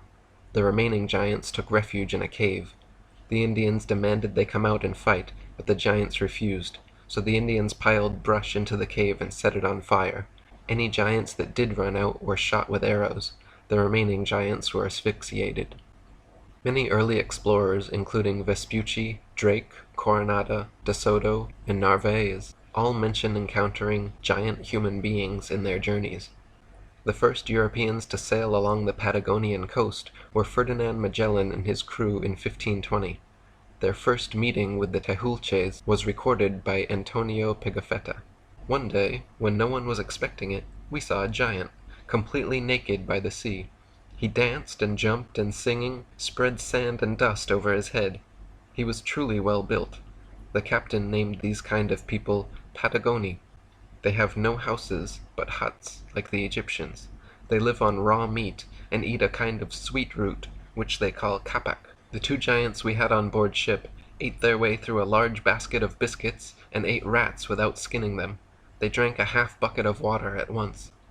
When Hernando de Soto reached the territory of the Apalachee around Tallahassee, he recorded meeting a giant Indian chief whom he described as a man of monstrous proportions. At the same time as De Soto, across the continent near present-day California and Arizona, Francisco Coronado was leading a team to search for the legendary beautiful 7 cities of Cibola and ran into several tribes of giants. Pedro de Castaneda, one of Coronado's team members, later wrote a complete history of the expedition, mentioning their meetings with giant Indians. In one such passage, he wrote of their encounter with the Seri Indian tribe. Don Rodrigo Maldonado, who was captain of those who went in search of the ships, did not find them, but he brought back with them an Indian so large and tall that the best man in the army reached only to his chest. It was said that other Indians were even taller on the coast. In around 1542, within months of De Soto and Coronado's expeditions, 5-year-old Fray Diego Duran moved with his Christian missionary family to central Mexico and spent most of his life there. During his travels, he recorded several times coming in contact with giant Indians. It cannot be denied that there have been giants in this country. I can affirm this as an eyewitness, for I have met men of monstrous stature here. I believe that there are many in Mexico who will remember, as I do, a giant Indian who appeared in a procession of the feast of Corpus Christi. He appeared dressed in yellow silk and a halberd at his shoulder and a helmet on his head, and he was all of 3 feet taller than the others. In his book, History of the Indies, Joseph de Acosta also tells a tale similar to Duran's. When I was in Mexico, in the year of our Lord 1586, they found one of those giants buried in one of our farms, which we call Jesus de la Mont, of whom they brought a tooth to be seen, which, without augmenting, was as big as the fist of a man, and according to this, all the rest was proportionable, which I saw and admired at his deformed greatness. Halfway around the world in 1575, when the Tartars invaded Poland, Jacobus Niezabilo Vias defeated a soldier of gigantic size who fought within their ranks. After the battle, the Polish army recorded that his body was of so prodigious a bulk that his carcass reached to the navel of any ordinary person standing by the side of it. Throughout history and all over the world, hundreds of giant skeletons have been discovered, unearthed, recorded, and in recent times photographed and preserved. Thanks to the suppression and censorship by the Smithsonian and other establishment organizations, however, most people are completely unaware of these amazing discoveries. Matt Tufor wrote, "The Smithsonian Institute, National Geographic, the Discovery Channel, and any of the officially sanctioned archaeological expedition teams, between the whole lot of them, have supposedly not been able to cough up one single solitary bone fragment, fossil, or artifact that would evidence these Nephilim. Has the elite-controlled academic mainstream covered something up? Here, then, are a number of these reports about discoveries of the remains of human or humanoid giants. Keep in mind, numerous times these findings were turned over to government authorities, particularly to the Smithsonian, by conscientious and well-meaning citizens, only to have these artifacts then disappear permanently. In 1456, a 23-foot-tall human skeleton was reported and removed from beside a river in Valence, France. In 1577, a 19.5-foot giant skeleton was found under an overturned oak tree in the canton of Lucerne. In 1613, a giant skeleton was found near Chaumont Castle in France and reported to be 26 feet 6 inches tall.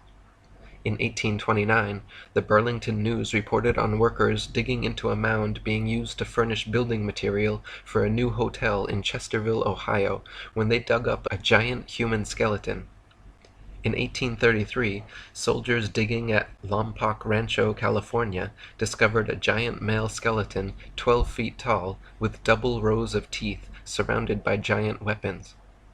In July 1877, 4 prospectors in Eureka, Nevada, found and chipped out several human leg and foot bones encased in solid quartzite. One of the leg bones from heel to knee was 39 inches long, twice the size of a modern-day adult human. In 1879, the Indianapolis News reported that a 9-foot, 8-inch skeleton was excavated from a mound near Brewersville, Indiana. In 1891, workmen excavating near Crittenden, Arizona, discovered a huge stone sarcophagus 8 feet below the surface, which contained the mummified body of a 12-foot tall giant with 6 digits on each limb.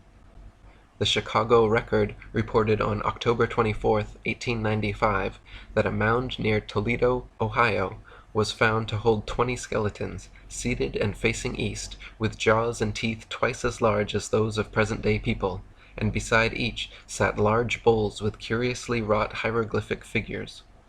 In December 1895, a 12-foot 2-inch fossilized Irish giant was found by a Mr. Dyer while prospecting for iron ore in Antrim County, Ireland. Strand magazine featured a picture of the giant at a London rail depot. It weighed 2 tons, had 6-digit limbs, and was exhibited in Dublin, Liverpool, and Manchester for 6 pence a person, attracting scientific men as well as gaping sightseers. After a legal dispute regarding ownership, however, the exhibit disappeared from public display forever.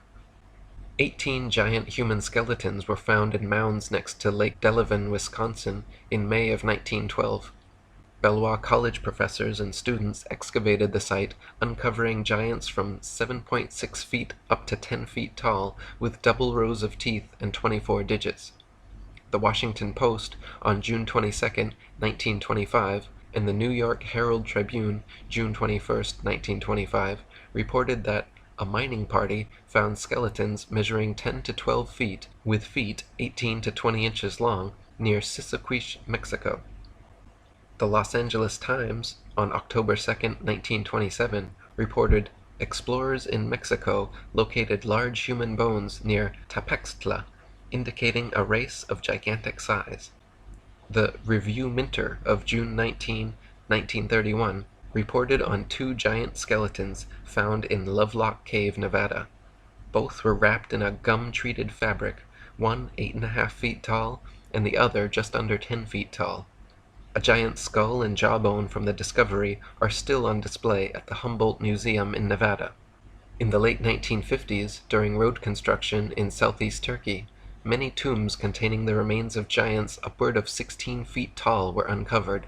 Leg bones were measured to be about 120 centimeters, or 47.24 inches. In 2004, an anonymous Aramco Saudi oil industry technician found and uncovered a 15-foot tall complete giant human skeleton while prospecting. Police quickly came and seized all cameras, the Saudi military swiftly took control of the site, and nothing was ever publicly released about it since. The technician who uncovered it managed to take and circulate only one photo of the giant. Matt 24 wrote, "What I found to be ominously indicative, and yet also a backhanded confirmation of the authenticity of this discovery, is the flurry of photoshopped Nephilim remains that popped up on the internet shortly afterwards. In an apparent attempt to muddy the waters and create a discrediting factor, to this day if you Google for giant skeleton, you see an abundance of these faked photoshopped giants. Just in the short time I spent recently researching for this chapter, I ran into at least 5 or 6 reports regarding the Smithsonian Institute receiving extraordinary artifacts and evidence from dutiful citizens who thought they were handing over their findings to the highest and most reliable authorities, only to realize later that Smithsonian had made it all disappear. Hollywood has even made a veiled, snickering reference to this bizarre trend. Recall the famous Smithsonian warehouse scene at the end of the first Indiana Jones movie. Note how these many giant discoveries are made by a wide range of people with a variety of jobs and interests, unlike supposed dinosaur discoveries which are always made by highly invested parties. Also note how the Smithsonian has entire museums filled with fake dinosaur skeletons, yet has never displayed a single giant human skeleton. Even though they are in possession of several of them, they maintain that giants never existed and have never been discovered. David Hatcher Childress wrote, "To those who investigate allegations of archaeological cover-ups, there are disturbing indications that the most important archaeological institute in the United States, the Smithsonian Institute, an independent federal agency, has been actively suppressing some of the most interesting and important archaeological discoveries made in the Americas. The Vatican has long been accused of keeping artifacts and ancient books in their vast cellars without allowing the outside world to access them. Sadly, there is overwhelming evidence that something very similar is happening with the Smithsonian Institution. Ivan T. Sanderson, a famous zoologist and frequent Johnny Carson guest, told the story of an army engineer stationed on the Aleutian Islands of Shemya during World War II, who sent him a fascinating letter. The man claimed to have uncovered a giant graveyard when building an airstrip, bulldozing through sedimentary rock in 1944. He found skulls which measured from 22 to 24 inches from base to crown, nearly 3 times the size of a typical adult human skull. He entrusted them to the Smithsonian Institute, where they were never to be seen again. He wrote to Sanderson, "Is it that these people cannot face rewriting all the textbooks?" When Spiro Mound in Oklahoma was excavated in the 1930s, an 8-foot-tall giant in full armor was discovered along with a treasure of pearls and other jewels. The Smithsonian Institute was directly involved in the cover-up of this and many other ancient mounds of the Midwest which were dug up. Archaeologist and researcher David Hatcher Childress reported on one Smithsonian employee who lost his job for exposing evidence that the Smithsonian had at least once taken a barge full of unusual artifacts out and dumped them in the middle of the Atlantic Ocean. David Hatcher Childress wrote, "Perhaps the most amazing suppression of all is the excavation of an Egyptian tomb by the Smithsonian itself in Arizona. A lengthy front-page story of the Phoenix Gazette on April 5, 1909, gave a highly detailed report of the discovery and excavation of a rock-cut vault by an expedition led by Professor S.A. Jordan of the Smithsonian. The Smithsonian, however, claims to have absolutely no knowledge of the discovery or its discoverers. The area around 94 Mile Creek and Trinity Creek had areas with names like Tower of Set, Tower of Ra, Horus Temple, Osiris Temple, and Isis Temple. In the Haunted Canyon area were such names as the Cheops Pyramid, the Buddha Cloister, Buddha Temple, Manu Temple, and Shiva Temple. Was there any relationship between these places and the alleged Egyptian discoveries in the Grand Canyon? We called a state archaeologist at the Grand Canyon and were told that the early explorers had just liked Egyptian and Hindu names, but that it was true that this area was off limits to hikers and other visitors because of dangerous caves. Indeed, this entire area, with Egyptian and Hindu place names in the Grand Canyon, is a forbidden zone. No one is allowed into this large area. We could only conclude that this was the area where the vaults were located. I believe that the discerning reader will see that if only a small part of the Smithsonian Gate evidence is true, then our most hallowed archaeological institution has been actively involved in suppressing evidence for advanced American cultures, evidence for ancient voyages of various cultures to North America, evidence for anomalistic giants and other oddball artifacts, and evidence that tends to disprove the official dogma that is now the history of North America." Gary Nelson wrote, "Recently I took a trip to Peru, and guess what jumped out at me in some of the museums I visited there? Yes, it was giants. In Peru they are not whisked away like they are in the USA. It should be noted that there have been hundreds of giant discoveries in the USA that have been either ignored or taken into custody by the Smithsonian, never to be seen again. The Incas actually had kings that were giants, and had red and blonde hair. In the Gold Museum in Lima, you can still see the clothing and head of an Incan king who stood an easy 10 feet tall. His dried and mummified head is easily twice the size of mine, and I am not a little person." The Bible, a book said to be inspired and written by God, claims that the earth is flat, motionless, and intelligently designed, that giant human beings existed, and that dinosaurs and ape men never existed. Several increasingly unpopular ideas, which I hope the book you are reading, The Flat Earth Conspiracy, has proven to be undeniably true. In my previous book, The Atlantean Conspiracy, I also presented overwhelming evidence that there existed ancient, advanced, worldwide civilizations which were wiped out by a global flood, another unpopular idea confirmed by the Bible. I come from a huge family of devout Christians, among whom, as a lifelong skeptic, I have always been the black sheep. To this day, I must admit, many of the stories and miracles described in the Bible stretch the limits of my believability. The idea of angels, demons, a living human God-man, talking serpents and bushes, parting seas, virgin birth, walking on water, resurrection of the dead, 900-year-old people, and the many other miracles and entities fundamentalists believe on blind faith have never resonated with me as necessarily literal phenomena. Certain other aspects, however, including the Bible's accounts of intelligent design, the fixed flat earth, giant human beings, and a worldwide flood, are backed by abundant evidence, so I refuse to throw out the baby with the bathwater. The Bible claims that Darwin was not the first to ever present the theory of evolution to humanity, but that Satan was. In the Garden of Eden, Satan tells Eve, "If she eats from that tree, ye shall be as gods." The idea that man can progress, evolve, and become like gods, the foundation of Darwinism, scientism, transhumanism, and the New Age movement, is in a biblical context Satanism. The Bible also talks about a great deception that Satan would enact in the final days, which would result in people increasingly disbelieving in God and the Bible, a hoax that would deceive even the very elect. The modern atheist Big Bang heliocentric globe Earth chance evolution paradigm has accomplished just this by removing God or any sort of intelligent design and replacing purposeful divine creation with haphazard random cosmic coincidence. Morris Klein wrote, "The heliocentric theory, by putting the sun at the center of the universe, made man appear to be just one of a possible host of wanderers drifting through a cold sky. It seemed less likely that he was born to live gloriously and to attain paradise upon his death. Less likely, too, was it that he was the object of God's ministrations. The Bible describes a geocentric universe within which Earth is the only material world and around which everything in the cosmos revolves. The Earth is described as a flat plain resting upon the mighty waters of the great deep. The sun and moon were created as luminaries to divide and light the day and night. Stars were created as lesser luminaries, and all the celestial lights were created for the earth and to revolve around the earth. Humans, animals, and everything in nature was intentionally and intelligently created in a matter of days, not coldly, blindly evolved over billions of years."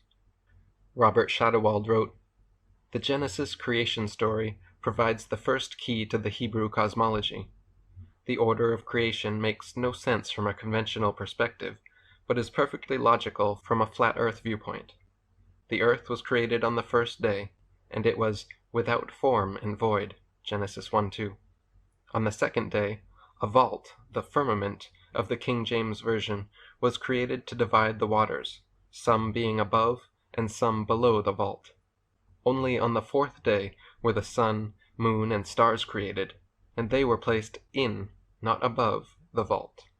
Contrary to NASA and the modern Masonic astronomical establishment, the Bible affirms and reaffirms in several passages that the earth is stationary and absolutely motionless. 1 Chronicles 16:30 and Psalm 96:10 both read, "He has fixed the earth firm, immovable." Isaiah 45:18 states, "God, who made the earth and fashioned it, himself fixed it fast." And Psalm 93:1 says, "The world also is established, that it cannot be moved." Also contrary to NASA and other propagators of the ball earth theory, the Bible repeatedly affirms that the earth is outstretched as a plane, with the outstretched heavens everywhere above, not all around, that it is firmly fixed on foundations or pillars, and has ends and corners jutting out into the sea.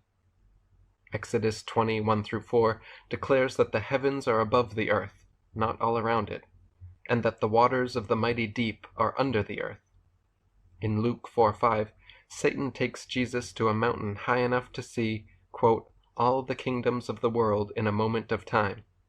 And Revelation 1:7 promises every eye shall see Christ's coming in the clouds, feats only possible over a flat earth, not a globe. Robert Shadowald wrote, The essential flatness of the earth's surface is required by verses like Daniel 4:10-11. In Daniel, the king saw a tree of great height at the center of the earth, reaching with its top to the sky, and visible to the earth's farthest bounds. If the earth were flat, a sufficiently tall tree would be visible to the earth's farthest bounds, but this is impossible on a spherical earth. Likewise, in describing the temptation of Jesus by Satan, Matthew 4:8 says, "Once again, the devil took him to a very high mountain, and showed him all the kingdoms of the world in their glory." Obviously, this would be possible only if the earth were flat. The same is true of Revelation 1:7. "Behold, he is coming with the clouds, every eye shall see him." In the Bible, the waters are created before the earth, and surround the earth. Genesis 1:9-10 reads, "And God said, Let the waters under the heaven be gathered together unto one place, and let the dry land appear. And God called the dry land earth, and the gathering together of the waters he called seas." Psalm 136:6 confirms that God stretched out the earth above the waters. And Psalm 24:1 says, "He hath founded earth upon the seas, and established it upon the floods." 2 Peter 3:5 describes the earth standing out of the water and in the water. And Exodus 24 and Deuteronomy 4:18 both mention the waters beneath the earth. Dr. Samuel Robotham wrote, "That the surface of water is horizontal is a matter of absolute truth, and as the earth is founded upon the seas and stretched out above the waters, it is of necessity a plane, and being a concrete mass of variable elements and compounds, with different specific gravities, it must be a floating structure, standing in and out of the waters, just as we see a ship or an iceberg. The sun, moon, and stars were placed by God within the firmament, or the vault of heaven, and move around and above the earth, so that day and night are ruled by their motions and lights, not by the supposed axial motion of the ball earth. They are luminaries only, not physical planetoids, intended for, quote, signs and seasons, to give light to this, the only world, and were purposely positioned relatively close to Earth, not millions of miles away, as false astronomers say.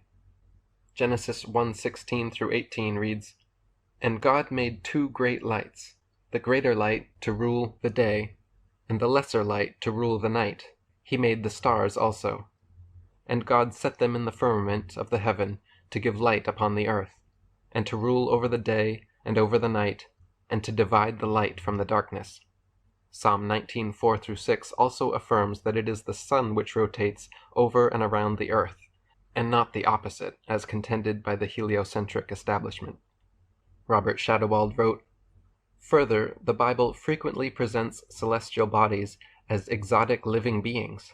For example, in them, the heavens, a tent is fixed for the sun, who comes out like a bridegroom from his wedding canopy, rejoicing like a strong man to run his race. His rising is at one end of the heavens, his circuit touches their farthest ends, and nothing is hidden from his heat." Psalm 19:4-6. The stars are anthropomorphic demigods.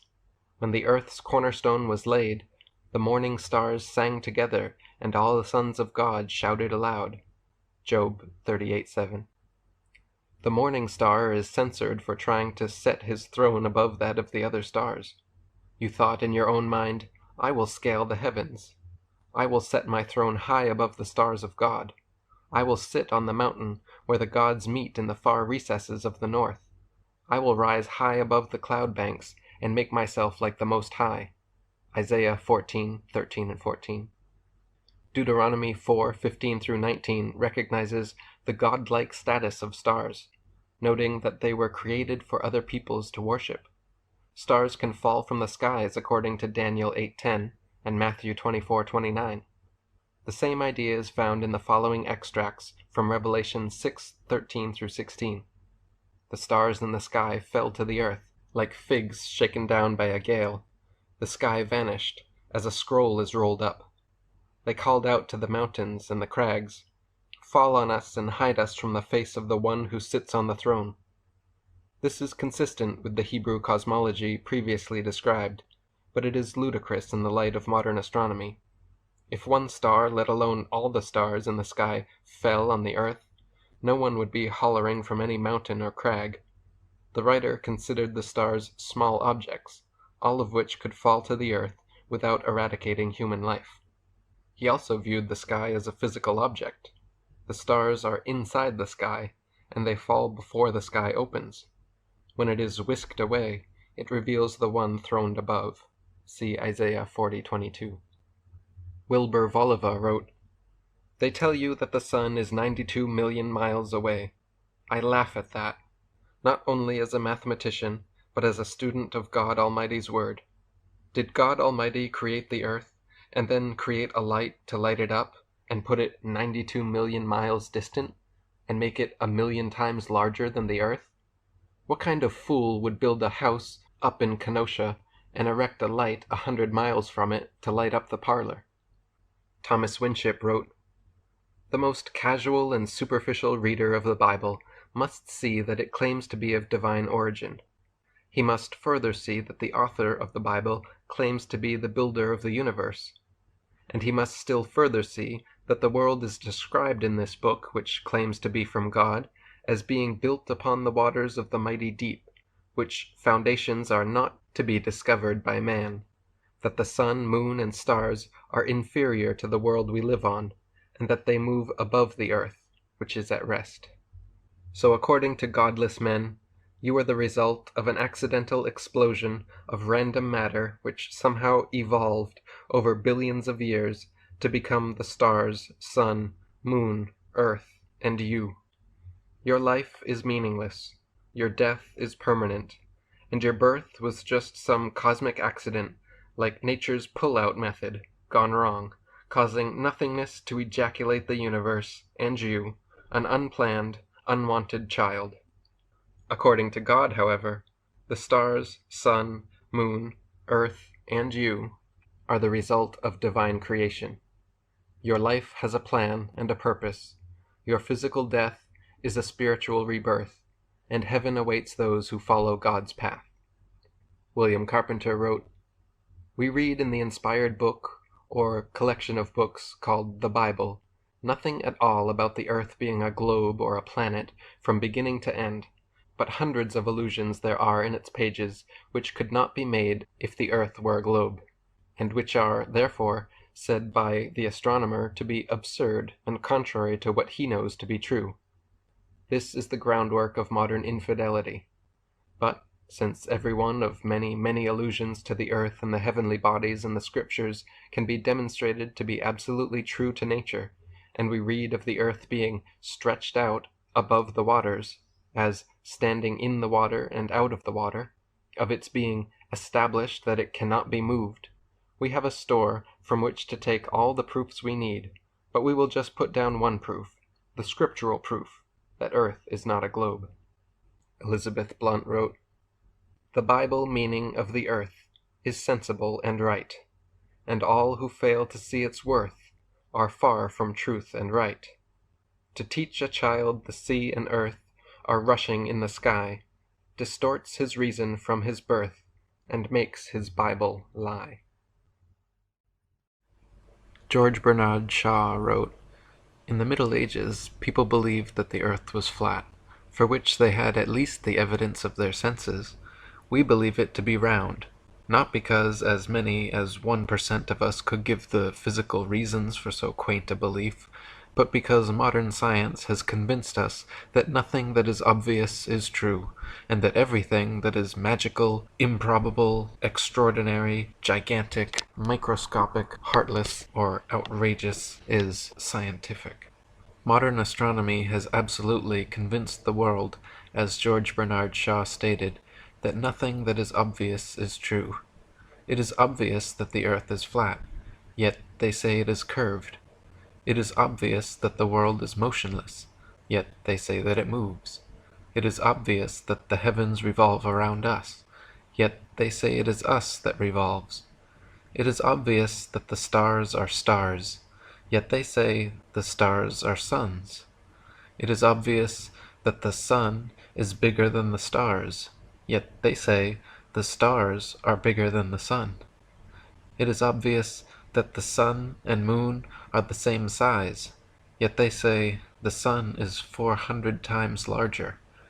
It is obvious that Earth is the only planet, yet they say there are over a septillion planets. It is obvious that up is up and down is down, yet they say it is not so. David Wardlaw Scott said, "With the modern astronomer, there is theoretically neither up nor down, though his experience belies his assertion every time he looks up to the heavens or down to the ground. Such aberration of intellect is really to be pitied." William Carpenter wrote, "Astronomer Denison Olmsted, in describing a diagram which is supposed to represent the earth as a globe, with a figure of a man sticking out at each side and one hanging head downwards, says, 'We should dwell on this point until it appears to us as truly up in the direction given to these figures as it does with regard to a figure which he has placed on the top.' Now a system of philosophy which requires us to do something which is really the going out of our minds by dwelling on an absurdity until we think it is a fact, cannot be a system based on God's truth, which never requires anything of the kind. Since, then, the popular theoretical astronomy of the day requires this, it is evident that it is the wrong thing, and that this conclusion furnishes us with a proof that the earth is not a globe." S. G. Fowler wrote, "The physical properties of a physical globe would create insurmountable difficulties for the being called man, for man is a two-legged, smooth-footed, clawless-toed, and heavily built creature. Picture him on the outside of a sphere in our popular 34° south latitude. He has his boots on, and his head is depressed in space 34 degrees to his feet. Consider him magnetized through his boots to the center of the globe, where the big magnet is located. Picture him looking down into the gaseous void, with his eyes gouging out of their sockets, and his heart in his mouth, and his prayer that his hobnailed boots will not lose their magnetism. No wonder the world's got brain-addled. The reader has been hoaxed by the stupidest manifest hoax ever perpetrated.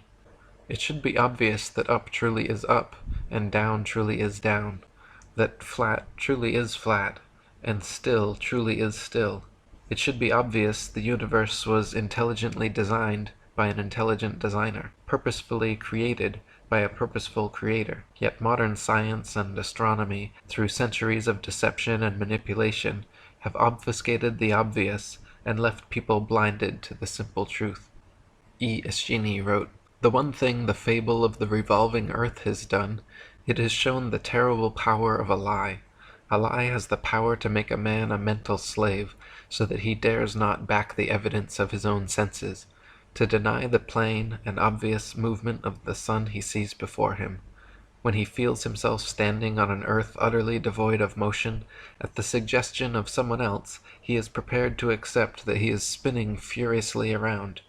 When he sees a bird flying and gaining over the ground, he is prepared to believe that the ground is really traveling a great number of times faster than the bird. Finally, in order to uphold the imagination of a madman, he is prepared to accuse his Maker of forming him a sensiferous lie.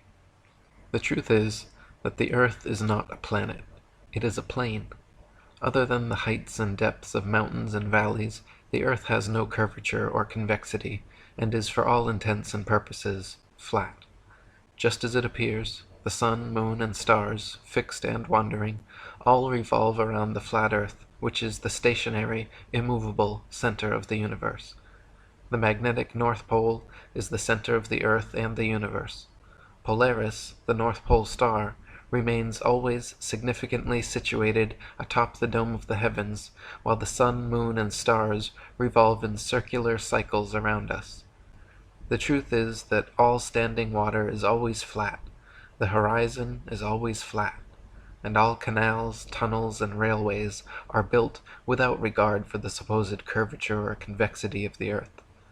The light from lighthouses can be seen at incredible distances, only possible on a flat surface. The truth is, pilots do not make constant nose declinations or compensation acceleration to account for the supposed curvature and rotation of the ball earth. The truth is, sailors do not use spherical calculations, but plane trigonometry when navigating. David Wardlaw Scott wrote, "Rational people believe Salisbury Plain to be a plane, and Lake Windermere to be horizontal. But our astronomers say that this is all a mistake, that we must not trust our eyes when we see these or other such places as being horizontal, but that we should believe what they tell us, that Salisbury Plain, Lake Windermere, and also all other plains, lakes, and places upon the earth, as well as the vast Pacific and all other oceans, are only parts of a great globe, and therefore must have a curve. Besides which, mirabile dictu, that all rush together round the sun at the rate of 65,000 miles per hour. They give their law for this fancied curvature, based on the world being 25,000 miles in circumference at the equator, as being 8 inches for the first mile, 2 feet 8 inches for the second, 6 feet for the third, and so on, the rule being to square the number of miles between the observer and the object, then multiply that square by 8 inches, and divide by 12 to bring it into feet, the quotient being the supposed curvature.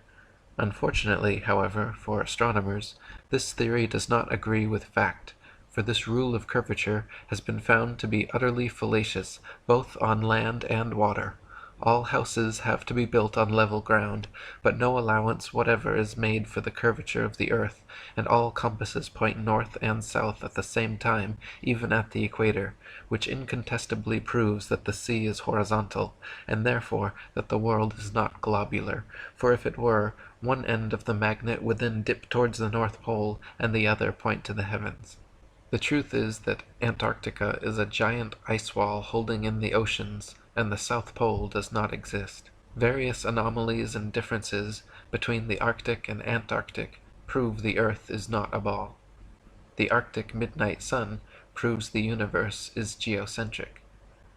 The truth is, the sun and moon are equal divine balanced opposites, made for signs and seasons, to light the earth and divide day from night. The moon is not merely a reflector of the sun's light, but emanates a demonstrably unique light of its own. It is completely self-luminescent and semi-transparent. The truth is that man has not and cannot ever walk on the moon or Mars, because the heavenly bodies are simply luminaries and not terrestrial terra firma like the earth. The moon and Mars landings were and are all hoaxes staged and filmed by Freemasons on Earth. Orbiting satellites and space stations do not exist. All video and photographs you have ever seen from NASA, Hubble, and other official sources are all CGI, computer-generated images. Gravity does not exist, and all floating astronauts are simply using wires or filming aboard zero-G planes. Relativity does not exist, and that is why Einstein is always sticking his tongue out at you. The truth is, the universe was intelligently designed by an intelligent designer, purposefully created by a purposeful creator, not the haphazard result of some inexplicable cosmic accident. The truth is that life, consciousness, the incredible, beautiful diversity and complexity of nature is divinely created, not coldly, blindly evolved out of nothing. Dr. Woodhouse wrote, "When we consider what the advocates of the earth's stationary and central position can account for, and explain their celestial phenomena as accurately to their own thinking as we can ours, in addition to which they have the evidence of their senses, and scripture, and facts in their favor, which we have not, it is not without a show of reason that they maintain the superiority of their system. However perfect our theory may appear in our own estimation, and however simply and satisfactorily the Newtonian hypothesis may seem to us to account for all the celestial phenomena, yet we are here compelled to admit the astonishing truth, if our premises be disputed and our facts challenged, the whole range of astronomy does not contain one proof of its own accuracy." Reverend John Wesley wrote, "The more I consider them, the more I doubt all systems of astronomy. I doubt whether we can with certainty know either the distances or the magnitude of any star in the firmament, else why do astronomers so immensely differ with regard to the distance of the sun from the earth, some affirming it to be only 3 and others 90 million miles away? Thomas Winship wrote, "Many have been able to see through the delusions of modern astronomy. Letters from various parts testify that in some cases men and women have begun to make use of their brain power, which had been stunted and dwarfed by acceptation, without the slightest proof of the unscientific, unreasonable, unnatural, and infidel teachings of men foisted upon a credulous public in the name of science.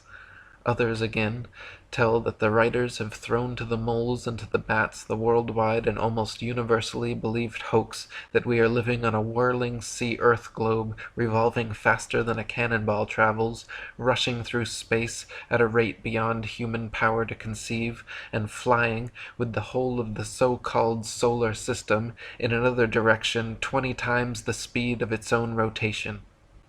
In conspiracy research, the term globalist usually refers to internationalists, people in favor of a one-world order, but more literally and more accurately, as the UN World Government logo shows, the term globalist signifies those who propagate the centuries-old myth of a globe Earth. Heliocentrism and the ball Earth mythos have long been promoted by Masonic patriarchal pagan sun worshippers. In typical sun-worshipping fashion, the sun was made to be the most important and central entity of the so-called solar system. The earth was demoted to being a mere planet, like the wandering stars. All the fixed stars were turned into distant suns as well. The sun was said to be the only giver of light, and the moon demoted to a mere reflector of the sun's light. The sun was said to be the largest thing in our corner of the galaxy, bigger than the earth, moon, and planets. By removing Earth from the motionless center of the universe, these Masons have moved us physically and metaphysically from a place of supreme importance to one of complete nihilistic indifference. If the earth is the center of the universe, then the ideas of God, creation, and a purpose for human existence are resplendent. But if the earth is just one of billions of planets revolving around billions of stars and billions of galaxies, then the ideas of God, creation, and a specific purpose for earth and human existence become highly implausible. By surreptitiously indoctrinating us into their scientific materialist sun worship, not only do we lose faith in anything beyond the material, we gain absolute faith in materiality, superficiality, status, selfishness, hedonism, and consumerism. If there is no God and everyone is just an accident, then all that really matters is me, me, me. They have turned Madonna, the mother of God, into a material girl living in a material world. Their rich, powerful corporations with slick sun cult logos sell us idols to worship, slowly taking over the world while we tacitly believe their science, vote for their politicians, buy their products, listen to their music, watch their movies, sacrificing our souls at the altar of materialism.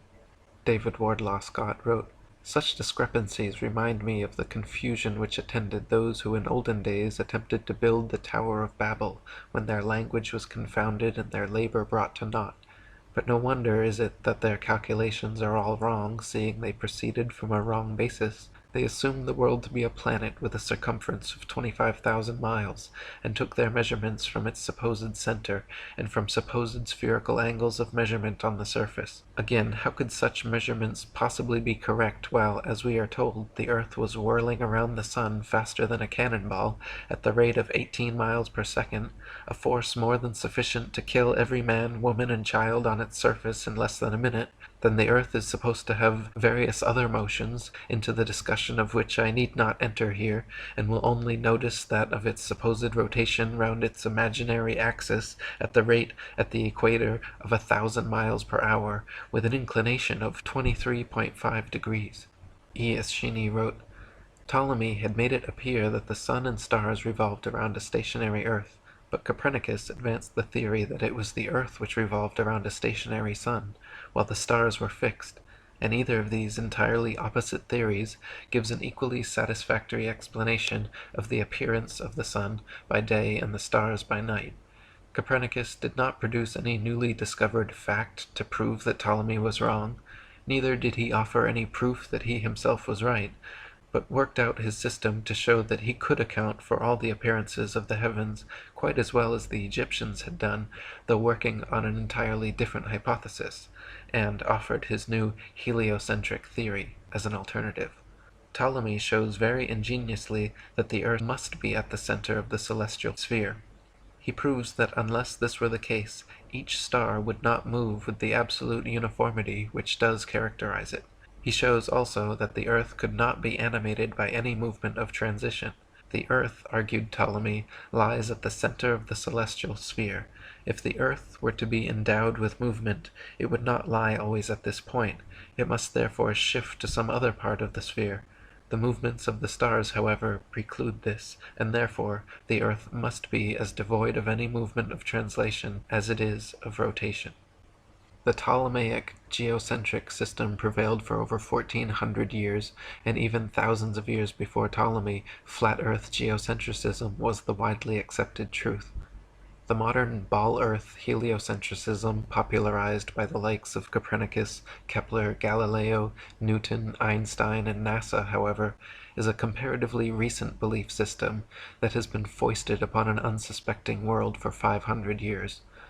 Ptolemy never imagined the scientific magicians of the future would be so brazen, nor the public so gullible, as to accept that we see no parallax change in the stars after hundreds of millions of miles of supposed orbital motion, simply because all those stars are trillions upon trillions of miles further distant at a sufficient enough scale for no change in relative parallax to occur.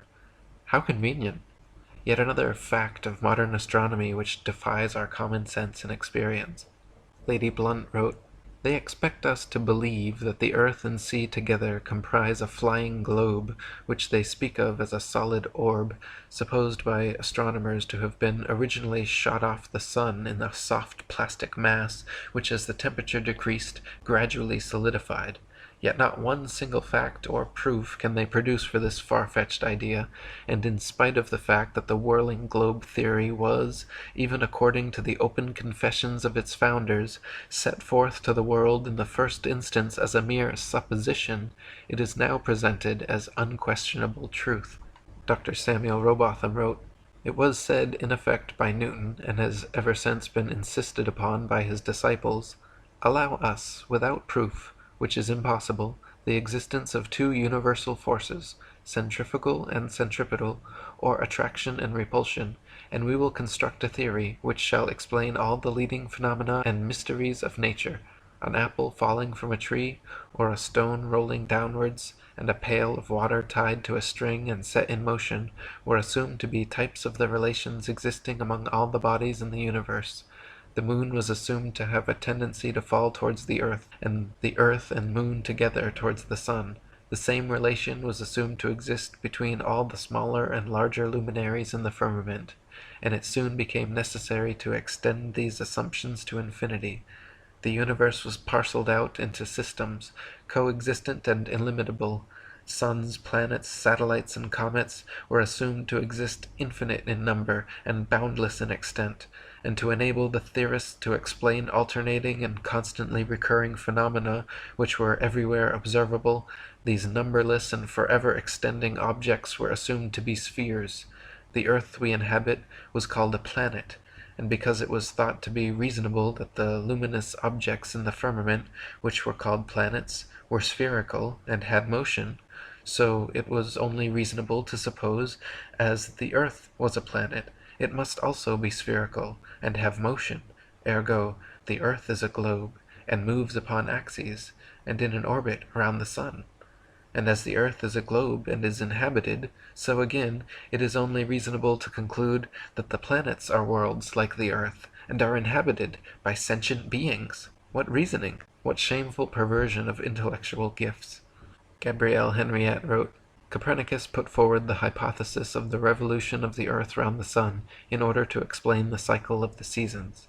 His theory is not very satisfactory, seeing that the earth is supposed to be at its greatest distance from the sun in the summer, during the hot weather, and at its shortest distance in the winter, when the temperature is at its lowest. These unusual conditions, which clearly contradict the laws of nature as regard the effects of heat, are, it is said, due to the angle formed by the rays of sun as they fall on the earth's surface. It is also stated that the opposition of the seasons north and south of the equator is due to a tilt of the earth, first on one side and then on the other, which conveniently occurs at the right moment. Nothing is said, however, of the shifting of the waters of the sea and rivers which this change in the center of gravity and in the position of the earth would inevitably bring twice a year. It might also be assumed that, under those conditions, very high constructions would swerve from the vertical. The American skyscrapers and the Eiffel Tower, for instance, cannot be seen to lean right or left according to the seasons, although this should be a logical and natural consequence of the alternate inclination attributed to the earth. If the earth were a sphere that rotated daily on its vertical axis at a uniform velocity, revolving annually around the sun, it would follow that half the globe would always be sunlit, while the other half dark, every place on the globe receiving an equal amount of day and night. In actuality, however, the drastically varying lengths of day and night over the earth are consistent with the geocentric flat earth model. If the earth were a sphere, it would follow that the seasons the world over would be simultaneous, due to the distance from the sun. When the earth is farthest away from the sun, the entire globe should be ensconced in winter and recording the coldest temperatures for the year. When the earth is closest to the sun, the entire globe should be summery and recording the warmest temperatures for the year. In actuality, however, this is not the case. The frozen depths of Antarctica remain forever frigidly foreboding, while just a few thousand miles away it is tropical summer.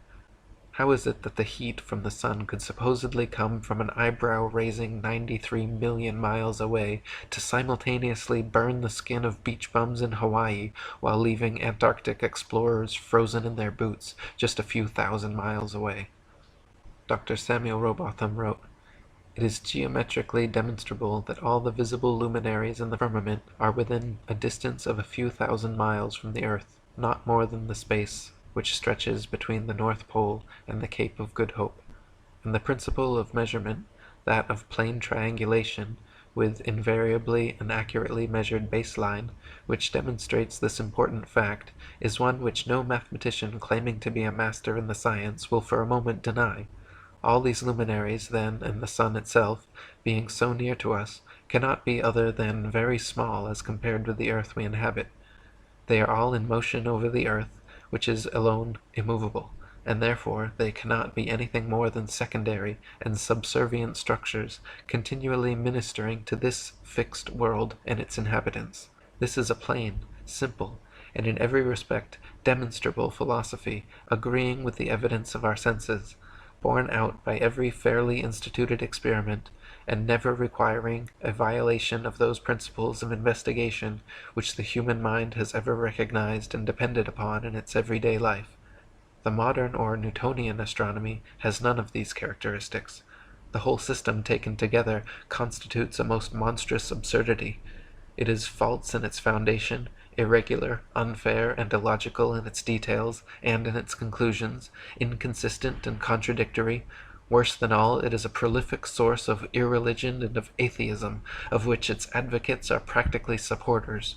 By defending a system which is directly opposed to that which is taught in connection with the Jewish and Christian religion, they lead the more critical and daring intellects to question and deride the cosmogony and general philosophy contained in the sacred books. Because the Newtonian theory is held to be true, they are led to reject the Scriptures altogether, to ignore the worship, and doubt and deny the existence of a Creator and Supreme Ruler of the world. The facts and experiments already advanced render it undeniable that the surface of all the waters of the earth is horizontal, and that however irregular the upper outline of the land itself may be, the whole mass, land and water together, constitutes an immense non-moving circular plane.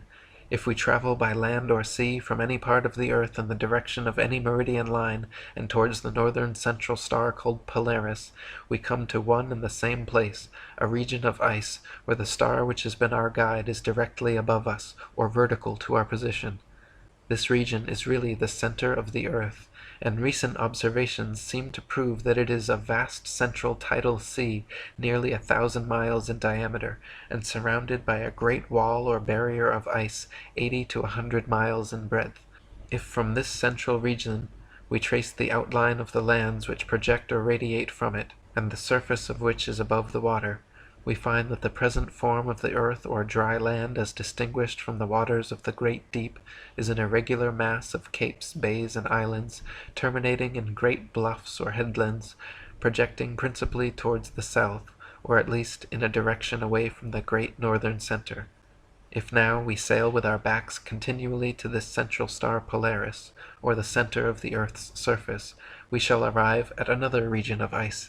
Upon whatever meridian we sail, keeping the northern center behind us, we are checked in our progress by vast and lofty cliffs of ice. If we turn to the right or to the left of our meridian, these icy barriers beset us during the whole of our passage. Hence we have found that there is a great ebbing and flowing sea at the earth's center, with a boundary wall of ice, that springing or projecting from this icy wall, irregular masses of land stretch out towards the south, where a desolate waste of turbulent waters surrounds the continents, and is itself engirdled by vast belts and packs of ice, bounded by immense frozen barriers, the lateral depth and extent of which are utterly unknown. How far the ice extends, how it terminates, and what exists beyond it, are questions to which no present human experience can reply. All we at present know is that snow and hail, howling winds, and indescribable storms and hurricanes prevail, and that in every direction human ingress is barred by unsealed escarpments of perpetual ice, extending farther than eye or telescope can penetrate, and becoming lost in gloom and darkness. What remains unknown at this time are the extent of the Antarctic ice wall. How far can one travel southwards atop the ice? Is it just water, snow, ice, and darkness forever? Or is there some limit, like the glass wall in the Truman Show? Is there a limit to space? Is the universe infinite, or, as the Bible claims, contained within a physical firmament, the vault of heaven? What exists beneath the mighty deep? Is it just deeper and darker water, going downward forever? Or is there some limit? Dr. Samuel Robotham wrote, "If the earth is a distinct structure standing in and upon the waters of the great deep, it follows that unless it can be shown that something else sustains the waters, that the depth is fathomless. As there is no evidence whatever of anything existing underneath the great deep, and as in many parts of the Atlantic and Pacific Oceans no bottom has been found by the most scientific and efficient means which human ingenuity could invent, we are forced to the conclusion that the depth is boundless." Gabrielle Henriette wrote, "From the earliest times it has been believed and said that the heavens were not an empty space, but a solid surface. The Chaldeans and Egyptians regarded the sky as the massive cover of the world, and in India and Persia it was thought to be a metallic lid, flat or convex, or even pyramidal. Up to the 17th century, the earth was always regarded as the center of an empty sphere with solid walls, and on this account it was always represented with a cover. This indispensable complement, however, was eliminated upon the advent of the theory of gravitation, for convenience sake, as a solid dome limiting the space round the earth would have rendered impossible the extravagant motions of the planets, which were sent revolving in the air at phenomenal distances. Thus from this time the fact universally accepted for thousands of years that the sky is a firm surface completely disappeared. Nevertheless, the possible existence of a solid vault over the earth is a question of great importance in view of the tremendous consequences which would result from this fact, if it happened to be true. There is no doubt that the general reaction is one of incredulity, but, on the other hand, it can be considered that it is not without reason that the ancients believed in the existence of the material vault of heaven, nor without reason either that this notion should have been consistently handed down through the ages, since the earliest times up to the 17th century, in all parts of the world. The planets are not solid, opaque masses of matter, as is believed.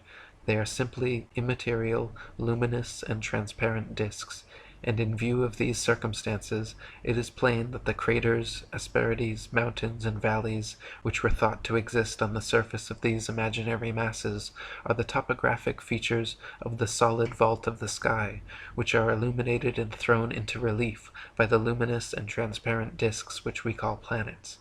It is also to be realized that the lens of the telescope creates an appearance of convexity which, standing out in relief, conveys the impression of a spherical mass, but this convexity effect is merely an optical illusion.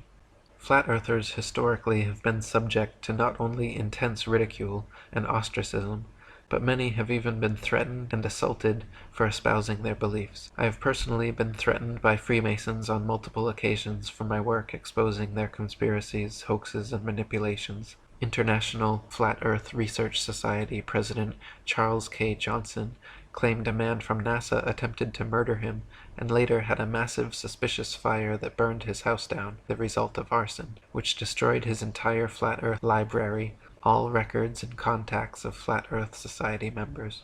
The most renowned flat earther in modern times, Dr. Samuel Robotham, also had his fair share of violent opposition.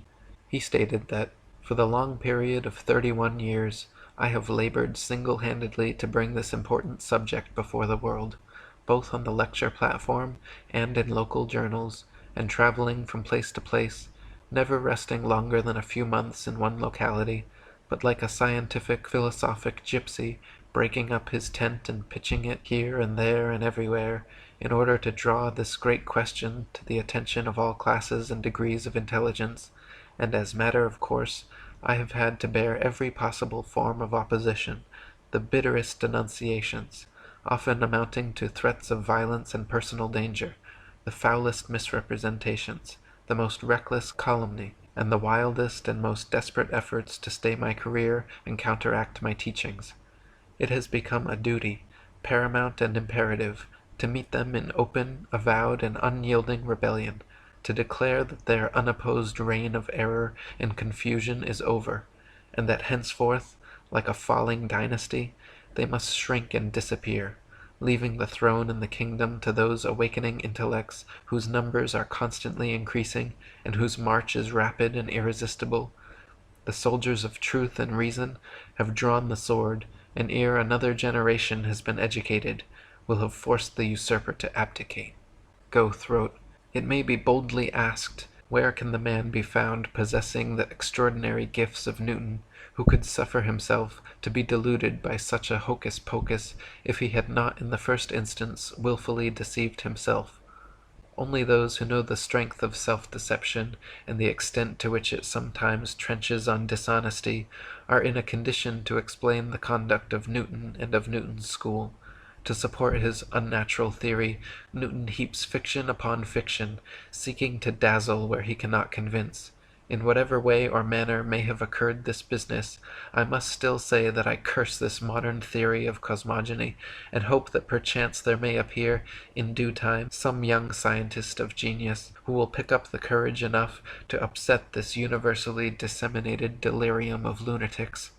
David Wardlaw Scott wrote, "I could easily cite other good authorities to similar effect, but I think enough have been already given to show that the absurdities of modern astronomy have not been palmed upon the world without a strong protest from thoughtful minds, and I sincerely trust that the following pages may prove useful to some honest thinkers, not only in exposing the fallacies of this chimerical science, but in showing the true position of the world as proved by facts in nature.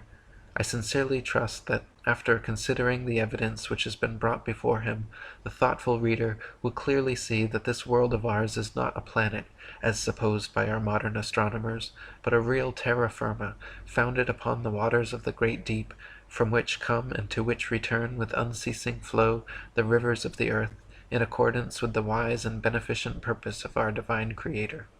Dr. Samuel Robotham wrote, "Thus we see that this Newtonian philosophy is devoid of consistency. Its details are the result of an entire violation of the laws and legitimate reasoning, and all its premises are assumed. It is, in fact, nothing more than assumption upon assumption, and the conclusions derived therefrom are wilfully considered as things proved, and to be employed as truths to substantiate the first and fundamental assumptions.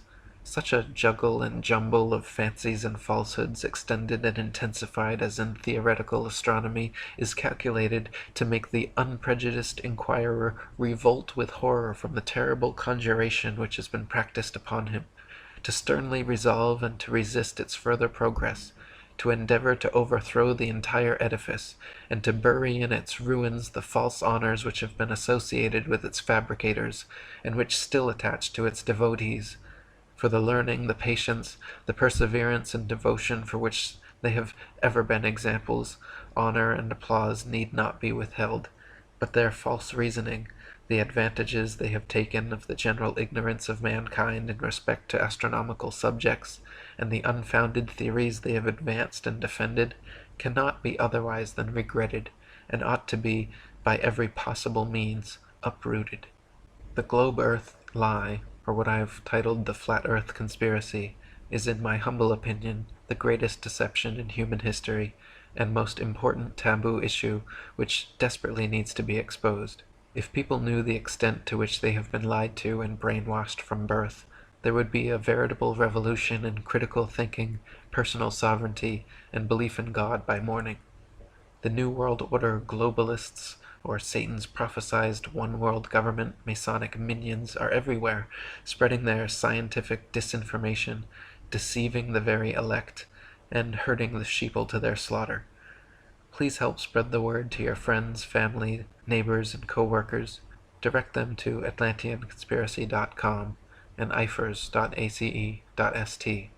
and send them copies of this book to help awaken them and support my lifelong efforts to bring truth, freedom, peace, and love to the flat earth.